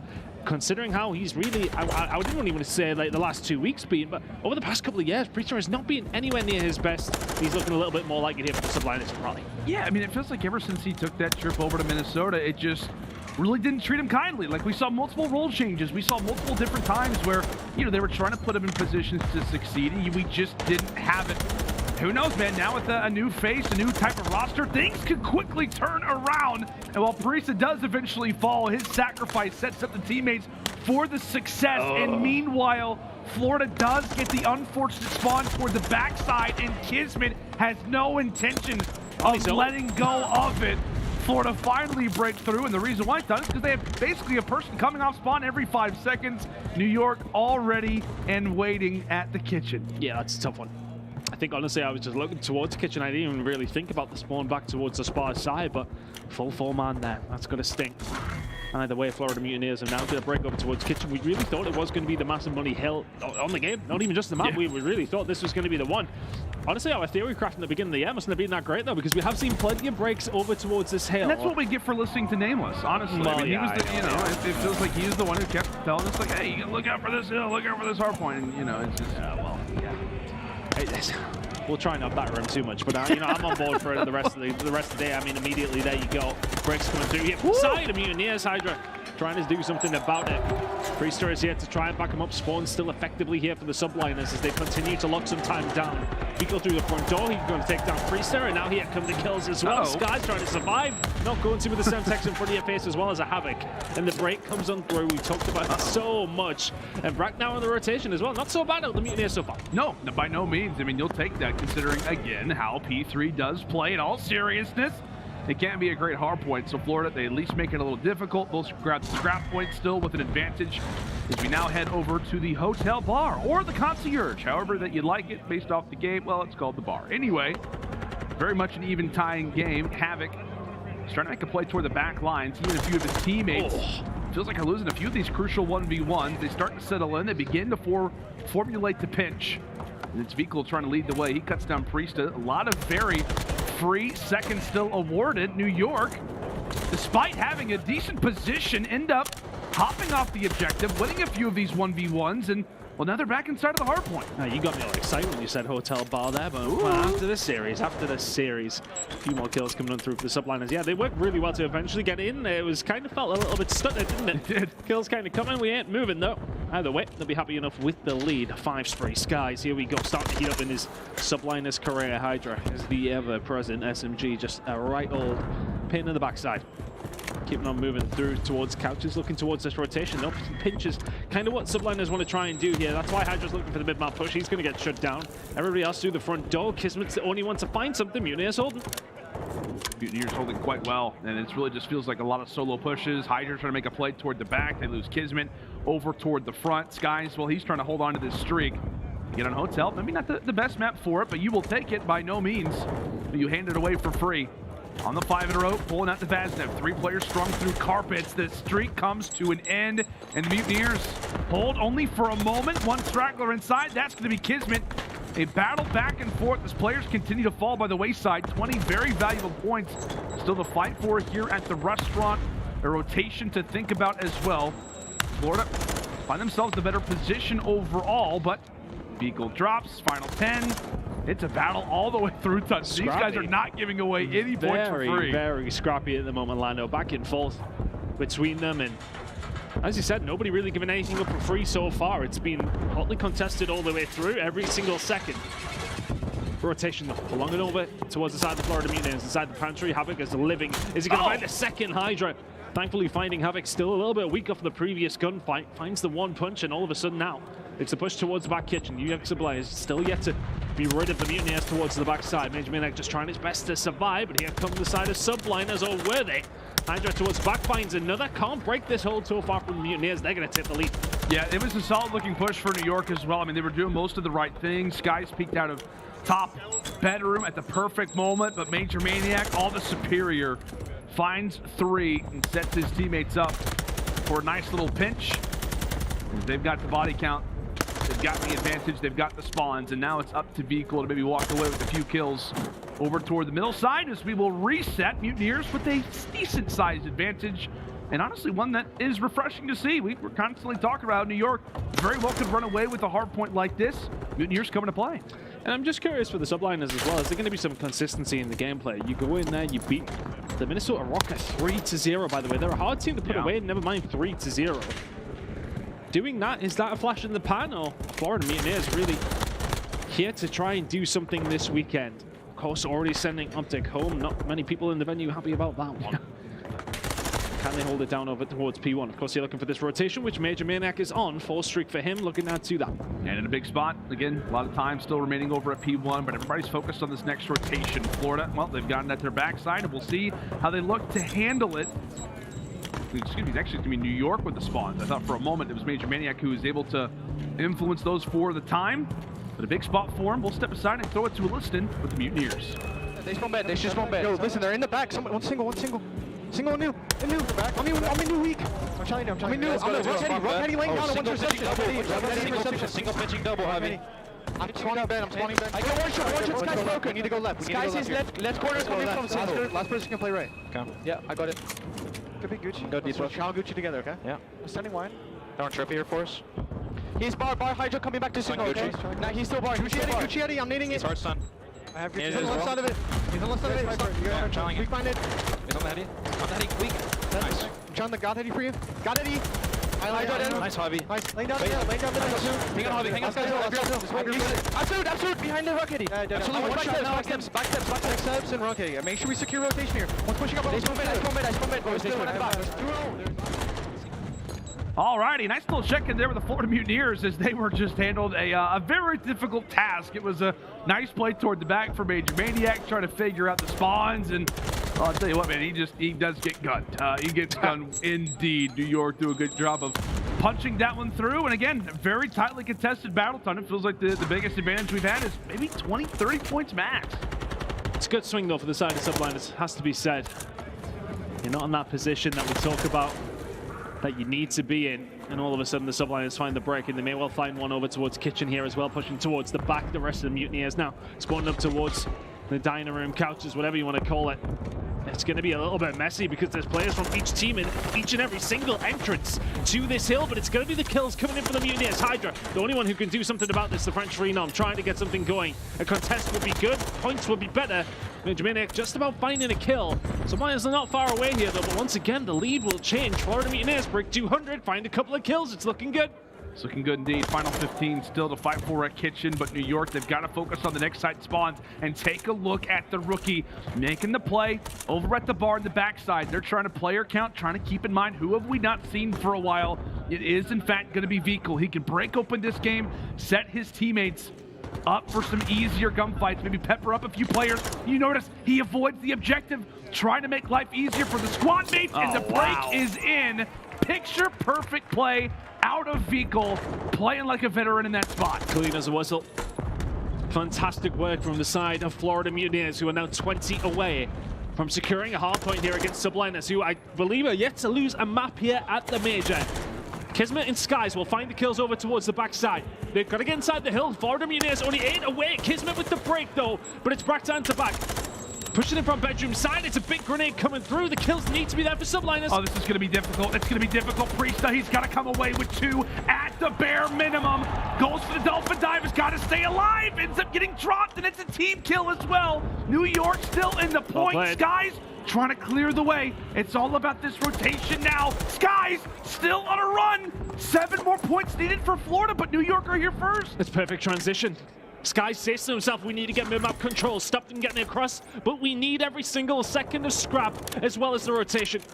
First gunfights went over towards Havoc, and it's going to be a 3-man from the kitchen push here from the side of the Florida Mutineers. Skyz is going to win this gunfight. Major Maniac round the corner. Havoc's 360, and my goodness me, it's a break from the Mutineers. Vehicle through the front door. It's only HyDra here.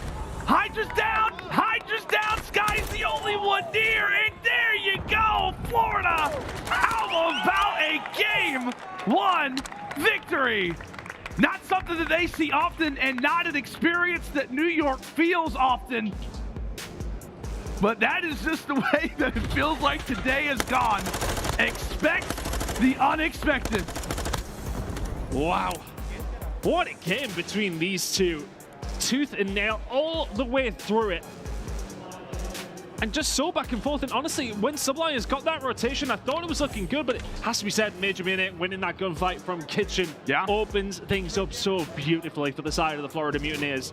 And all of a sudden, you have the man advantage. You find the kills. HyDra can do very, very little about 4 Florida Mutineers players making that push over towards them. And that is a big map number 1. We sort of said coming into this that Florida Mutineers, they won't be too perplexed if they can't win map number 1. They'll be heading into the rest of the series knowing that what they can do in the S&D and the control. Map number 1 goes their way. Driving seat fully confirmed. Yeah, and I'll tell you what, man, too, like you can look at the map bans here. Florida very smartly, they get rid of that Mercado Hardpoint. They also remove the Fortress Control. They've done their homework. This has been the maps. These have been the maps, rather, that New York has seen a lot of success on. You go back and you see a lot of their history. It's by winning 4 Fortress Controls in a row. For the first time, they're not playing it in a long time. Same thing with Mercado. That has so often been where they have started off on the right foot. They finally get pitched something a little bit different, and they're not able to swing for the fences. A very, very impressive start here for Florida, but I feel like for Meatcon, again, we can talk about the gameplay, we can talk about a lot of different situations, but I feel like the infancy of this success comes from the map vetoes. Yeah, I mean, it's looking good for the side of the Mutineers. They get the homework done correctly, and now control becomes a little bit more of a scary one for the side of Subliners. They could very easily drop the series 3-0 here, because now they've lost that hard point. They don't have that to fall back on. They don't at least have a minimum of a map number 4 to see. So all of a sudden, you're not relying on that. You're now going against a team who have really dominated in S&D. Control has been solid as well. You're in a dangerous, dangerous spot, but Mutineers still need to clean up their game. That was still a very important win, an impressive one at that as well, but they still have to do what they set out to do, win those search and destroys to get the dub. But Subliners, they'll be disappointed by that. That was the first map I think they've dropped all week. It's got to be. As far as I'm concerned. 3-0, 3-0, feeling good. 3-0 versus LAG, 3-0 versus Minnesota, so something you haven't experienced in a little while. And I'm pretty sure during this little spree, New York has been pretty common to like 3-0 victories, I want to say, throughout this little win spree that they've had. Not just here at Major 1. They also had a 3-0 in the Major 1 qualifier. So, you know, it is a newer, younger team. We've talked about that so often. And with younger rosters, I hate to say it because it's just the opening hard point, but with younger teams, sometimes you do have that honeymoon period, or you do go through those strides where everything's looking great, things aren't looking good. Granted, we did have, you know, the major meta change from week 1 to week 2, which I think is primarily the culprit for the lack of success versus the amount of it. But you do wonder to see how New York ends up responding, because again, S&D relying on that just historically hasn't been great for the Subliner franchise, and for this team as well, it really hasn't been there. And I think you talk about when the meta change that came through, of course, the tack in, and we were kind of theorizing, like we were looking at all the results at home, like, wow, it's going to be kind of be like Vanguard, where we've got things back and forth, really not having any consistency. But honestly, that meta change really has flipped things up for a couple of these teams, and Subliners seem to be one of those teams that it is massively benefited. It's allowed your SMGs to maybe get things going a little bit. And I said, I mean, we were speaking during the listening, and I wonder if that's the Priestahh that everyone thought they were going to get off FaZe there, because we haven't seen him since that time where he was on that FaZe roster at that kind of level. Yes, okay, map number 1, not necessarily the best from him, but we need to see a little bit more on that side of things. But they need to bounce back here very, very quickly. Control's going to be so essential because we know S&D is going to be difficult. Still a hard series ahead here for the side of the Mutineers, but they'll be feeling very, very good heading into map number 2. Yeah, I think Priestahh is a good person to talk about as well at this moment, because not just from a gameplay perspective, right? We can bring up the stats, we can talk about how it literally does feel like the Priestahh of old. But in these situations, when it is a younger team going through the trials and tribulations of going down in early series, you are looking at somebody like Priestahh, who has been in these big moments, who has been in these situations where he can provide a lot of experience. So I think Priestahh really does play a huge part for this New York team, and obviously will, considering the opening hardpoint loss. But folks, we are going to throw it to a quick little break. When we come back, we're heading back to hotel. We're going to be here for a little while, so strap in, and we'll be back right after this break.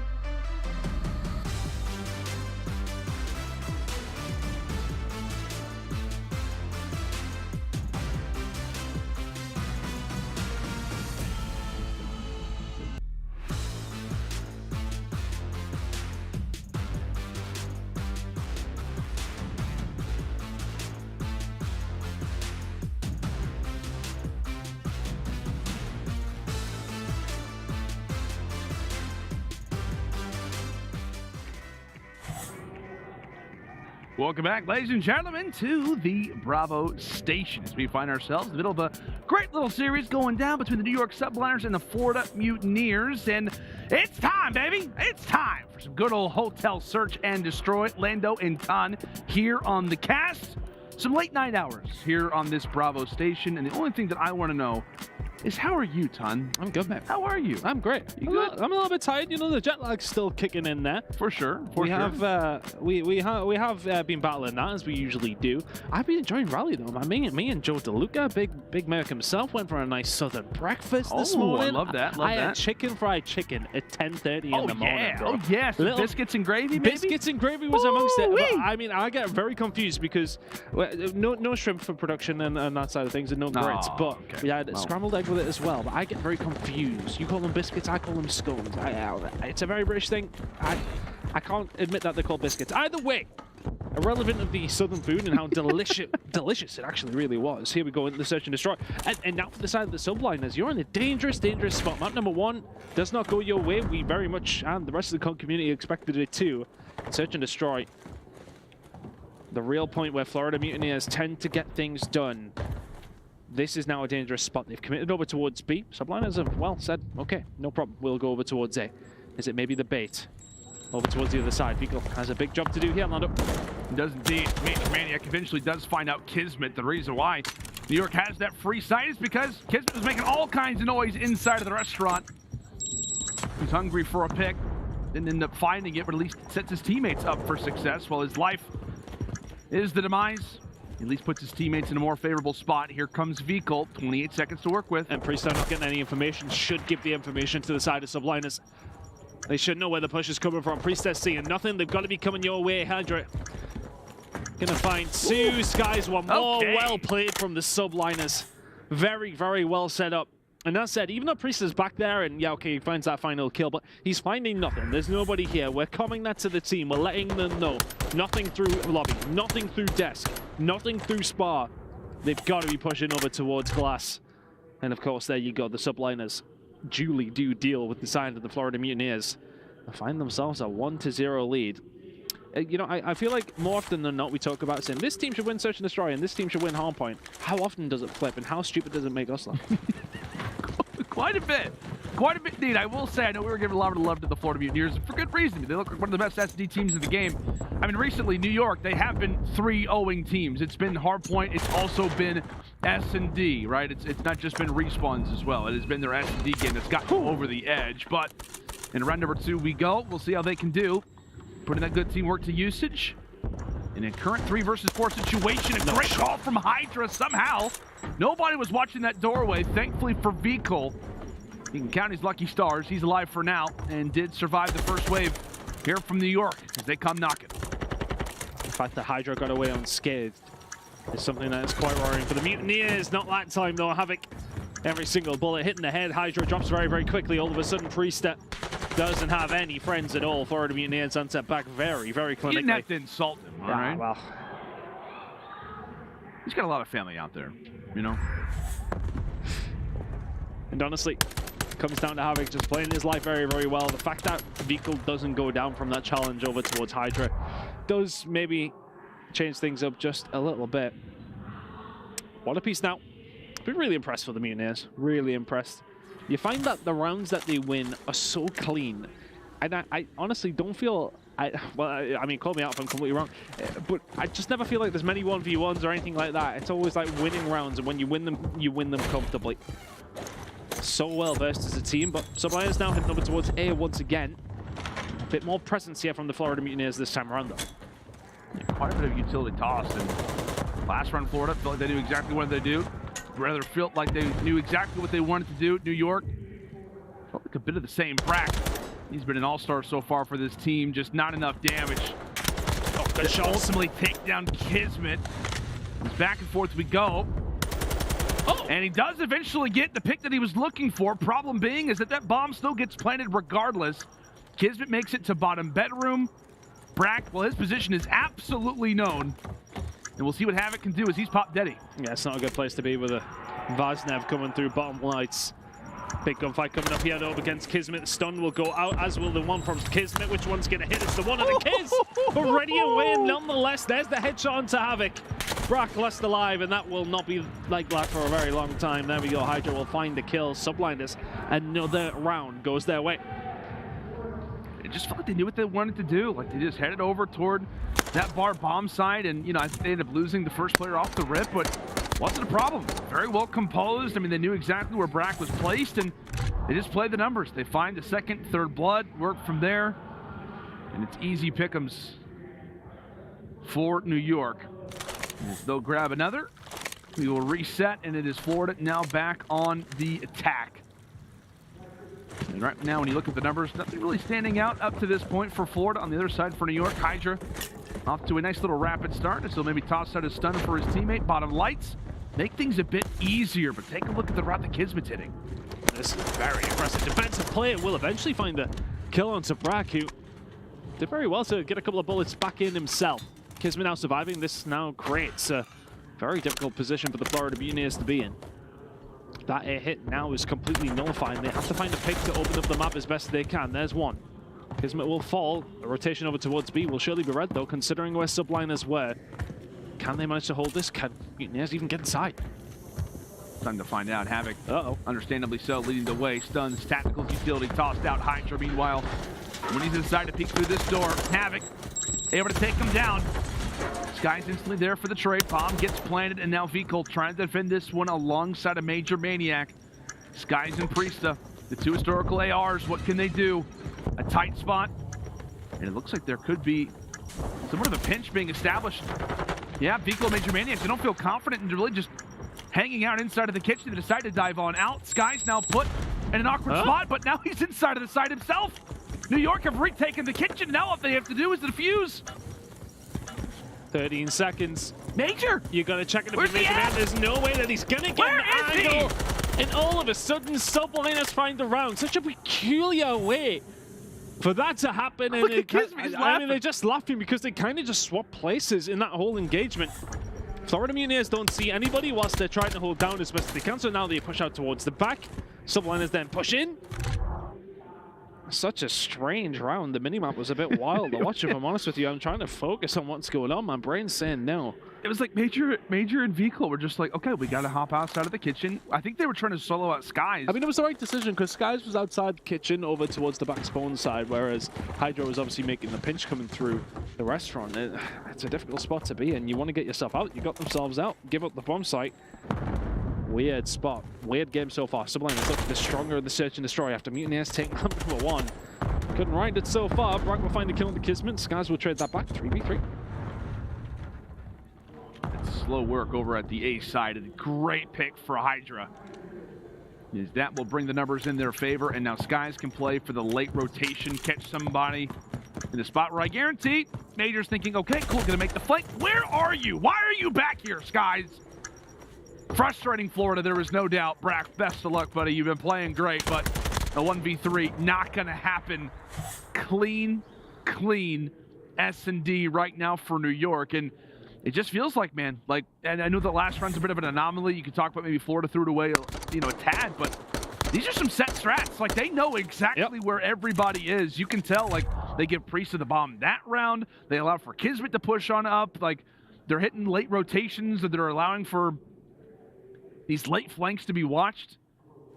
Just very well coordinated right now from New York as they find themselves up 4-1.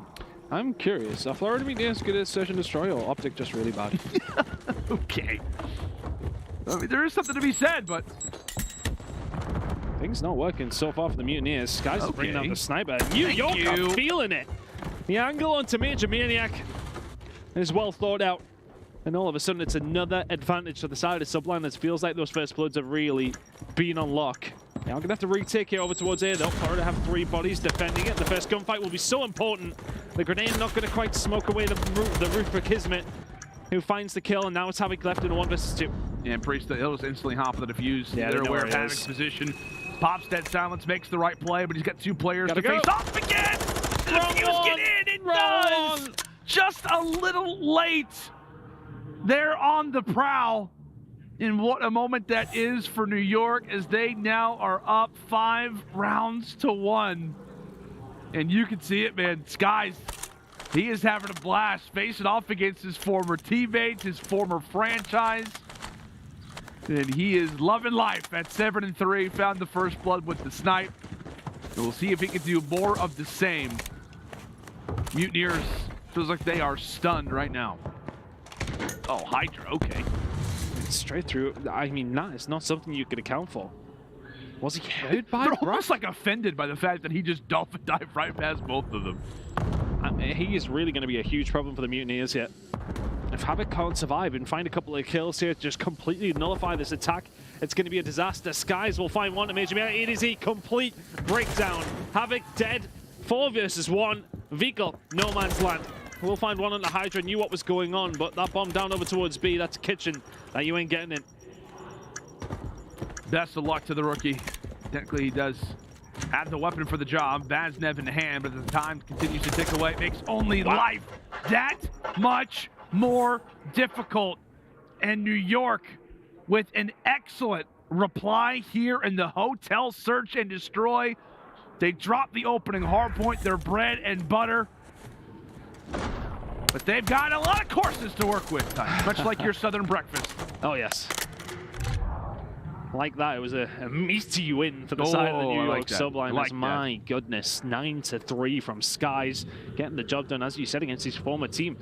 And there we go. I mean, we kind of talked about it in map number 1, Florida Mutineers. If you can take map number 1, you are cruising. Search and Destroy, surely it will be going over towards the Florida Mutineers. It does not play out that way. Subliners answer back with a dominant Search and Destroy win. Florida Mutineers, that advantage you had is all but gone. Yeah, it definitely is. And that's what we talked about. I mean, we were discussing, hey, after the opening hardpoint, how much that really shifts the outlook of this series. It feels like now, okay, well, Florida, they've got a lot to work with. This very well could be a 3-0. Yeah, the New York, they continue to strut, man. They really do, showing that they are not just a respawn type of roster, but you give them the right map and search destroy, and they can look great. And you know, that is one thing that I feel like I did kind of take away coming into this S&D was, like I said, there have been 3-0 victories. They have looked well coordinated versus the likes of LAG and Minnesota in Search. Those are two teams that you would not want to face off against in Search if you had your choice. So New York, very, very impressive last 3 wins in these S&Ds, making these rosters work for it. But right now we are tied up at 1 apiece. We're going to throw it to a quick commercial break. When we come back, it's time for some control on Hotel.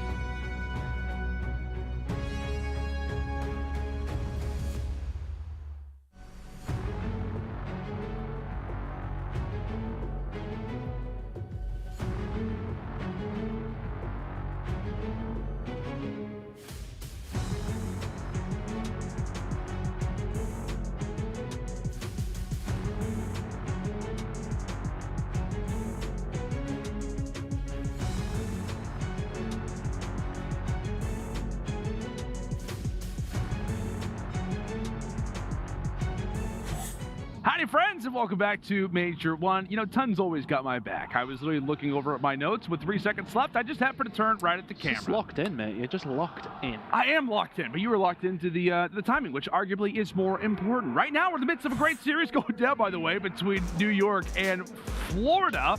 Battle of the East Coast. These are our maps and modes presented by GMC Hummer EV. Florida, yeah, they took map number 1. New York, yes, they won the S&D. Trying to answer all your questions, and I'll toss this one to you, Tun. How do you feel like this hotel control could go? Honestly, based on what we kind of analyzed in those first 2 maps, it's really hard to say. No idea. It's a really difficult one. We thought this one would be the swing map, but kind of in the opposite direction. Subliners look phenomenal in that search and destroy. We said that whoever takes this map will probably go on to win the series. That could still very well apply. But really, we didn't think that Florida would be the ones to win the hardpoint and New York would be the ones to win the search and destroy. But here we are showing our analytical prowess, if you like, or maybe just mine. I maybe suggested it a little bit too eagerly to you, Lando, that would be the case. And I mean, what can I say? I've been hanging out with Ant, bad opinions all around. Oh, jeez, you know, just tell you what. I mean, honestly, just go reverse. Just go reverse. Whatever Nimbus tells you, just, you know, say the opposite. No, I mean, I did agree. I mean, I assumed that New York would take the opening hardpoint. I did have my concerns, just considering the fact that they've been having, you know, they've been playing a lot of Mercado, not a ton of hotel reps in comparison. So there was that element to it. And we do talk about recency. We talk about, you know, recent maps, as we will have to hit the draw for a moment. However, something interesting.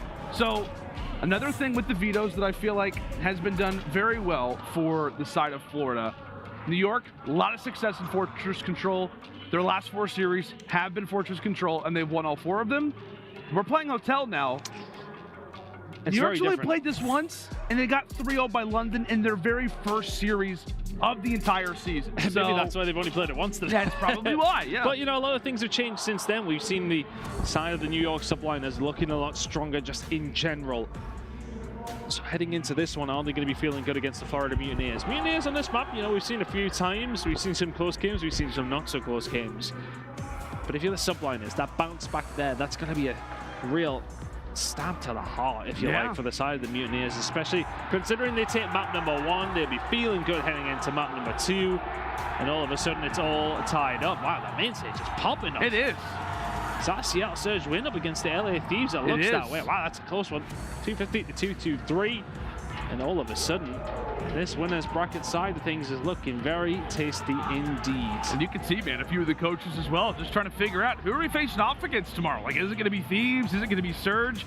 As we mentioned earlier, the winner of this series will face off against the winner of the match going down on Alpha. So as we talked about earlier, make sure, have that command center open, have Alpha, have Bravo left up to find out how our bracket's going to be shaping up. But excited to get into this control. I believe we have been reset, staring at, I think it's Vico staring at his gun, so I think we're primed and ready, Tunny, to hop into this control quite soon. And Vico really has impressed me for the side of the Florida Mutineers. May not be that guy that's putting up insane numbers, but he's a smart teammate. Yeah. Smart guy overall. This man knows 3 different languages. He does. That is impressive in itself. 3 doesn't sound a lot. It's 2 more than I know. I barely know English. It's true. It's true. I'd say it. You know, you don't speak American as much as I would like, but that's all right. Here we go. Into the control, baby. Excited to see how this one ends up shaping up. In swing mode we go.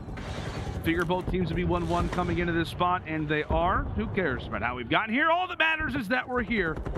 Florida starting things off on the attacking side, and pretty standard when we talk about the minimap, focusing all their attention at that A zone, Tunny. Much easier of the 2. Looking like they should be able to get a hold of it.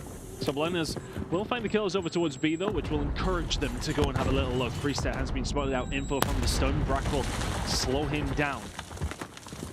It's really a good way to pick back up a really big gunfight win by Brack. Has to be the pinch, get some kitchen control of the other defensive team. Mind the push through from your spawn as well. But Mutineers will make easy work on the side of A, and we'll get a hold of it. Now we'll push over towards B. A couple of kills going towards the Subliners though. And we talk about it so often. You see where number 6, Skyz, is hanging out currently. 3-0 in the bedroom, locking that down as best as he can. And they're going to have to keep this focus at the top side of the map. I think a little surprise maybe are New York at how quickly the amount of Florida Mutineers players have found themselves over at the arches, making their way through the restaurant.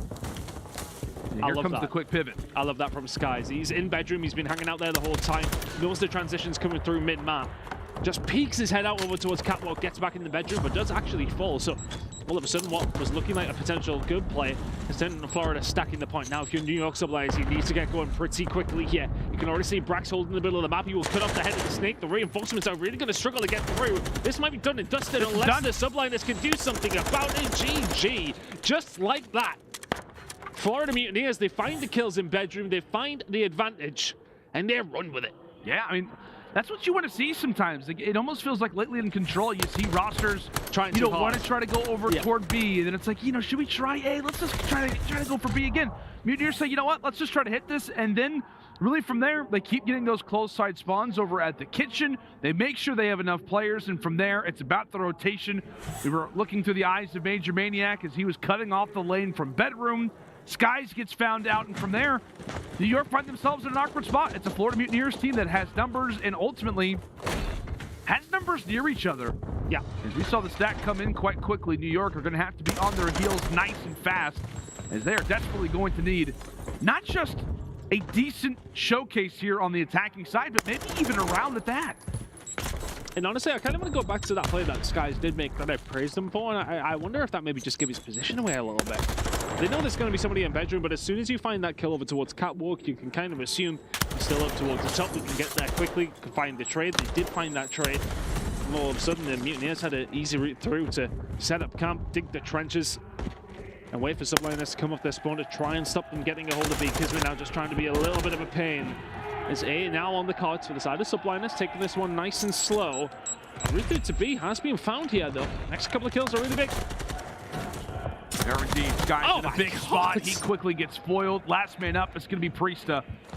And a minute on the clock, he could very well add an extra one to it. NYSL in a very big position. And in fact, let's step aside as they try to communicate and try to formulate a decent strategy over at the B zone. P4. Weak. Mike is still dead. Mike is still dead, guys. Hold on. He got hit by a trophy. Yo, listen, I'm in the spawn. I'm backing up our spawn. Yo, one minus spawn secret on me. Okay. Yo, one's gonna be our bed, 100%. Yeah, he spawned on you. Yo, works too. Take your left corner when you get up top. Yo, he's bottom bed. He went like long, too. Jumping. He's long, okay? Yeah, they have a trophy here. I'll see him. One spawn behind us, for sure. 100%. Top bed. I'm about to jump across this. Hold on. I got nade, I'm dead. He's close left on P4. He's 100% long. Nice, that's one. One's still long, okay? Yeah. Here you. I spawned long. He's not long. Square. I can help you. Nice, I can help you. Go, pitching up bed. Do it. Go. All of us. I got a trophy in one second. I got naded. Lobby. I have secret. Lobby, guys. Come for mid. Watch mid 1 second. Well, great check in there with New York, as right now they've got the stack. KiSMET eventually does get dropped. Can Vico make the play? No, he gets eradicated as well. Anything you could do, I can do better. New York, they needed a reply on the attack. We said they very well might need the round, and they gave us exactly what we asked for. And again, it's a similar story, isn't it? Neither team playing their lives as effective as they could have. It feels like challenges are coming through, maybe unnecessarily on occasion. For both two teams on the defensive side of things, just got to stay alive. And honestly, I know they may well be out the tournament, but OpTic Texas are one of the teams that I think are really, really good at holding that defensive side. Dashy, iLLeY, you're in lights, you're in bedroom, you're top blast, you're everywhere. And you just change your positions, play in the corners, slowing things down. You are not there to find a myriad of kills. Yeah. You are literally there to slow things down. And they're not doing that. They're maybe trying to be a little bit aggressive. Nonetheless, here we go. Uh-oh. Well, that's not the way that you want to start it off. It's a quick 4v2 for Florida to kick off this round 3 on attack. It's been all about offense so far here on the hotel. As KiSMET from one side, HyDra from the other. Doing a great job at weathering the storm for the moment. His vehicle called upon to take out KiSMET from this position. That then frees up his teammates to come off the spawn. Opens things up for the squad, and for now, it looks like this could be a quick capture. Brack aware of what could be a late rotation, a late flank through the back. As he'll cut away the first, another minute added onto the clock, and well, we've only seen 4 players die from either side. Very standard stuff, and kind of going with what's worked so far, Todd. Yeah, and honestly, I'd be very curious towards the end of this weekend what the comparison will be for attacking rounds on Control, specifically on Hotel as well.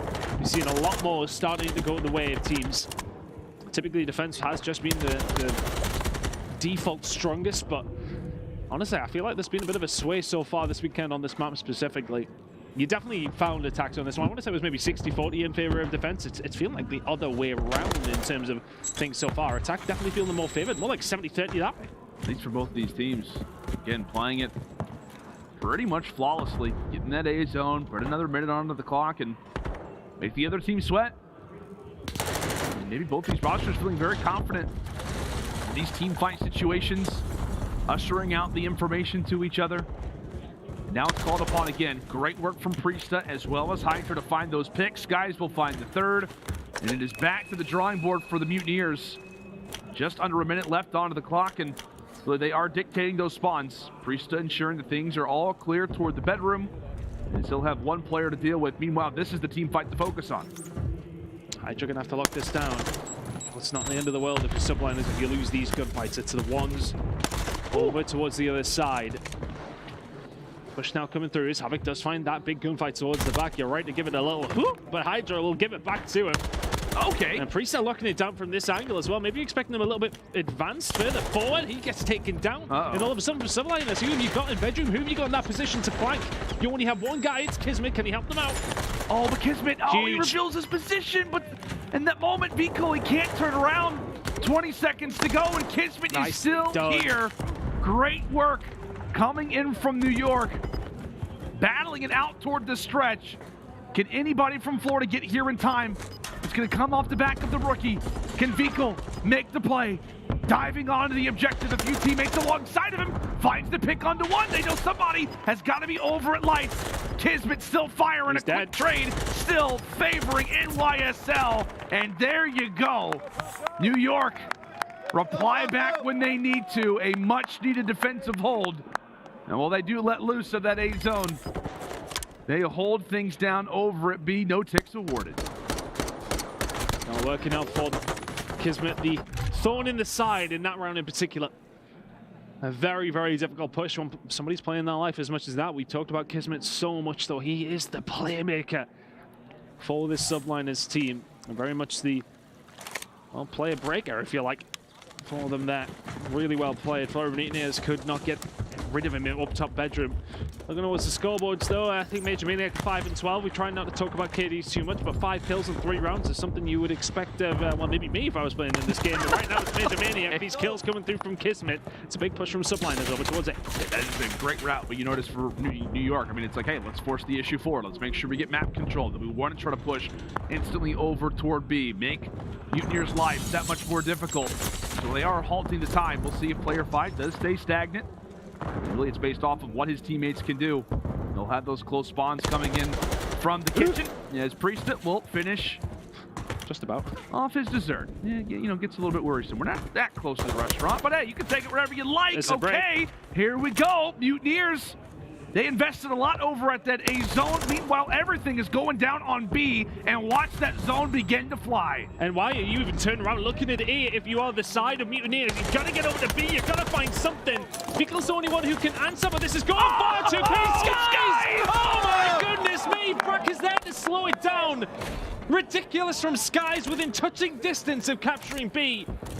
Mutineers will get there, but just about. My word, what a play there from Caesar.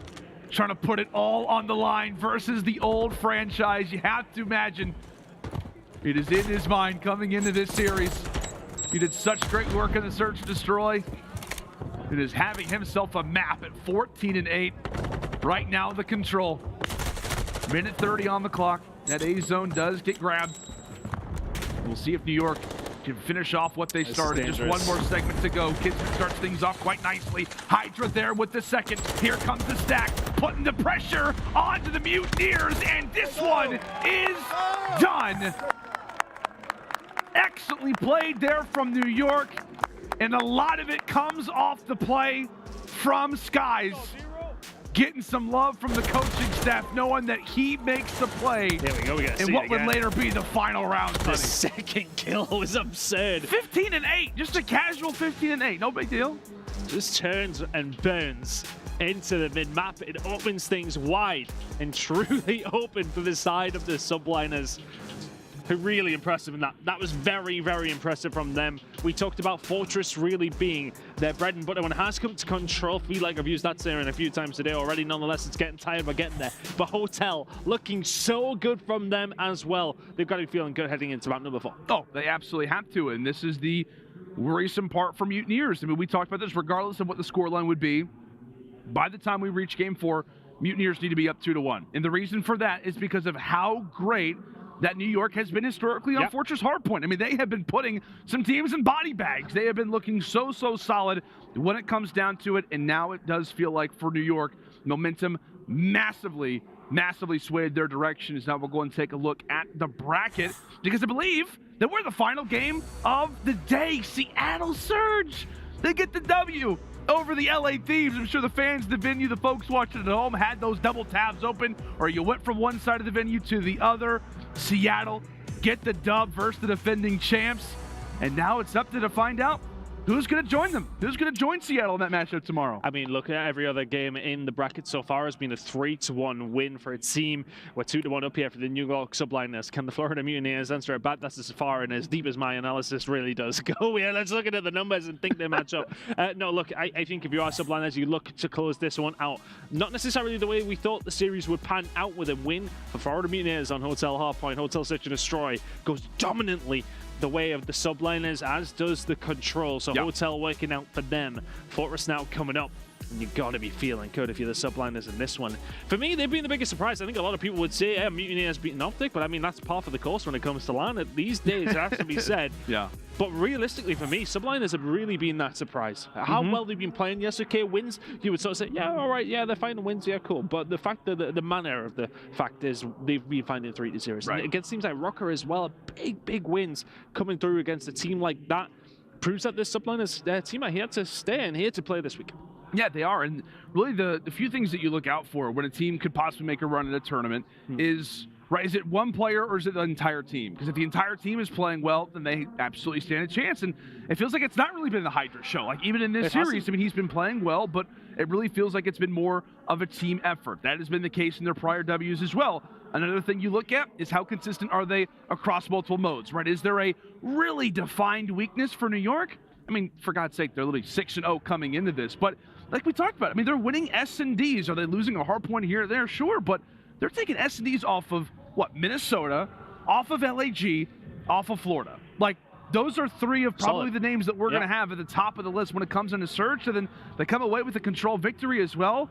I mean, if this is a W for New York, I mean, you could argue that they could be the favorites maybe going into that matchup versus Seattle tomorrow. They very well could be. I think for the overall tournament, I'm not going to reach into that far, and I don't think you would as well. I think a lot of people are talking about Toronto Ultra in a glowing kind of way right now. They look like the best team on the game. They look like the team to beat. But Subliners have quietly been doing their business. 3-0 across the board. S&D's looking good. They're looking good here against Florida as well. Taking that Control is a big stamp of their ticket over towards that semi-final, that winners bracket semi-final. I should exclaim. But honestly, I think we've still got some really good games left in this tournament. Of course, we've got tonight. Absolutely. We've got 2 days, actually 5 games on both. Well, on the Alpha broadcast tomorrow. We've got one more on Bravo. We've got one more on Bravo. But yeah, we have 3 games today. I feel like it still went so long. Every single game seems to be going down to the finite details towards the later stages of every single one of them. So we're really excited to have more action. We're only 2 days in. I feel like we're on like day 6 of 7. It does feel like that. But the reason why we did start a little bit later today is because of the Code Bowl. How do you feel about that, by the way? I'm sure you're a happy man right now. I feel great. The RAF coming through to win it. There was a lad on that team as well from Newcastle as well. Look you at love that. to see it. Big, handsome, tall, muscly fella. Just like me. Definitely. What did you just say? No, nothing. Did you just say Mostly, yeah. I got caught out on that one. Yeah, not going to happen, Tony. I'm sorry. I think the folks in the video might be snickering at that one as well, just a tad bad. Did I hear a few laughs? I think I did. We're the only match going on right now in the venue, so it's the way that it rolls. Ladies and gentlemen, I promise. Game 4. It's coming up here in just a matter of moments, making sure the players are set up, ready to go. Prediction time. I'm throwing it at you right now. I think Subliners close it out here. Ooh, they've kind of went in a weird way. And honestly, I think they've been looking at this series thinking, yeah, this could have been another 3-0. The hard point in map number 1 not going their way. Now Fortress is going to come up. We know how good they've been on this map, but can the Florida Mutineers spin this one on its head? Send us to another map number 5. They've been fond of them so far. I don't think we see it, though. 3-1 fashion. Actually, it's been 3-1 on Bravo every single game. It's 3-1 on Alpha at every single game today. So it would be very, very rude for the Subliners and the Mutineers to spoil that little pattern we've got going.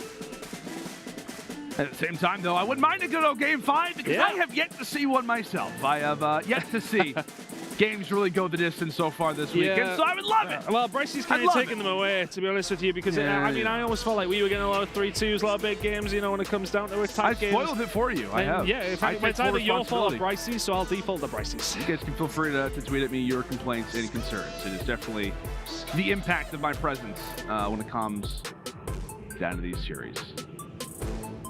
I digress. I believe we're going to have a quick little reset maybe in the game. So, as we said, Fortress Hardpoint going to be the one to look out for. And I don't know, man. Like it seems pretty cookie cutter to say this, but we know the way that this map works. Like it really is all about, you know, rotations and stuff. But oftentimes it comes down to your SMGs making plays. And I think when we talk about New York, we obviously know what players to look out for. Like KiSMET has been a man on fire. We know that HyDra, when he gets going in a map like this, he can be unbelievably dominant. For the other side, for Florida, now's the time, right? There's been a lot of critiques on Vehicle early on in this tournament. There were some critiques in the online portion for Havoc, how he really was not playing at all by any means his best Call of Duty.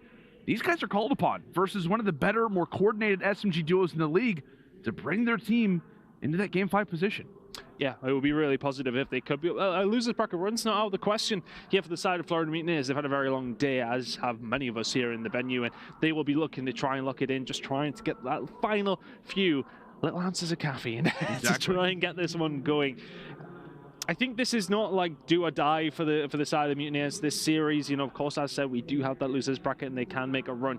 But I think they'll be looking at it, especially if they do go on to lose it, that 1-0 lead, then you get smoked in the mode that you would expect to be doing significantly better in. They will be feeling probably a little bit down about that. But if you can find another hard point here, which is not out of the realms of possibility by any stretch, by what we see in map number 1 is a perfect example that Florida Mutineers can stick with it in that mode. If they can find one here and send us to map number 5, they've still got to be feeling confident. Yes, okay, map number 2 did not go their way, as you can see on their screen, but map number 1 did. 250 to 230, still very, very close. The next two were not. Subliners, have they just turned up in time here? As we head into one of their more favored maps in Fortress. Mercado Search and Destroy will be map number 5 if we do indeed need it. And honestly, I kind of like that map for the side of the Florida Mutineers. So let's see how things are going to go on Fortress to close things out here tonight. It's nearly 10 o'clock, man. You're usually tucked up in bed by this point, aren't you? Oh, yeah, absolutely. I'm a father. I'm in bed by 8 p.m. at the latest. And awake at 2. That's exactly right. Up at 2 a.m. and then, you know, you go to bed for a few hours and no, it's 3 a.m. No, I thought I was asleep for a lot longer than that. I have enjoyed myself. I feel like I'm on vacation, to be honest with you. I was going to say, you're getting a couple of full nights sleep and everything. Jay crying in the room with you, is he? Is he crying in the room? Yeah. Yeah, you know, a little bit on occasion. You know, I do have to babysit Jay on you know, from time to time if we're not in the middle of a cast, in the middle of a series. He threw you off for that one, did I? He did a little bit, but you know, it is true. You have seen him tear up from time to time. I think he's honestly been tearing up a lot because of how great the New York's been looking. I know. I think we're smart. I mean, we had a good laugh in the green room actually after the first New York game. He came in. He was like, "I'm not supporting New York this year." And I wasn't Clint saying that either. It was Jay. But yeah, I think, you know, he was a little bit disappointed by what he'd seen, but I think he'll be very much encouraged after what's been going on here in Raleigh. Yeah, I know. Has to be said, they're looking really, really good. But I think they just need to keep it up. I think when we're going to see them coming up against some of the top teams, your teams like Seattle, albeit they won 3 online, have looked good so far, just beat LA Thieves. Guys like FaZe, guys like Ultra especially, but their game against FaZe tomorrow, banger, coming up presumably on Alpha, of course. That is going to be very interesting indeed. Let's have a little look at the bracket here. Seattle Surge awaiting the winner of this game, of course, will be played tomorrow. We ain't going into the wee hours just yet. Toronto Ultra against FaZe is going to be the other winners bracket semi-final. Down the losers bracket, Røkkr Legion, that one is locked in. LA Thieves awaiting the loser of this one. Anybody in particular in that bottom bracket that you think can make a run? Thieves, Røkkr, looking at those two. Røkkr really haven't turned up today so far. Yeah, I would say Minnesota Røkkr for sure, but I mean, honestly, I really have bet a lot on the Thieves. I mean, they are defending champions. It felt like to start off the league, They were looking fantastic off W versus Atlanta FaZe in the online qualifiers. So if there was a team to make a run, if there was a franchise, you know, the Thieves name has definitely had their fair share of incredible runs through the lower side of the bracket. It very well could be them. But both these teams trying to avoid the depths, trying to avoid single elimination. As we head in now toward Fortress Hardpoint, we were told the game is ready. I'm excited. I hope that you are, Raleigh. It's about to be a fun one. It's about to be an electric one. And as we head into this Fortress Hardpoint, New York already in the driver's seat. They can close this one out here.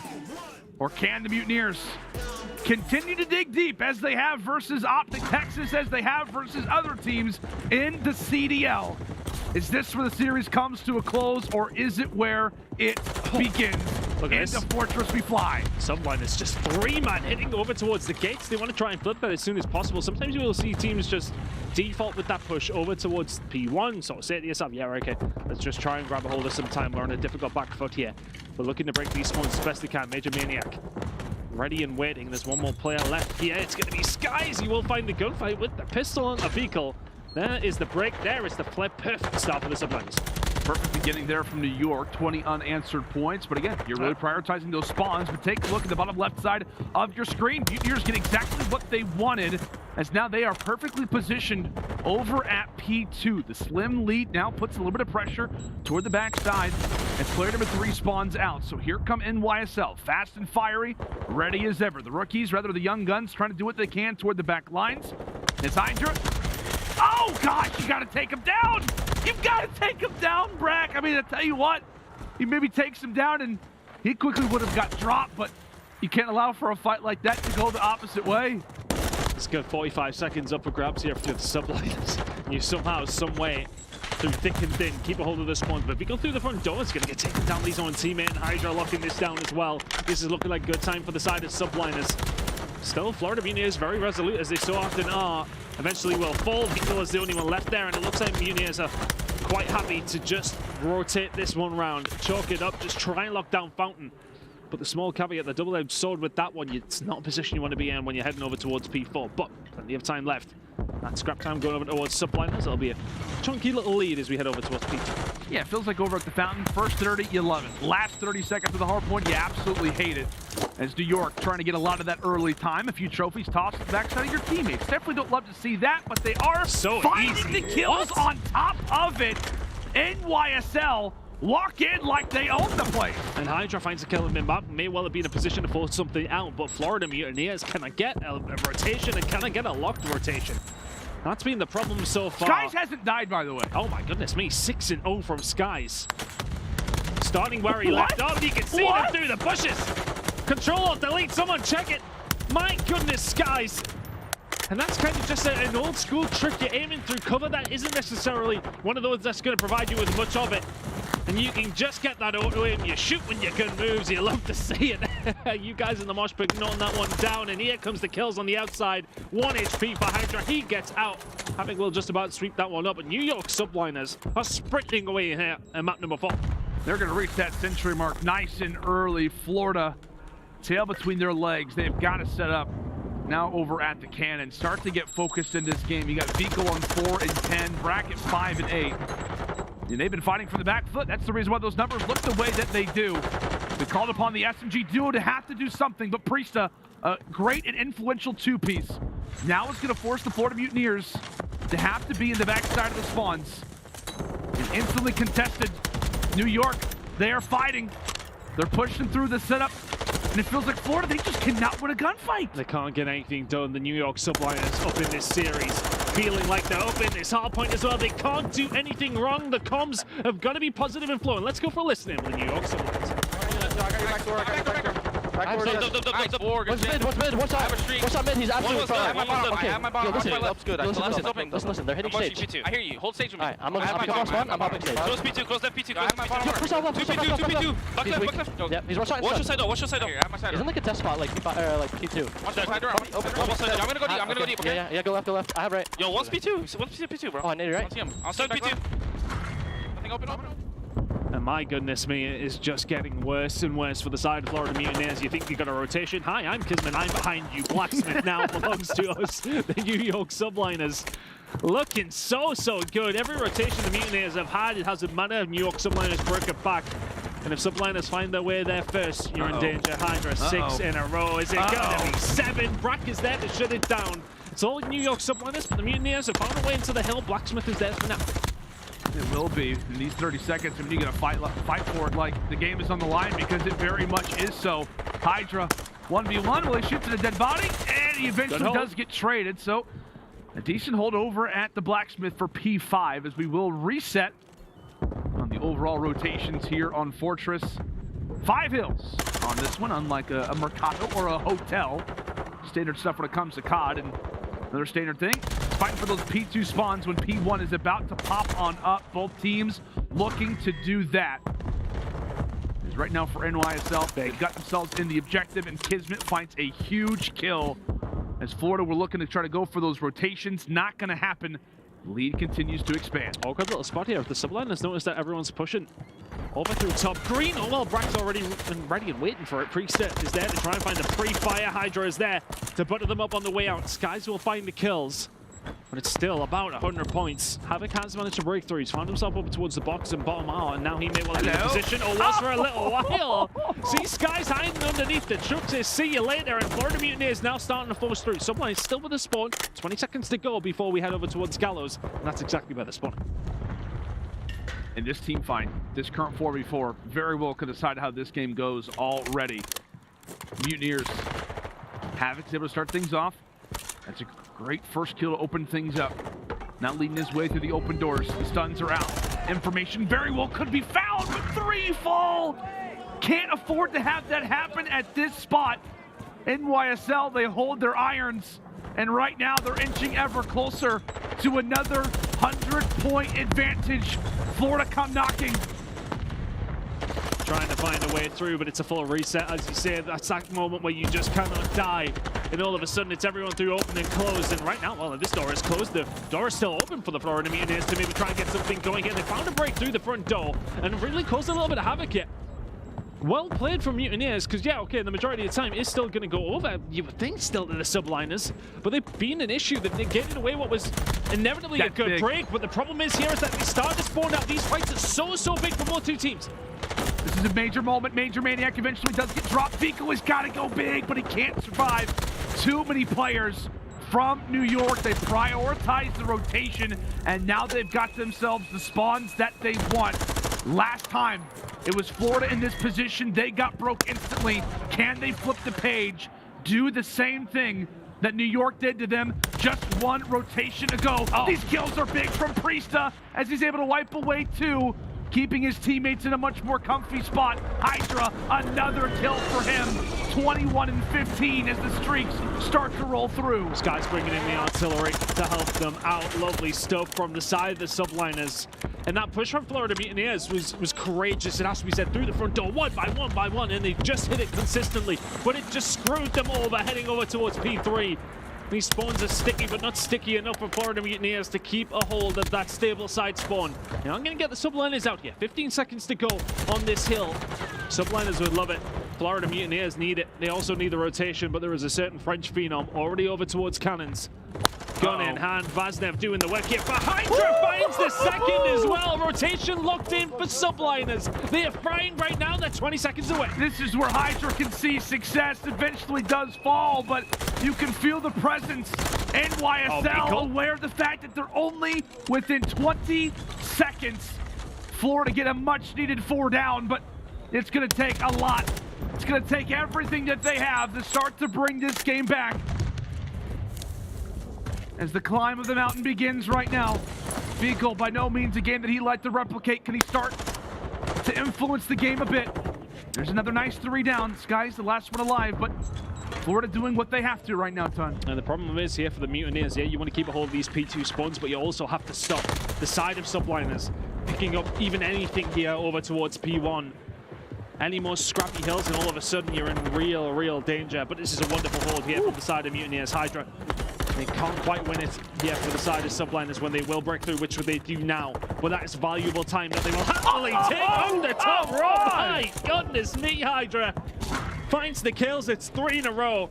We said he hasn't necessarily been the one popping up on the side of Subliners. He hasn't had to this map, though. He is getting things done with the FaZe. This may well be it. HyDra, behave. 5 more points. The French Phenom is strutting on the Mutineers as they remain flawless. Wonderful, wonderful performance from the side of the New York Subliners. I think after week number 1, everyone would have had them down, way down, towards the bottom of the power rankings. But my goodness me, do they look like a team here ready to win this event. Outside of map number 1, a very, very close game, they dominated the Florida Mutineers. And that was as convincing as any of the last 2 maps we had seen. A great performance by the Subliners. They'll be feeling super good heading into Saturday here in Raleigh. I tell you what, man, we're literally going into a CDL Saturday, and the New York Subliners have dropped a grand total of 1 map. That is it. They have lost 1 map. We questioned the ability of this team, how they can work together. We questioned, are they going to be a good search destroy team? They're answering it. They're checking off all the boxes. Florida, in terms of S&D, check. Minnesota, check. LAG, check. What happens if you lose the opening hardpoint? They can do that as well. New York, it feels like each and every single series, we're learning more about them, and they continue to impress and show us those layers. And it's the manner of the wins as well, isn't it? Every single map that they do go on to win there is convincing. And yeah, okay, the Florida Mutineers, a lot of people would say to them that it's not necessarily one of the best teams in the league, but they've taken down OpTic. They look great in Search and Destroy. New York Subliners bodied them on it. They look fantastic. And as I said, it is the manner of the wins that will cause havoc for some of these other teams. But now for me, I'm looking at that game against Seattle Surge. The big proving grounds for me. Yeah, okay, beat Minnesota Røkkr. They weren't at the races today. That's a win that, yeah, okay, you take it's a good team. But Surge are a championship winning team. They are a squad last season that looks so, so good. This is going to be a real test for them. If they can get past this test, well, anything is possible. Yeah, it absolutely is. We'll go and take a look at that bracket, which is going to be kicking off tomorrow. Cannot wait to see how it goes. CDL Saturday will be treating us, and there you have it. NYSL taking on Seattle Surge. The other winners bracket matchup that we're going to have is Toronto taking on the Atlanta FaZe. But take a look toward the bottom. Røkkr v Legion. And off of that loss, the Florida Mutineers are going to have an instant matchup versus the defending champions, the LA Thieves. That's a very difficult test, honey. Yeah, things don't get easier. As soon as you get out of these groups, of course, we don't have many teams left at all. 8 squads trying to fight it out. None of these games are easy here, Lando. None of them at all. And Saturday is going to be so exciting. I have no idea who's going to win it still. I think a lot of people's money would still be on Toronto Ultra, but it is very much up for grabs. Yeah, without question. There's a lot of dark horses out there, but it's time to stop sleeping on the Subliners. If there was a way to kind of summarize what exactly that last series was, it is time to stop sleeping on this squad because these boys are coming out to fry. Any final words, baby? No, I'm very excited to see what happens tomorrow, to be honest with you. Excited to chill out tonight, ready for a marathon tomorrow. It's going to be great. It's going to be great, folks. We appreciate you guys for checking out all of the matches today. We appreciate you for pulling up that command center, hanging out with us here over on the Bravo station. That's going to do it for myself and Ton. We will catch you guys for a wonderful day number 3 here of Major 1 tomorrow.